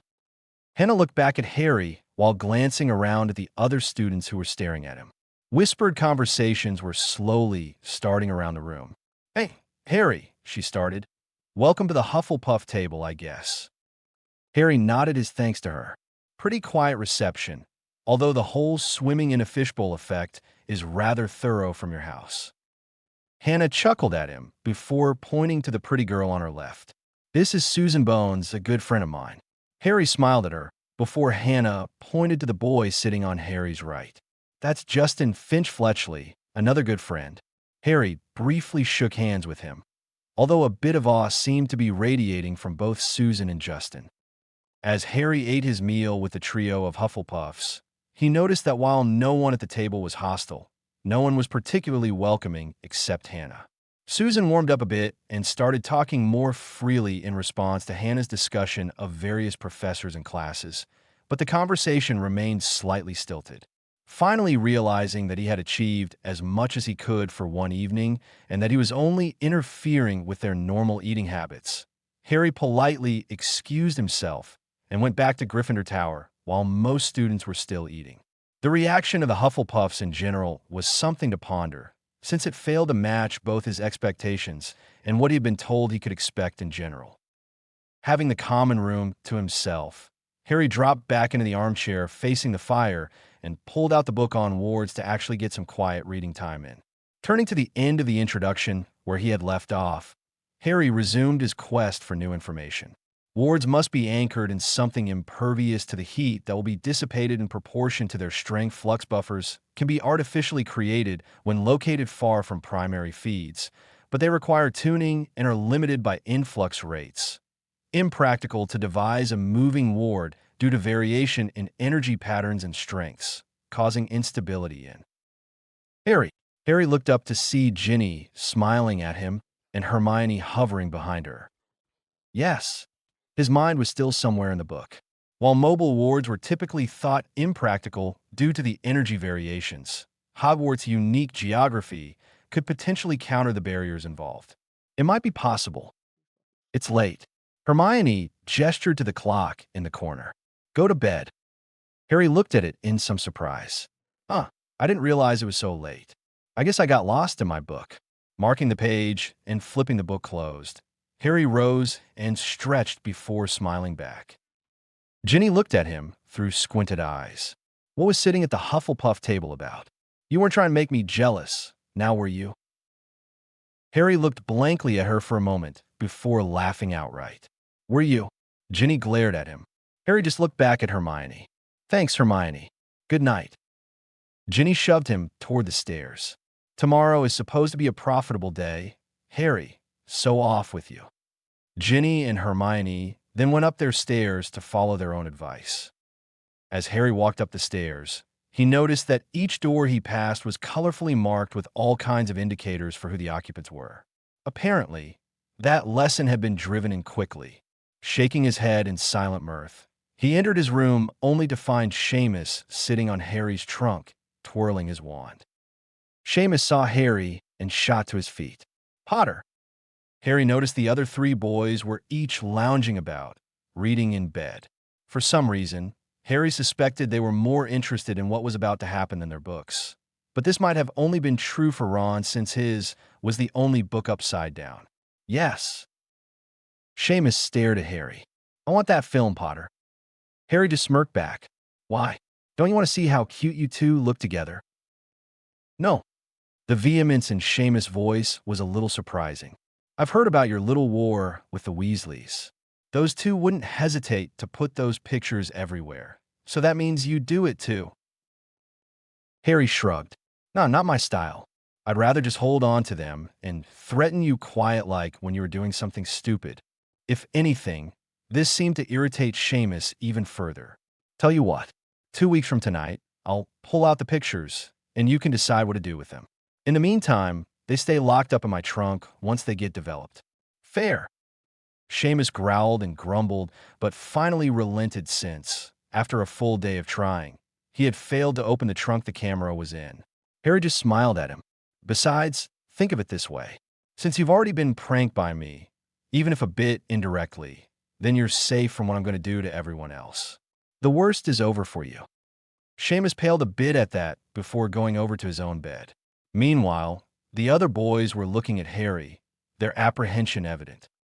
As Harry finished his own preparations and lay back in bed, getting comfortable, Floppy changed back into the nightcap with the frizzy ball at the end. I would caution you, Mr. Potter. Harry, still thinking of other things, perked up a bit. Oh, it only takes one small stone to cause an avalanche, Mr. Potter, one that cannot be stopped. Harry merely shrugged and went to sleep. Chapter 7. In the same direction. Harry woke up early, the gray pre-dawn light filtering through the window. A slight chill in the air let him know that he was definitely in an old castle somewhere up north and at a higher altitude than what he was used to in the outskirts of Brighton. While clouds dotted the sky, there was less of the oppressive gloom that had marked the previous day. It was a good morning to get up and fly around a bit to explore the lay of the land around the castle. Digging into his trunk, Harry got dressed in his usual muggle jeans and t-shirt. He also grabbed a jumper just in case the wind became too much. With his attire settled, Harry pulled out his firebowl from the special case Sirius had made for him. It was designed to let him store the broom at a fraction of its size. When packed, the broom's case was about the size of a regular muggle notebook. Harry next pulled out his Ophroscrinium, or as he liked to call it, his transporter, from the deeper confines of the trunk. Lifting the lid, Harry was excited to find a bag full of small rings that filled most of the space and a slightly mangled scroll on top of the pile.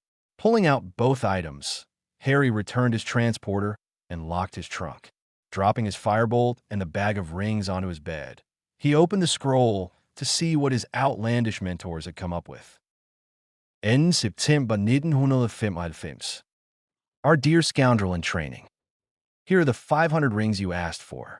After some work, we found we can make them for around half a galleon each, as the metal is cheap but strong, a type of mild steel the Muggles use. If we can manage to sell about 2,500 of them, we'll be making pure profit at that point. Let us know how well they work, and we can look into ways to market them. It took Edgar and me a while to make them work.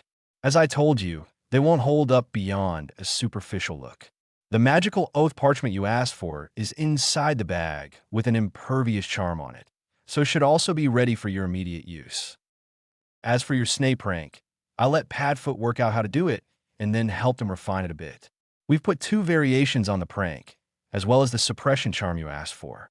The first variation will affect paper rather than clothing, and the second variation will have a very similar effect on water. Having tested it, I think we need to put that in the journal, but only if you can pull it off properly. We expect to see the evidence, right? Master Gata has asked me to remind you that you need at least 2 hours a day with him for your martial arts practice and training. He is less than pleased that his promising student has been whisked away, and I fear for my safety if you don't show up by Tuesday afternoon. That man is mean. Edgar, and I would like to remind you that we still have a lot of magical theory to work on, and you need to be around for that. While Edgar can see you there, it's probably best that I not visit you at Hogwarts with the laws currently being what they are. Padfoot is whining as I write this.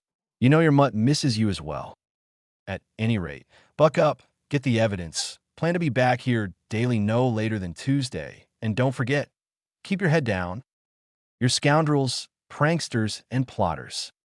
Chuckling, Harry studied the spell and its 2 variants, which his friends had created to help him break the shadow of terror Snape cast wherever he went.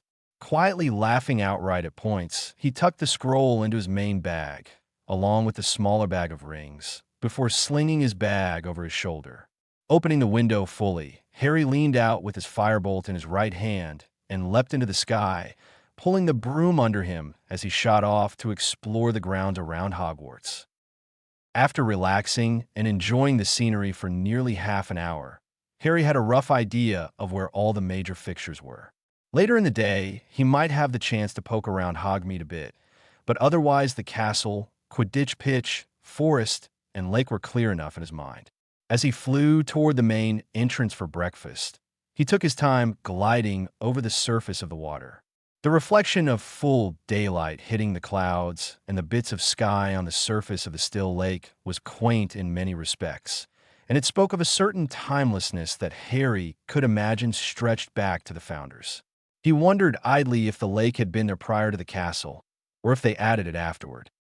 Reflecting back on his reading, Harry dropped down on the rocky beach by the front of the castle. Stretching to get his blood flowing again, he studied the seemingly random types of rocks lying around. After a trip to Mexico, he had been amused that the stiff upper-lip British seemed to think that a group of very small rocks by a body of water constituted a beach in Brighton, whereas any place else it would be considered a poor place to relax. There are nicer beaches, like the so-called English Riviera, but the water was a bit on the frigid side. That said, the currents of the Atlantic and the channel around the Isles left few really desirable beaches. Maybe that was part of why so many people flocked to the soft beaches and the warm waters of the Mediterranean or the Americas for their holidays. Reaching down, Harry scooped up a handful of 2-inch diameter stones and found a small rock made up of mostly quartz, one of mostly granite, and a bunch of others for which he had no idea of their composition. Dropping all but one of the random ones, he pocketed it along with the granite and quartz for later study. Swinging back onto his broom, he flew back up to the Gryffindor Tower window and entered while the other boys were still having a lie-in on the brisk Sunday morning. Stowing his broom safely, Harry headed downstairs to the common room. He was a little surprised to see all 3 of his red-headed conspirators chatting quietly while waiting for him. "Up a little late this morning, Harry?" George asked him as Harry motioned them to the portrait hole. "Nah, went flying for a while. Wanted to see the area a bit, see where all the ways in and out are, that kind of thing." Fred perked up at this. "You didn't ask us to come along? Come now. Harry, you should know that we know all the secrets worth knowing around here." This outrageous statement was followed by a pronounced wink. "Know what I mean?" he asked. Harry arched one eyebrow as they headed down the main staircase toward the Great Hall. "Really? All the secrets?" Ginny chuckled quietly while Fred's eyebrows drew down. "Well, all the ones except about you. But we'll work those out soon, won't we, Fred?" Fred looked expectantly at George, who just smiled. Harry smacked Fred on the back of the head. "You're Fred, Fred. He's George. Are you daft, man?" Ginny's laughter was a little more pronounced as Fred looked confused. "Here, now, how do you know that?" George just said in a monotone, "Trade secret." Harry winked at Ginny and nodded. The 3 of them were the first students into the Great Hall, and they had even preceded the house elves. The tables were still empty of food. Strolling to the far end, away from where most people would sit, Harry sat next to Fred this time while George and Ginny sat across from them. All 3 watched as Harry silently pulled out his wand and made a few intricate motions before replacing his wand in his right sleeve. Harry looked at each of them briefly, his eyes finally settling on George. "Right, then, profit or pleasure first?" Fred smacked Harry lightly. "Profit, you fool." While they all laughed, Harry opened up his bag and extracted the smaller bag of rings. Placing his bag back by his feet, he rummaged around in the ring bag until he extracted a piece of parchment folded in half. "Right, here's the deal. Hang on." Harry pulled his bag back into his lap as he dug around for the paper Dumbledore had given him last night. Finding it, he placed the bag back at his feet before tapping the much-maligned parchment from Dumbledore with a fingertip. This bit of paper is a copy of Minister Fudge's authorization for one Severus Snape to use legilimency on any and all students while they are at Hogwarts to ensure the safety of the student body. Presumably, he's to ferret out children who are going to use dark arts. Harry slid the note out to the middle of the table and opened it. Note that it's signed and dated the day after Snape was hired, August 1st, 1987, and that Dumbledore countersigned as head of the Wisengamot. This basically gives Snape carte blanche to poke in any students' heads under the pretense of security and the good of all. Harry paused while the three read the order from Fudge. None of them seemed particularly pleased. Now, I had Snape arrested because he tried legilimency on me, which is illegal in any form on any non-consenting target, and much more so on a minor. There are exceptions, and this note counts as one. While I can't prove it, the odds are that the ink on the original order giving him permission is less than 48 hours old. So, the Aurors had to release Snape when Fudge and Dumbledore came up with this letter, right? The three looked at him while nodding slowly. Dumbledore trusts Snape. I do not, nor I think do you. So, what we're going to do is rain on Snape's parade, and each of us is going to make some money doing it. Harry was grinning now. These rings, he said, pulling one out of the bag, are occlumency shadows. I had a few of my mentors work this out based on a training exercise when you first learn occlumency. So, this should be perfect for what we want. Harry slid the ring onto his right pinky finger, with a ring shuttered slightly before resizing to fit his finger. Each ring has several properties. Let me explain them in turn. First, they project to any surface legilimency scan a perfect shield, as though the wearer is a master level 1 occlumens. Ginny looked confused. What does that mean? Harry smiled in response. Every human mind has a very faint natural barrier to intrusion. Mind reading or truth sensing is the skill to bypass that barrier, which even muggles can do in a very basic fashion. But when driven by magic through occlumency, that barrier can be strengthened, such that the initial touch of a mind reader sees walls around the mind, not the thin, filmy substance of an unprotected mind. To get past barriers like that requires magic to drive the mind reading or legilimency skills. It then becomes a contest between who has better training and control over their mind, the occlumens or the legilimens. Anyway, these rings make a shadow projection of walls in your mind, so it looks like you are protected to any surface scan. In reality, any actual attempt to read your mind will shatter the image, unless you really do know occlumency. His three co-conspirators looked at each other a bit before looking back at Harry.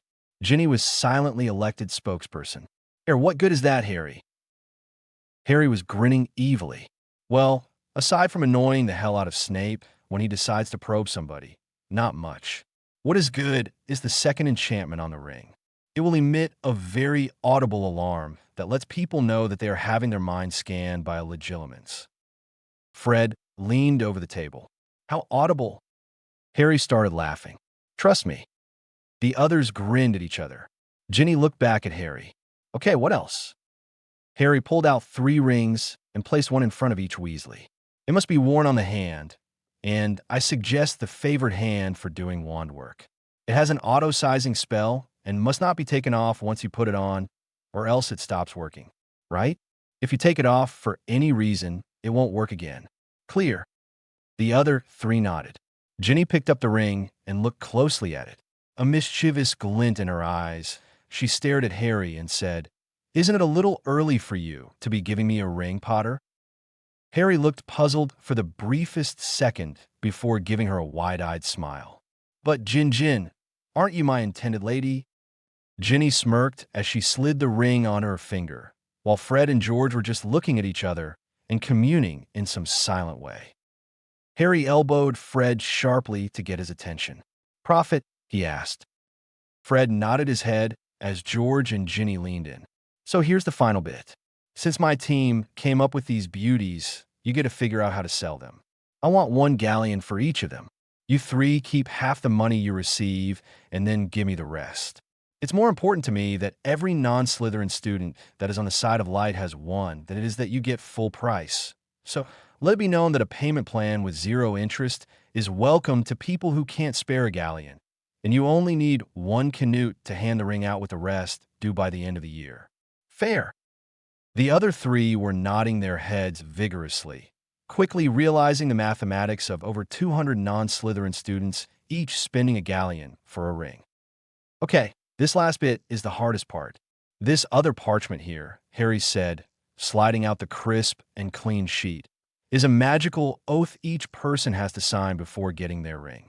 I want you three to sign it now, but you can have your rings for free. It's a compulsion oath that you will, first, never willingly serve any Dark Lord. Second, never willingly, with deliberate intent, attempt to permanently harm or control another unless in defense of yourself or others. Third, you may defend any property not being used by a Dark Lord or used as a place to harm or control others. And fourth, you agree to swear by signing your name to make the oath binding. Violators will get repercussions. That's the first oath. The second oath, which requires a signature in this other column, is relatively minor and says you will not discuss the rings without my permission to anyone not wearing one, and then only after making sure you are in a private area. The three of them looked slightly uncomfortable. What happens to oath breakers? George clearly kept his gaze on Harry's eyes as Harry responded. Break the minor oath, and you get some nasty messages all across your body about not being trustworthy. It won't come off for a few years, I think. Break the major oath, and you'll have problems practicing magic. Harry felt a little bad about being less than honest with them, but he wanted the signatures from the students.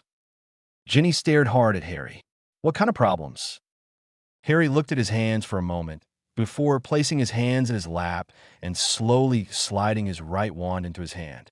Looking at each briefly in the eyes, he prepared himself to obliviate them immediately if necessary. Total inability to cast magic. He reached out and tapped the top of the parchment, and the exact wording of the oath was revealed in the space between the short summary and the signature lines. The other three paled and became silent. It was nearly 2 minutes before Harry spoke again. That's why the word willingly is in the oath. If you're under mind control and unwilling, you're safe. Otherwise, I'm sorry, but I won't give anyone tools, no matter how frivolous, if they might choose to serve evil. The block on magic use can only be reversed by my involvement. I personally have to release you from the oath. Harry carefully chose to overlook the knowledge that magically preventing any creature with a substantial magical core, such as a witch or wizard, from actually being able to release energy from that core was always fatal within a few weeks, and he would never release someone who had abused their power for evil intent. Harry kept a tight grip on his wand as he continued to watch them. The background noise in the hall was slowly picking up as other students trickled in, but no one had yet come close enough to trigger the proximity alarms. The three Weasleys were gazing intently at one another, a type of familial speech comprised of twitches, glances, and eyebrows going on between them. Finally, Ginny pulled the parchment in front of her and signed both columns, followed promptly by George and then Fred. Harry slid his right wand back into his sleeve holster. Exhaling slowly, George watched Harry put his hands back on the table. Harry, what would you have done if we refused? Harry's face became an expressionless mask. Do you really want to know? George swallowed loudly before nodding. Harry kept his face blank. Obliviate you, remove the rings, scan your minds for evil intentions and actions, and then possibly turn you over to the Aurors. I need partners I can trust, not traitors with a cheery demeanor. Since you willingly signed that document, I now can trust you to get these rings distributed. Ginny frowned slowly. You can trust us with more than that, Harry. Harry looked at her. Maybe. The implications were left unsaid, but they were still quite clear to everyone. The tense atmosphere was broken by the sound of an owl hooting. Confused, Ginny, Fred, and George were astonished to hear the sound coming from the table itself. Perimeter charm has been breached, Harry explained and looked up to see Hermione, Ron, Neville, Dean, and Seamus approaching hearing distance of their conversation. Snapping his wand back out, Harry flicked it a few times to cancel the perimeter charm. Looking back at the others, he decided it was time to change the topic. Harry reached for a platter of eggs that had suddenly appeared before him. Right. So how about some breakfast before we do that bit of lessons afterward, Fred? As George and Fred began to banter, Harry ate slowly and tried not to think about how the prior conversation ended. Ginny kept giving him furtive glances, but she opted not to say anything. As Hermione and crew settled in next to him and the others, Harry wondered if he was pushing too hard, too quickly. While he thought that the three Weasleys he was working with were trustworthy to a point, he was far from ready to candidly discuss the current state of events with anyone at Hogwarts, especially not with people he had known for less than 48 hours. As Harry randomly selected bits of fruit, scrambled eggs, soft-cooked bacon, and pumpkin juice, he noticed that Hermione was arranging her breakfast with nearly military parade precision. Toast, check. Eggs, check. Carefully separated from the sausage, check. 1 dollop of jam, dead center on the toast, check. A cup of hot tea, no sugar, a dash of cream, check.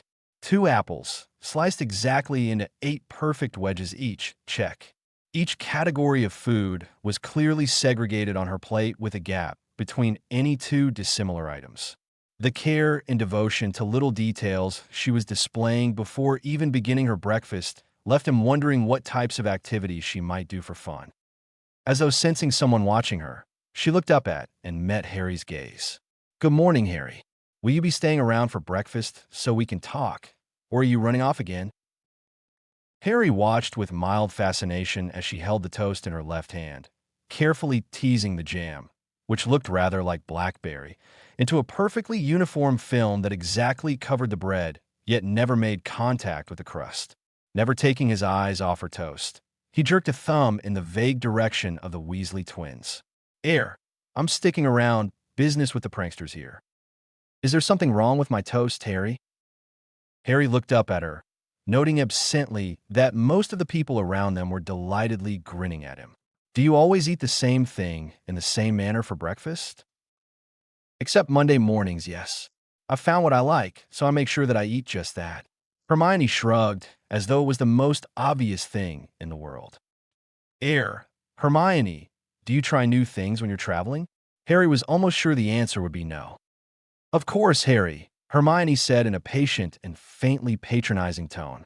"After all, you need to adopt local customs when in a strange place. Sometimes I even find things I like better than what I usually eat, which I always try to get the recipe for. Then I can have it on my schedule." Harry blinked a couple of times, while Ginny laughed outright. "Schedule? You have a schedule for your diet?" Hermione reached in her bag and pulled out a small planner. "Certainly. How else can you maintain a balanced diet if you don't keep track of what you're eating?" Everyone else seemed to be calmly accepting of Hermione's peculiar behavior, so Harry just gave up and resumed eating his own breakfast. Hermione, however, had other plans. "So, Harry, can we talk?" Harry nodded while chewing his bacon, waiting to see what she would come up with. Hermione smiled at him with a hint of excitement showing up on her face as she delved into her bag again and pulled out a parchment with a long list of questions as well as a quill and ink. "Right. First, I wanted to ask you about magic, then about some things on warm mages I found in the library. Is that okay with you?" Harry glanced at Fred and George and noted they were mostly done with their breakfasts and were studiously trying not to laugh at Harry's predicament. Ginny was still eating, but would probably be done in another couple of minutes. Harry looked back at Hermione while shaking his head. "We've got some things we need to go over shortly, Hermione, so how about if we get through a few questions for now and try to take on the others during lunch, right?" Hermione seemed a little disappointed at Harry's unavailability, but she was covering it well. "First, you said that the only real question was whether the Chinese had invented Latin. Obviously, they didn't. Our spells are based on Latin roots. Are you trying to say that the words are irrelevant?" Harry smiled at her long route to arrive at a simple question. "Not at all. To learn a spell, the words are very important, even critical. Without the words, you'll never get your magic to work right." Hermione stared at Harry for a long moment before scribbling down on her parchment. Harry leaned over to see her write down exactly what he said. Rolling his eyes at Fred and Ginny, Harry sat back and looked around as he awaited the next question. Dean and Seamus were talking to the two girls Harry had brushed off during the feast, Larvati and Pavender or some such. Based on the giggles alone, it was something he had no interest in anyway. That doesn't make sense, Harry. If the words are important, then how can you make anything work by saying tweet tweet? Hermione was rubbing the side of her head with the back of the quill, staring at her breakfast as though the answer would appear among the orderly food collection. Harry sighed.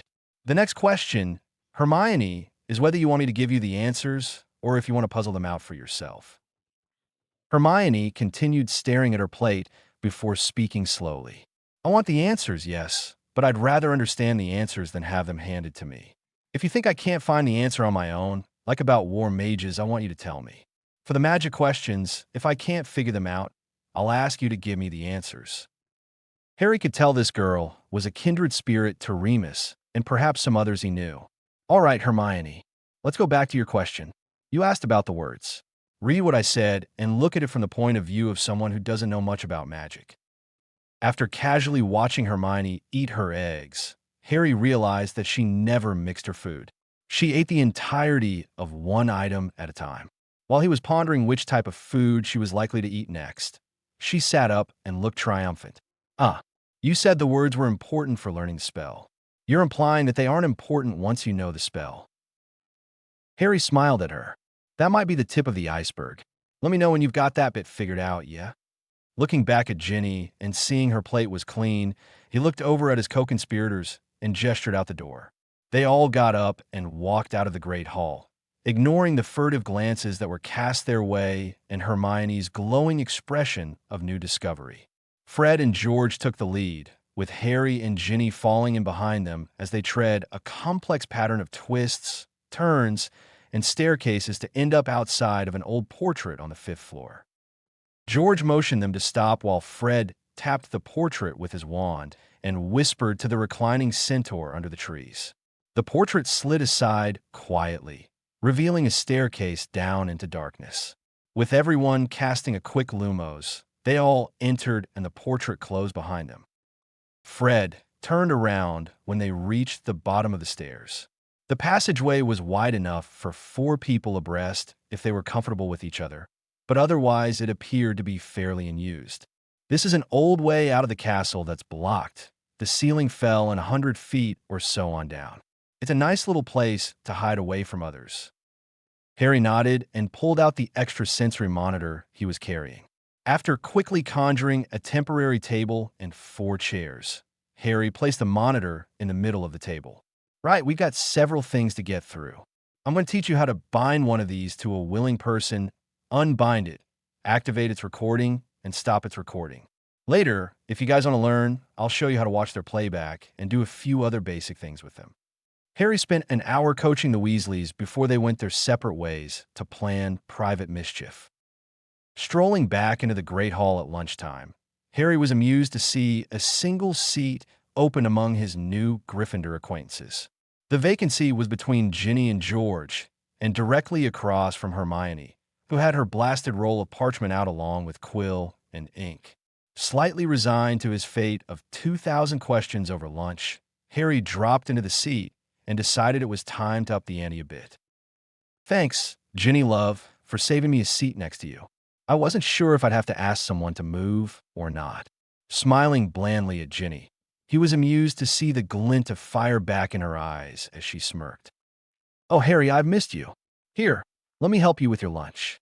Ginny proceeded to put together a sandwich identical to the one he had made the previous day, but been unable to enjoy. Was that right, love? Harry had to admire her skills and was sure she would be a mean poker player. Close enough, Gin. After pouring himself a goblet of pumpkin juice, he was unsurprised when Ginny nicked it from him. Let me know if I need more of my goblet, right? He asked her, taking her goblet and pouring his own drink. He looked over at Hermione to see a faint smirk on her face. Oh, don't look at me like that, Hermione. Wasn't that Ron you went into the cupboard with on the 7th floor? Hermione's face went milk white as all the Weasleys except Ron let out a whoop of glee. Ickle Ronikins. How long has this been going on? Fred demanded. Harry just smiled smugly at Hermione. How did you know? She demanded of Harry. We're always careful not to be seen. Realizing her mistake too late, she blushed dark red and tucked her head into her arms, groaning. Fred and George looked like Christmas had come early. Harry only patted Hermione on the top of her head and gave his patented answer. Trade secret, Hermione. Saw the... Ginny looked pointedly at her brother. And who was it that was telling everyone last year you were just friends? How long has this been going on? Ron and Hermione were both red-faced and refusing to talk, but Harry was amused at their discomfort. Harry watched as the siblings gave each other grief for a few minutes before everyone settled back to eat their respective lunches. Ginny leaned over and whispered to Harry, "Thanks. You have no idea how long we've been trying to catch them in the act." Harry chuckled in response, watching Hermione absently while he ate the fruit he picked off the serving plates. Reaching down to grab his sandwich, he was flustered to realize it was missing. Ginny, however, had a self-satisfied look as she openly savored the sandwich she had made for him. "Too slow, Harry. Too slow," she gloated. Hermione, clearing her throat, interrupted his plans for the next move against the unpredictable redhead. Harry glanced back at Hermione as she pointedly asked him, "You said we could talk over lunch, right?" Resigned, Harry just nodded as he assembled his new sandwich. This was difficult as he found himself fending off Ginny's attempts to liven it up with more spices and other ingredients he was unable to identify. Finally giving it up as a bad job, he leaned back and let Ginny go wild. "Go ahead," he said in resignation. In hindsight, he supposed either girl could have interpreted it the way she wanted, but the identical looks of glee on Ginny and Hermione's faces made him wonder just how much time they spent together. So we've established that the words are only important for learning the spell. Once you've learned the spell, the words are less relevant. You suggested it was the tip of the iceberg, meaning there's a mountain under the simple statement you gave me. So the next question I want to ask you is, what do the words actually do when you're learning a spell? Harry sighed as Hermione once again took the long way to ask an easy question. "What are words?" Ron groaned. "Not this again, please." He looked like someone had killed his favorite pet. Hermione hit Ron softly on the back of the head. "Just because you never appreciated the argument on whether there can be any thought without communication, Ron, doesn't mean others have the same limits." Harry laughed. "What?" she demanded. "You asked me what the words do when you're learning a spell, but you already know the answer." Harry gently pointed out. "Edo." Harry nodded. "You just said it." Ginny elbowed him in the ribs, and he looked down to see his sandwich with all kinds of things he was unsure of sticking out of it. Taking a hesitant bite, he was pleasantly surprised to find it tasted quite good, except for the olives. Putting the sandwich back down to pick off the olives, Harry thanked Ginny with a quiet murmur before going back to eating while Hermione kept staring at Harry. "I did," she finally asked. Harry nodded patiently. Ginny leaned over and whispered, "Did she just say that there could be no thought without communication?" Harry nodded again. "That's what the words do." Harry smiled at her. "But what thought?" Harry grinned, evilly while eyeing her slowly from head to toe. "Which words?" he whispered back at her. "Sensational? Voluptuous? My fallen angel." Ginny flushed slightly before hitting him on the shoulder. "Pervert. What thoughts do the words trigger when learning spells?" Harry shrugged absently while he finished off his sandwich. Hermione was now dividing her glare between both Harry and Ginny, although Ginny seemed just as impervious as Harry. Ginny leaned back over to Harry to continue their whispered conversation. "Is that why some spells make you feel funny? Like sad, or happy, or a little bit sick inside?" Harry paused, wondering at the implications of that statement. Making a mental note to revisit this conversation tonight in his sensory monitor's playback, Harry nodded again at Ginny. "That's part of it. You'd have to be pretty sensitive to pick that bit up, though." Ginny lapsed into thoughtful silence while drinking her juice. Hermione, however, reached her breaking point. "Ginny figured it out, didn't she?" Ginny smiled sweetly back at Hermione, while Harry kept a half-smile plastered on his face. Hermione just scowled at them. "Fine then, let's talk about war mages since you're not helping me along at the moment." Harry grabbed another apple and waited for Hermione to start again. I read that there are 4 distinct categories to the War Mage: student, apprentice, mage, and mentor. You're an apprentice, since you wear both emblems, but not the silver chain of full status, right? Harry nodded. That was a fairly basic question with an obvious answer.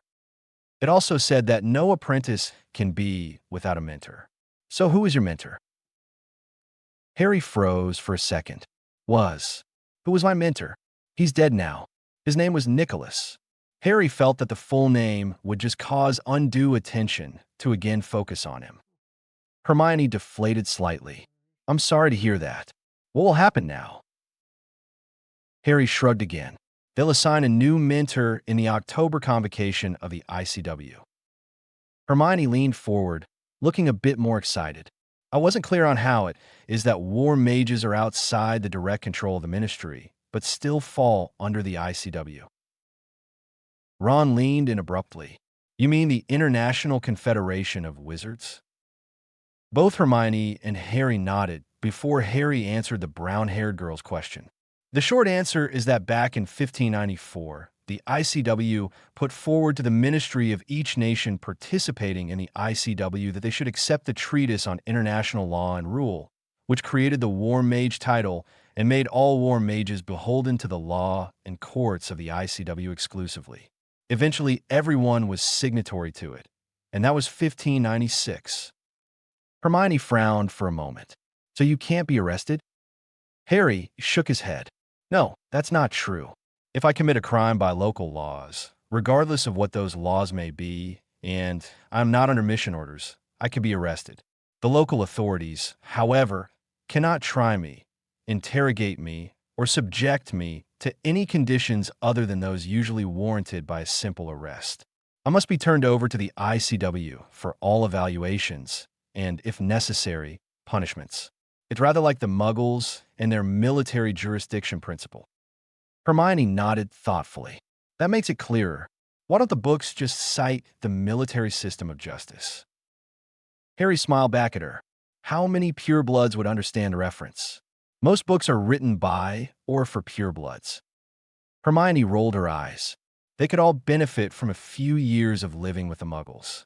Parchment and quills are quaint and fun at first, but after that, they're just tedious. Harry laughed before asking, half-blood or Muggle-born? Muggle-born. Hermione absently turned back to her list of questions, checking off items or making a few notes as she went down the list. Right, so the next question. I can find several famous war mages and even mention of battles and wars they were involved with, but nothing actually talks about what you do or how you train. What can you tell us? Harry put his head in his hands for a minute to collect his thoughts, glancing around at all the people deliberately trying to listen into the conversation. He had little choice on what he could reveal. Look, I'll tell you a bit, but there are a lot of things I'm not allowed to tell you. I've got things I need to do too. So this will be the last question for now. You can ask more later, right? Hermione nodded eagerly.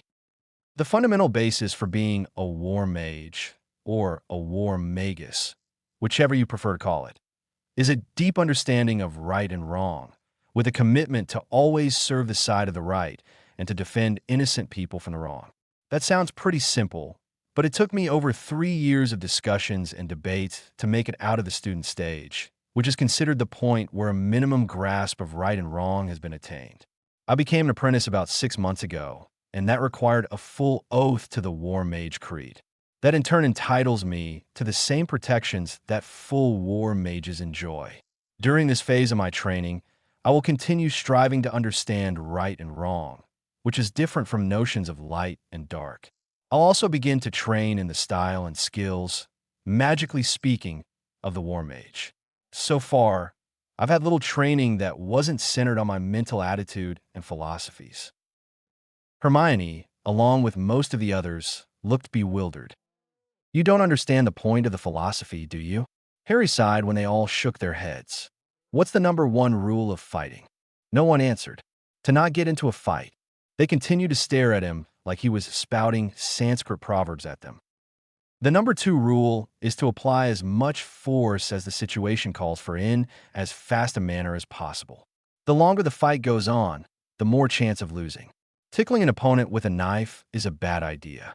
Respond with the force needed, but not more, and end the fight quickly. But above all else, avoid the fight if at all possible. Why should you avoid the fight? Harry waited, but no one answered. It's simple. Do you want to die? Getting into a fight is placing your life on the line. You may not think so, but it's true.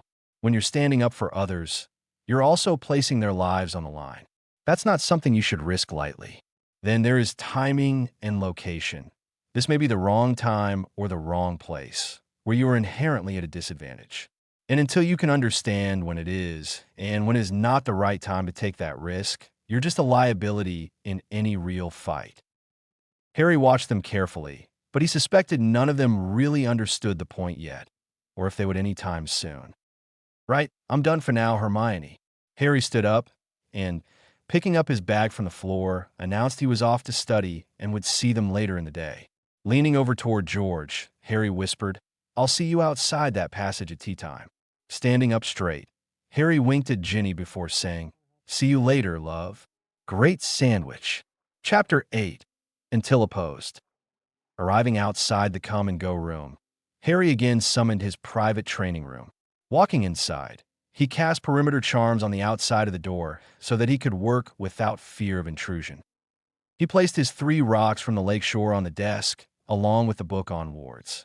Turning back to the book's discussion of buffers and moving wards, Harry studied the diagrams of theories before picking up the first rock, a mostly opaque collection of white quartz.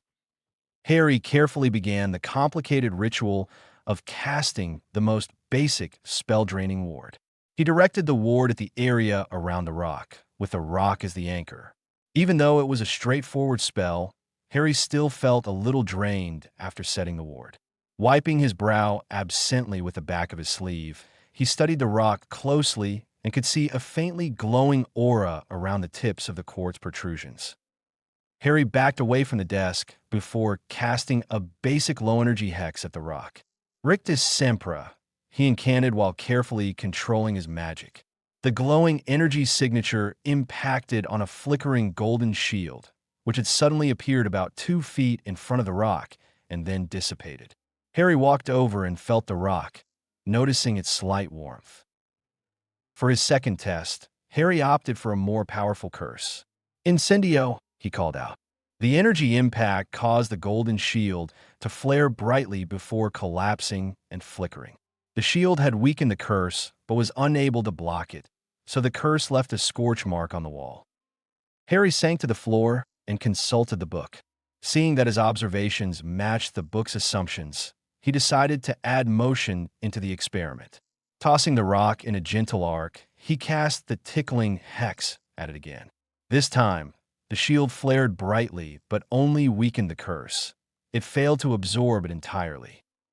After consulting the book's instructions on adding buffers to strengthen wards, Harry went through the ritual to embed a buffer and link it to the magical field. He was surprised at how tired it left him. He was breathing heavily and sweating freely. He wondered why the book failed to mention how much effort it took to place wards. Then again, the book had come from Dumbledore's private library, so he surmised that the intended readership knew better than to randomly experiment with setting wards.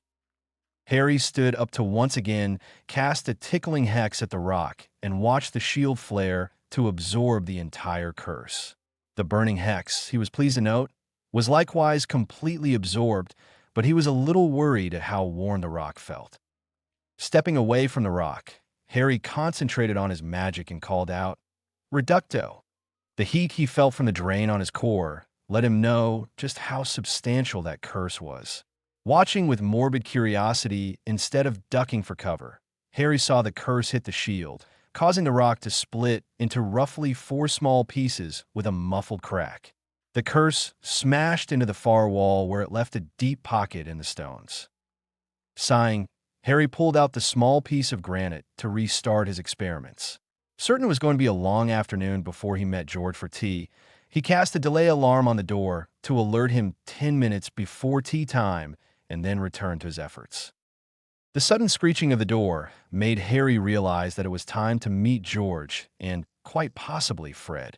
Having destroyed both the quartz and granite rocks, he found that the unknown rock would take a buffer and weak ward.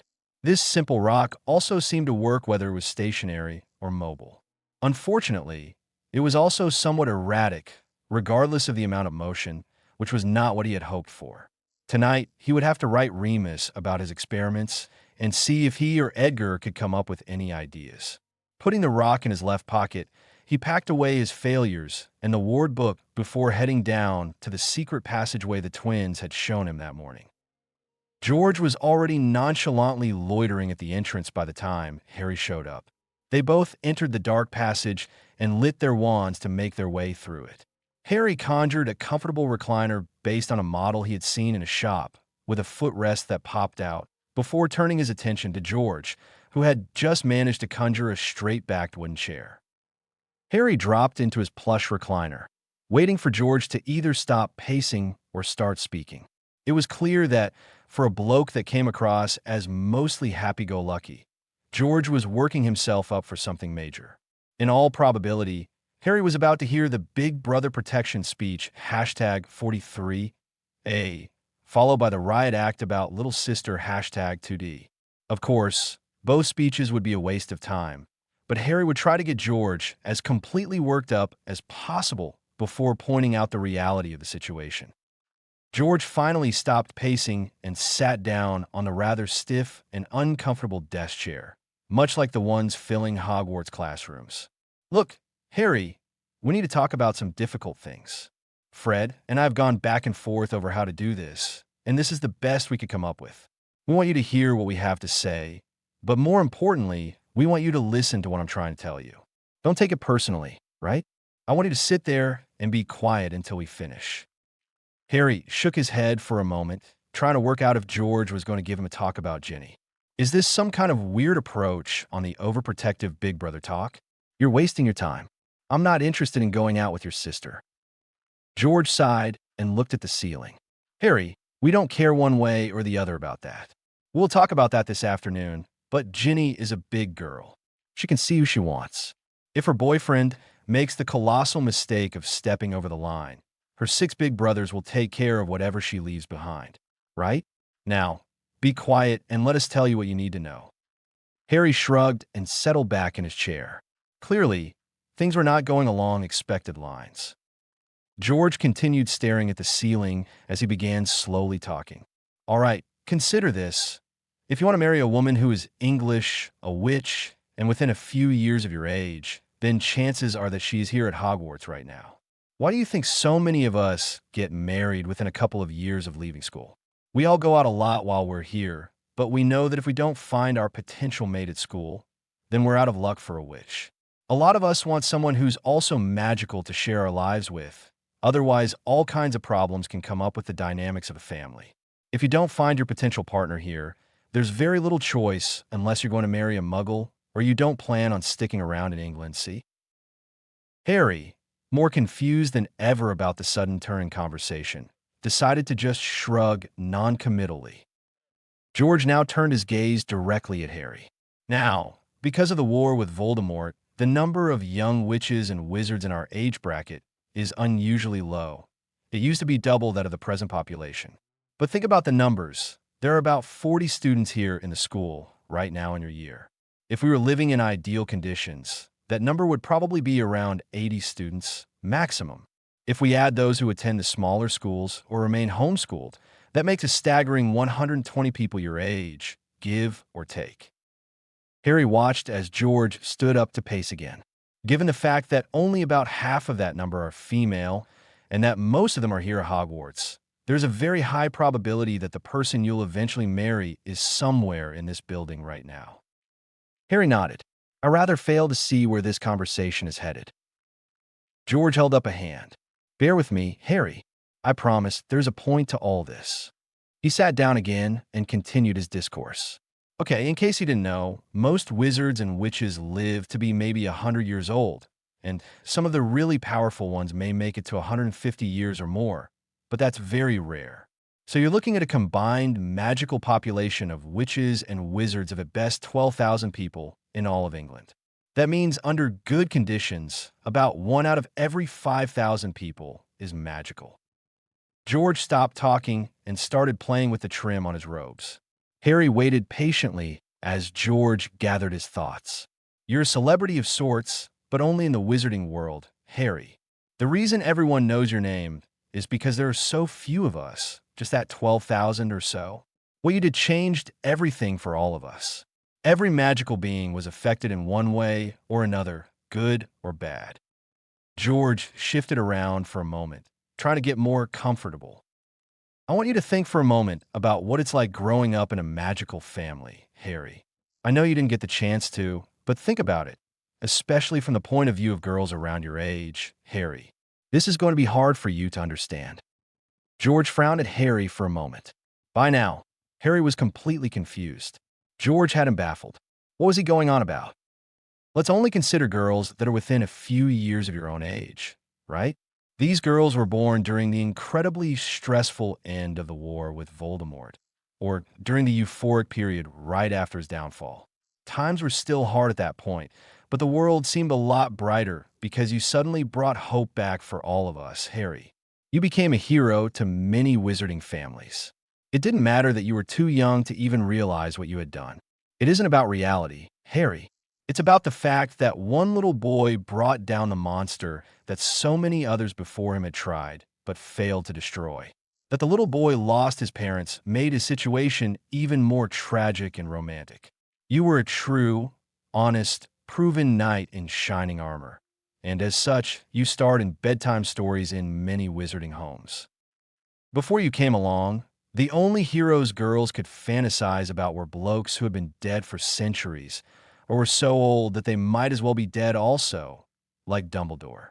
Harry gave an appreciative snicker at George's last comment. And then suddenly, here you were, the boy who lived, the perfect person to dream about and sigh over. Poor little orphan Harry Potter who triumphed over the evil villain. George wiped away an imaginary tear. You became every young, and maybe not so young, witch's fantasy. The gallant knight who would sweep them off their feet and carry them off into the sunset. That one was a popular story, but some of the fantasies we've heard about you, well, never mind. George flushed as he appeared to recall some of the more disturbing stories about Harry that he had listened to when he was younger. Harry, in turn, felt his cheeks burn, his imagination of what those dreams about him might have implied sufficiently embarrassing. George cleared his throat uncomfortably. Okay, now you're this hero, this knight in shining armor, come to save everyone. And at the same time, you're sent off to live with your muggle relatives. The air of mystery becomes even more palpable. No one knows what's going on with you despite your being the wizard of the hour. For years, the only information we could obtain about famous Harry Potter came from what the papers would print about you, and there were mostly rumors about where you were, what you looked like, unsubstantiated sightings, that sort of rubbish. Despite the lack of accurate information, no one was willing to let go of your story and let your name fade into the background. George started to look rather uncomfortable. This was especially true of the Ministry of Magic. That lot exploited your fame to further its own reputation. They soon realized that the mere mention of your name boosted morale and kept people from asking too many questions about their own shortcomings. They could get support for whatever they wanted to do. It wasn't right. It wasn't fair, but that's the way it happened. With me so far. Harry felt torn between amusement and disgust. He had never had any love for the Ministry, and these revelations only confirmed his low opinion of them. Taking Harry's silence as permission to continue, George restlessly rose to his feet before resuming his narrative. One of the biggest headaches of the Ministry was this pureblood fixation by some of the old wizarding families. They've always campaigned for discrimination against those witches and wizards who were not of pure wizarding stock. This idea has been around since the beginning of time in one form or another, but it was always done in the background, with bribery and well-placed proponents in the Ministry. All of this changed with Voldemort. He openly declared war on those who were not pureblood. George gazed at Harry, his face grave. We were told stories about how kids weren't even allowed out of the house to play. It simply wasn't safe to be out on the streets, or even in our own garden. All that changed when you defeated him. After his downfall, things got better. Kids were allowed to visit friends, run around where they wanted. Everyone breathed a sigh and relaxed. The evil wizard was gone. A few years before you were supposed to enter Hogwarts, the rumors and whispers started again. People began disappearing. Most were never found. A few did turn up, but they were too far gone, their minds empty husks. Very few people were aware of these disturbing events, as the ministry took great pains to keep everything quiet. But our dad works in the ministry, so we heard what was really happening. George drew himself up proudly. Our family has always held that the purism dogma is crap, so we're reviled by the purists as blood traitors. George snorted scornfully and ran his hands through his hair.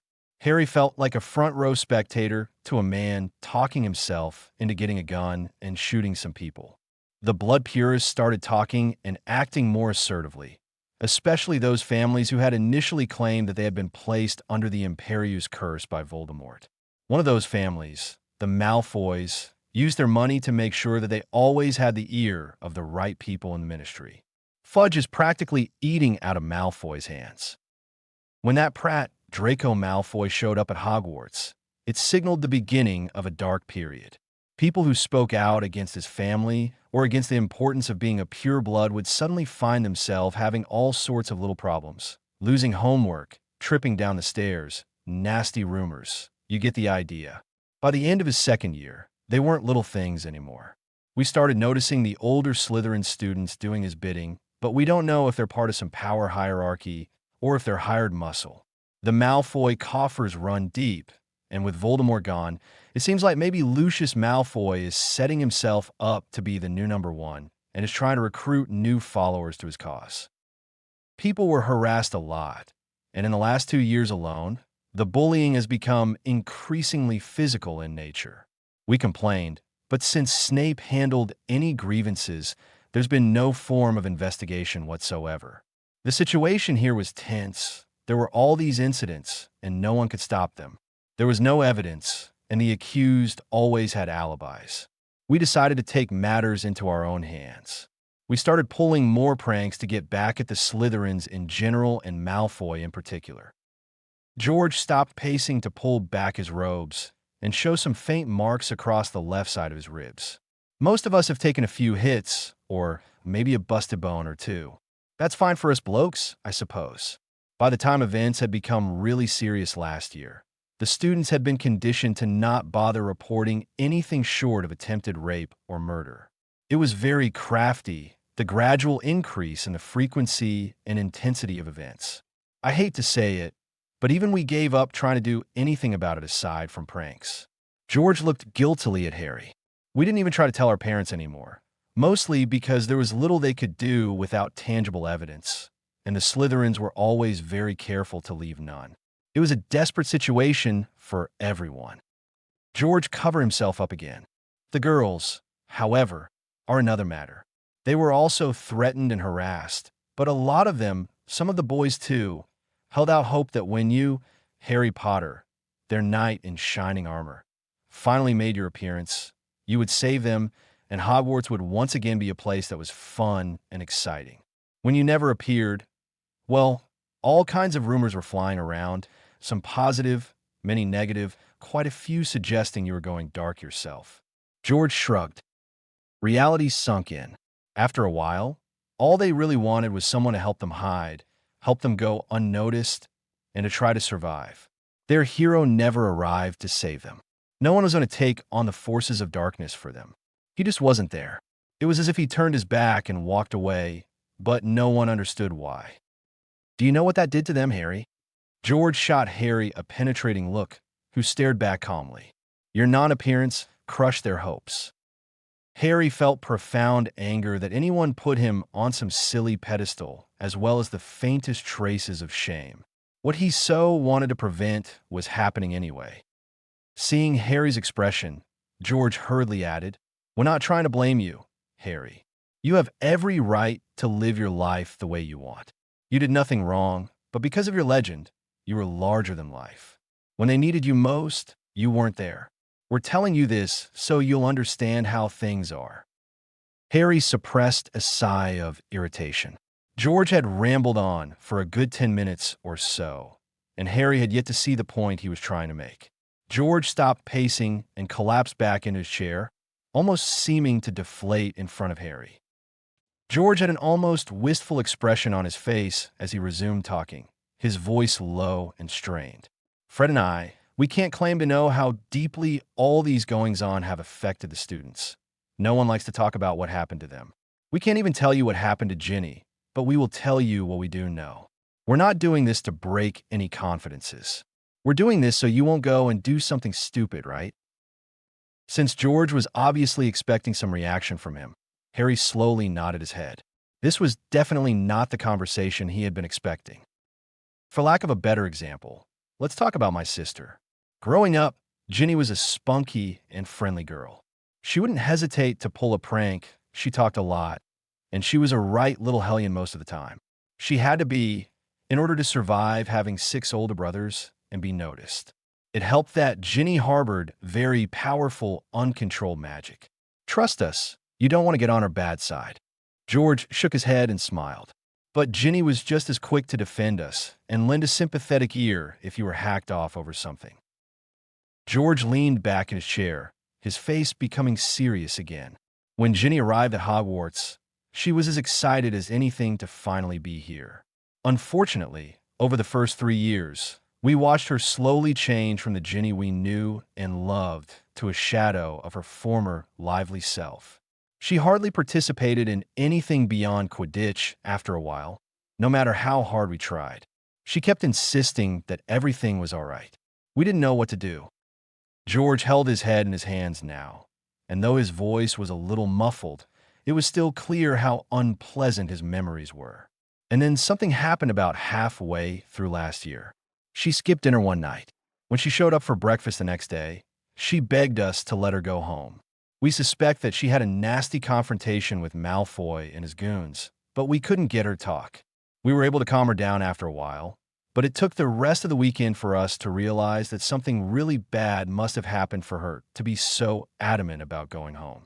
There wasn't any real physical evidence of anything, but emotionally, she was a complete mess. She wasn't doing very well in her classes, she avoided talking to anyone, and she steered clear of the Slytherins. We made sure at least one of us or someone she trusted was with her at all times because we noticed that those tossers seemed determined on stalking her. It got a little rough when she wasn't looking, but we kept her as safe as we could. She was like that for about a month or so, and then some of the old Ginny seemed to resurface. She became obsessed with learning how to fight back, both magically and the Muggle way. She was always asking us and the Muggle-born kids to teach her stuff. We didn't really know more than what they taught us in class, but we tried anyway. George shrugged. We made an effort to keep her spirits up, encouraging her interest in defending herself. She pestered us nonstop to show her more hexes and curses, and she devoured defense texts. We reckoned she realized no one was going to save her, so she had better learn to save herself. We tried to keep her spirits up, but she knew that we hadn't been there when it counted and that it would happen again. Our old Ginny never really came back, Harry, but we're learning to live with this new Ginny. Mom was in a right state this past summer, not knowing how to handle her own daughter. George leaned back in his chair. Harry had no idea how to react to this information, but he could tell George had more to drive home. So now we come to today. We want you to think really hard about what's happened since you showed up on that train, Harry. You came in, the lost night, shrouded in mystery, and literally took on 3 of the worst Slytherins. You overpowered them, got them chucked out, and had them arrested just like that. George snapped his fingers for emphasis. Then, for an encore, you challenged the head of Slytherin House, the slimy Git, and took him down as well. You've taken on the bad guys, you won the first round, and according to our Quidditch girls, you're a right handsome bloke. What do you think is going on in everyone's mind right now? All those people who had given up hope, all those girls who fantasized about you. What do you suppose they're making of this entire ruckus you managed to stir up in just 2 days? George leaned forward and stared hard into Harry's eyes. It may not even matter to you, Harry, and it sure as hell isn't fair, but because of who you are, Whatever you do, be it as trivial as breathing loudly, all your actions have repercussions. You need to realize just how much the people out there need you, whether you like it or not. So whether you're here to stay or just passing through, try not to act without thinking first, yeah? Harry merely raised his eyebrows at this, his expression as neutral as he could make it. We're speaking on behalf of all the students, and we are especially asking for Ginny's sake. She was completely broken after her encounter with those Burks, and it was hard to watch and not be able to do anything about it. She's been slowly recovering ever since. Her behavior yesterday and today was a surprise to us. We haven't seen her so Ginny since she started school 5 years ago. We want her to stay that way. Don't make things worse. We're begging you as her brothers, Harry, please, please, don't make things worse. George sat up straight and stared vacantly for a long minute. Right, well, there's nothing else we can think of except. His face split into a wide grin as he looked back at Harry. I suppose you realize you're the most desirable boyfriend a girl could have right now. And when you think about that whole population going out and marriage thing, your life is about to get rather interesting, Harry. George stood up and stretched his lanky frame. And Harry, if you and Ginny do decide to go out and not just flirt outrageously, well, that's between the two of you. We're just going to warn you about one thing. She still has bouts of accidental magic, even though that's supposed to stop once you start magical schooling. She's gone out with a couple of guys briefly, but they have a strange way of ending up in the hospital wing after each date. Romantic, yeah? Don't hack her off, and you'll be fine.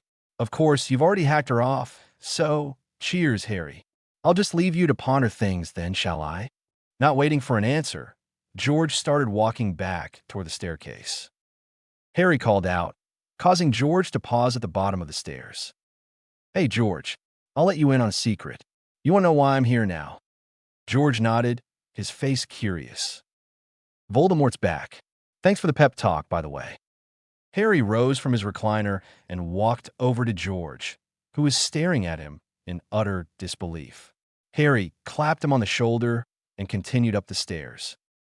I'll just leave you to ponder things then, shall I? Harry said, mimicking George's earlier flippant tone. He smirked briefly before strolling out into the hallway, leaving a shocked-looking George staring after him in mild horror. As Harry walked down the hallway, he decided that some fresh air would do him a world of good. In some ways, George's information had been expected and even known, but he had to admit that he had been disturbed by some of the revelations. Harry was troubled by the realization that even though he had tried his best not to let innocent people like Ginny Weasley become victims of the ongoing battle with Voldemort, they had suffered and were still suffering from the consequences of the war. He might not be the direct cause of the events in question, but the timeline George had presented matched too closely with his activities to be called a coincidence. As he exited the castle, a voice spoke in his ear. Well, Mr. Potter, what do you think about that? Harry was less than surprised that Floppy suddenly decided to start talking again. The hat would always poke and prod him after he learned something new, which, given his track record, typically meant something unpleasant. I think George is right, Floppy. They made me a hero, and then they fault me for not living up to their expectations. It's not particularly fair. I didn't ask for it, and I find the entire situation hypocritical. Floppy was silent until Harry reached the edge of the lake and started walking around it. Perhaps, Mr. Potter, the only person to not think of you that way is you. Harry wanted to tear the hat off and give it a good dunking in the lake, but he doubted it would appreciate the frustration he was feeling even if he did so. I don't care what others think, Floppy. I don't particularly need any of these people. I just don't want them to be fodder for that evil snake's plans. The hat fell silent. Harry continued his walk around the lake, knowing the hat was waiting for just the right moment to land a killing verbal blow, and then it would go back to ignoring him. Realizing he had no desire to eat with the other students, Harry decided to head into the kitchen for a private dinner. As he crossed the path up to main entrance, Floppy abruptly stirred. Regardless of what you may think, Mr. Potter, you need these people. Despite Harry's deliberate insults, barbs, and loaded statements, Floppy refused to say anything more on the topic of George's monologue. Studying the remains of his dinner, Harry felt uncomfortable both with his attempts to bully Floppy into talking and the unease that had been settling over him since George gave him a level of insight that he wished he never had earned. The elf's sudden scurrying about and loud chatter made him look up. He saw Dumbledore walk into the kitchen, his blue eyes twinkling as he caught sight of Harry. "Ah, Harry, I was told you might be here. Dinner is over and most of the students have returned to their common rooms. Shall we proceed to our meeting?" Conceding that today was doomed to be a string of mild setbacks and partial successes, Harry thanked the elves for dinner and followed the headmaster back to his office. After securing the room, Dumbledore looked at Harry for a long moment before starting the conversation. "While I am disappointed, Harry, that young Mr. Malfoy and his friends have been expelled and we must resign ourselves to their choices, I am learning to be thankful that they are no longer here. I have spent some time going over the reports from Madame Pomfrey, and I am disturbed by what I have found. As you have repeatedly suggested, I have many questions for Severus when he arrives tonight. In the meantime, there are repercussions happening based on your actions." Dumbledore reached into his desk and pulled out a long golden chain with a heavily embossed pendant in a mixture of red and green. Dumbledore put it on, the engraving of Merlin's staff on one side clearly visible.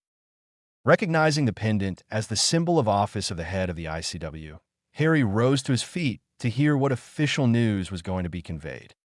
Dumbledore adjusted the pendant around his neck and began speaking.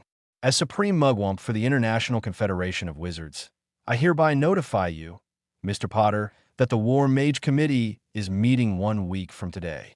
You are to apparate to Geneva at 2 o'clock in the afternoon, local time, in order to discuss recent events. Moreover, Mr. Potter, as you are not yet a full War Mage, a temporary mentor, Cyril Finer, has been assigned to you, and he will be here tomorrow evening to discuss your training.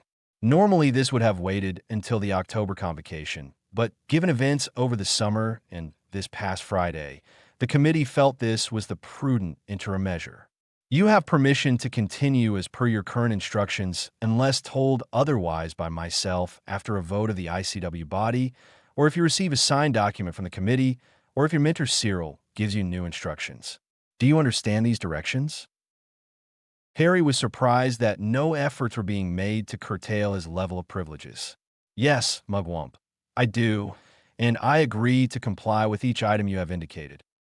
Dumbledore nodded briefly. "So mote it be, Mr. Potter." After Dumbledore removed the heavy chain and placed it back in his desk, Harry sat back down, feeling more comfortable. So far, the repercussions were surprisingly light for taking on Malfoy. With that bit out of the way, I was also asked to pass along a brief message from Cyril. He asked me to tell you that your sense of subtlety is reprehensible. Of course, this is a bit of a double standard, coming from the man who prevented the battle at Bash Shunny from becoming a slaughter by challenging Grindelwald's forces to individual melee combat.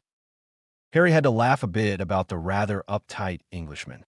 Cyril was a friend of Nicholas, and Harry was looking forward to seeing him again, even if he was prone to the disease of gross understatement of facts in any situation. Now, Harry, onto matters closer to home. Pausing to summon his tea set and pouring both of them a cup, Dumbledore leaned back to watch Harry. "You know, the reason I always have tea on is that the heat of the cup makes my hands feel warm.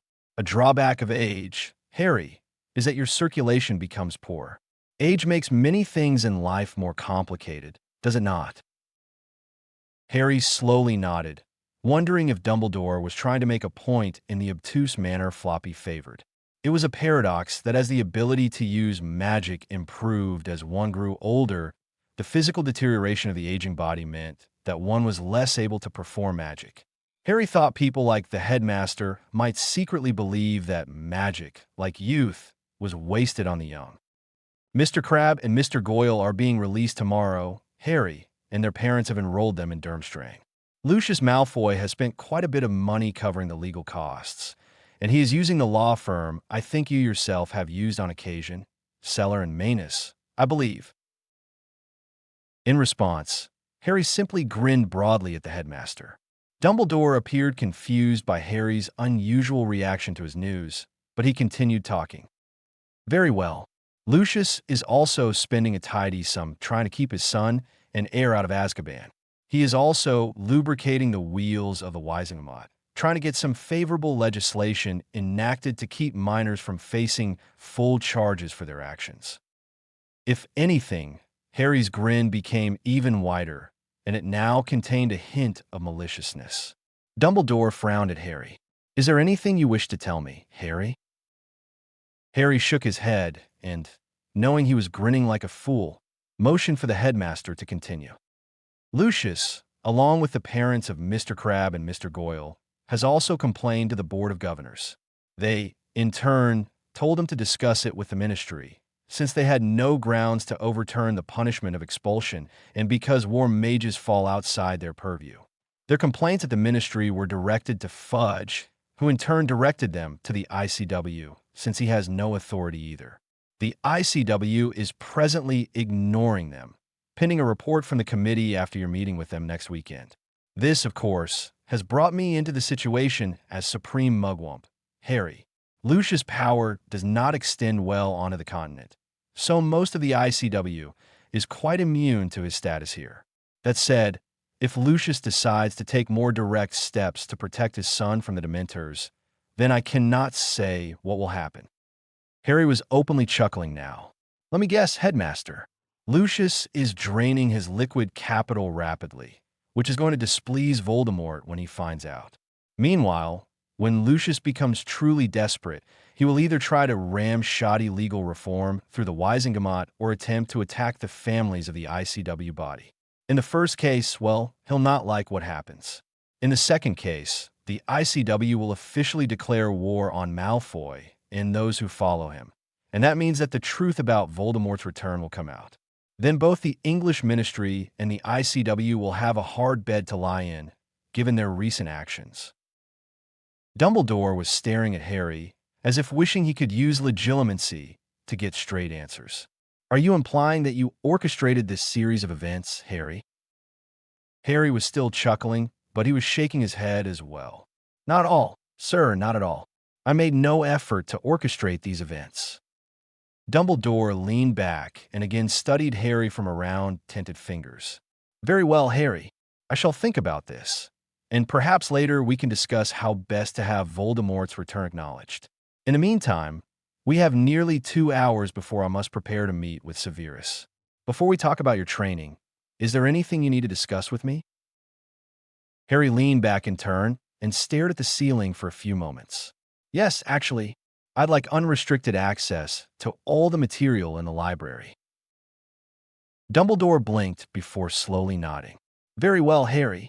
I can see the rationale, but I ask you to be careful, as some of the material in those books is not to be taken lightly. Drawing out a parchment, Dumbledore wrote a short note to authorize Harry's free access. Harry accepted the note with a nod and slid it into his bag. Let us then discuss your training. You mentioned previously that you have other tutors you need to see.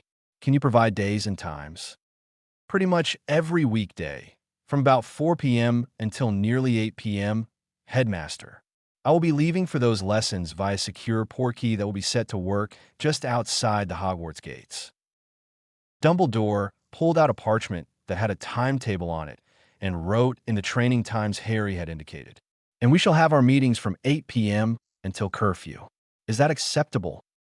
At Harry's nod, Dumbledore added the designated days and times and handed him the parchment. This is your schedule, Harry. You will receive it officially tomorrow morning during breakfast, but for now, let me explain a few things. Your schedule is in 2 patterns, the Monday, Wednesday, Friday group, and the Tuesday through Thursday group. With the first grouping, your first period is Herbology Theory with Mr. Longbottom. He's the most advanced student in your year and should be ideal for it. Following that is a double period of Practical Herbology to be held in the greenhouses. Next will be Care of Magical Creatures tutoring with Miss Weasley, as she has the best marks in your year and a bit of a natural touch, I suspect. Following this will be lunch, then a single period of Care of Magical Creatures Practical. After this, You'll sit through a single lesson of defense against the dark arts. While I doubt you will learn anything new, I think it would be good for you to see how the class is taught here, what your peers know, and to get to know Professor Moody. You'll have your afternoon free after 3 p.m., as you are overqualified for other subjects.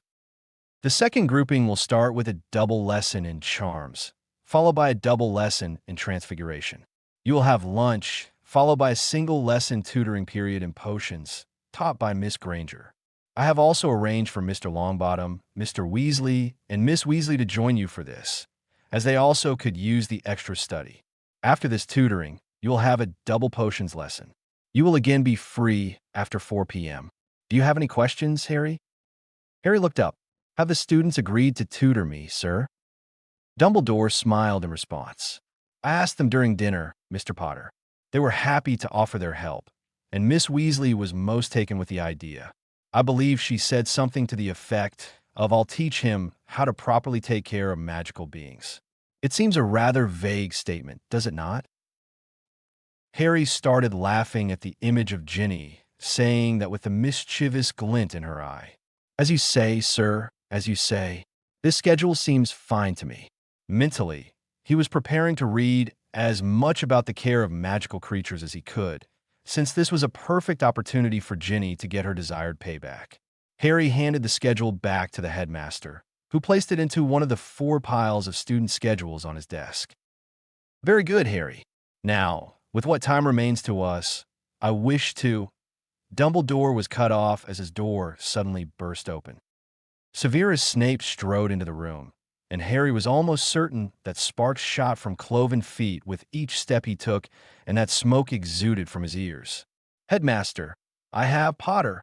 Snape spat out as he caught sight of Harry. The brat who thought he was better than a professor.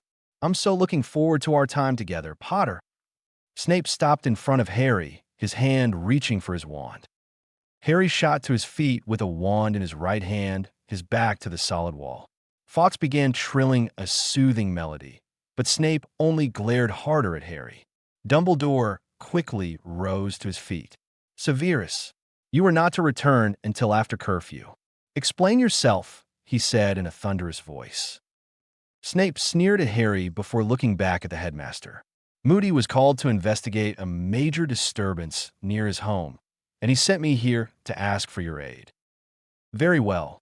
Dumbledore shot Snape a warning glance, and the potion's master slowly lowered his wand, still looking balefully at Harry. Harry, if you would please return to your house for the evening, Severus and I must deal with this. Pulling out an old teacup, Dumbledore tapped it with his wand and said, Portus. After both Dumbledore and Snape had disappeared, Harry put his wand back in his sleeve and turned to leave. Storming out of the headmaster's office, Harry fought hard to control his anger at Snape's insinuations.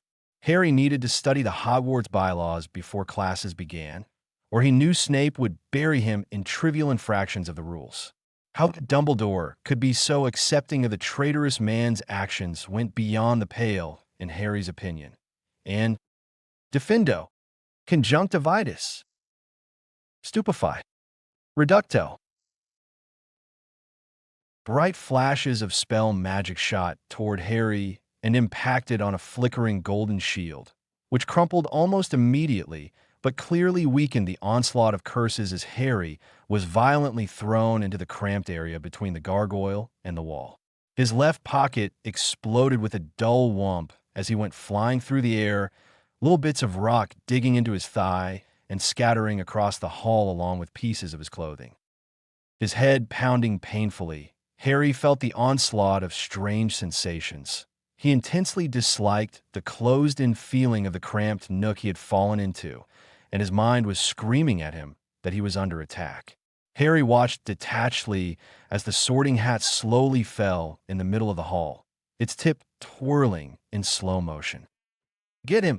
one boy's voice called out. "Get him!" Dudley shouted as Harry was trapped under the rubbish bins behind the school. Harry felt the panic of knowing he was unable to move and was about to receive a vicious beating. "He's not getting away," a different boy's voice called out. "He's not getting away," Piers Polkiss shouted back, the tall but scrawny 6-year-old swinging a thick stick and smashing it across the back of Harry's leg. The muffled crack of the stick breaking, accompanied by the wave of pain, terrified Harry. With an inarticulate cry of rage, Harry shot to his feet, his left hand flicking down as a wand slid into his grip, his right hand reaching to his left hip and grasping the hilt of a katana that had no sheath. As he pulled the hilt out, the blade grew from nothingness into a quicksilver flash of lethal steel. Incendio! One of the girls shouted with her arm extended, the fire of hate in her eyes.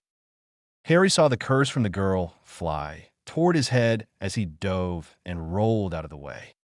Defendo! The first boy tried to curse him again. Harry could see the faces of the other children through his tears, all the boys egging each other on to kick him or hit him. Harry regained his feet, his left hand flicking his wand to make a shimmering shield appear and deflect the cutting curse, even as his right hand swept the katana across from right to left in a classic Shokisu slice. The girl with hate in her eyes screamed in agony as she suddenly saw her arm below the elbow lying on the floor, her wand still clutched in the now useless hand. Spinning slightly, Harry put the girl between him and the other attackers as the next round of curses flew, and he shoved her hard in the back. "Reducto!" screamed one of the boys. "Reducto!" the other girl echoed. "Incarcerus!" roared the other boy. Harry propelled the wandless girl forward with enough force for her to absorb all 3 curses. Her body wrapped up tightly in ropes, she fell under the dual reductor curses. Harry shot to one side and made a circular stabbing motion with his wand while sharply calling out, "Foro," directing the spell at the other girl. As the spell hit her, the girl stared dumbly at her stomach. It looked like someone had punched a hole all the way through her. Staring blankly at Harry, she sank to her feet, never realizing that she had collapsed on top of an old hat, which was giving off a faint blue glow. His cries of pain were ignored as they kicked him repeatedly, until he finally crawled behind a bin, and they gave up trying to drag him out. Harry charged toward the second boy, who immediately started to backpedal, desperately trying to throw another reductor curse at Harry. The first boy, clearly starting to panic, shouted, "Sectum Sempra!" Ash frantically moved away from Harry. Harry had no idea what the first boy's spell would do, so he dropped to the floor in a smooth roll, causing both of the curses to completely miss him. Harry rolled back to his feet with his katana held low, and he non-verbally summoned the second boy. As the boy flew towards him, Harry planted the far tip of the blade on the boy's opposite hip, and, using the boy's momentum, Harry drew a long horizontal slice across the bottom of his belly before sharply twisting the blade up his side, letting nature take its course. Silently, Harry swore to himself that, one day, when he could stop bullies, he would. In the meantime, he needed to learn how to survive in order to reach that one day.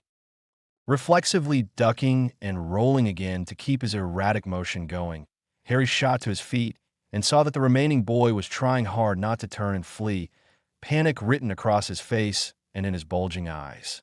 "Reducto," thought Harry. At the same time, the boy said it aloud.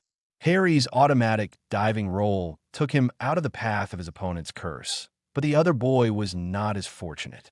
Harry's curse struck him squarely in the center of his chest, and he toppled backwards, a look of utter shock on his face.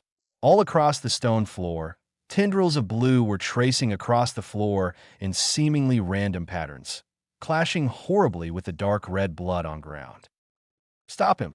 The scream came from behind him and left Harry in a horrible place, fear clawing at his insides. He was facing the wrong way, completely exposed, unknown assailants closing on him. "Stop him!" Wormtail shouted as Nicholas was struggling to get back to his feet from the surprise attack, Harry trapped beneath him. Lucius' killing curse took the glimmer of energy, the hint of mischief, the glow of love out of the eyes of Harry's virtual grandfather. Harry released his bindings on his magic and concentrated hard on the wandless area, stunning spell, the only thing that could buy him the seconds he needed to regroup. A rolling ring of magic shot out from his body, and his skin felt like it was on fire. Harry dropped into a back roll and came up spinning to face the rest of the attackers. Two tall boys were down on the ground, having fallen to either side of a petite girl. Raising the katana high over his head for a full skull-cleaving min-attack, he dimly registered her look of both horror and extreme anger before he saw an immense wave of raw magic shoot out from her and catch him in the chest. He flew through the air once more to hit the wall with a sickening crunch. Stunned, Harry heard screams and the sound of running feet nearby, and as he felt unconsciousness take him, he wondered faintly at the meaning of it all.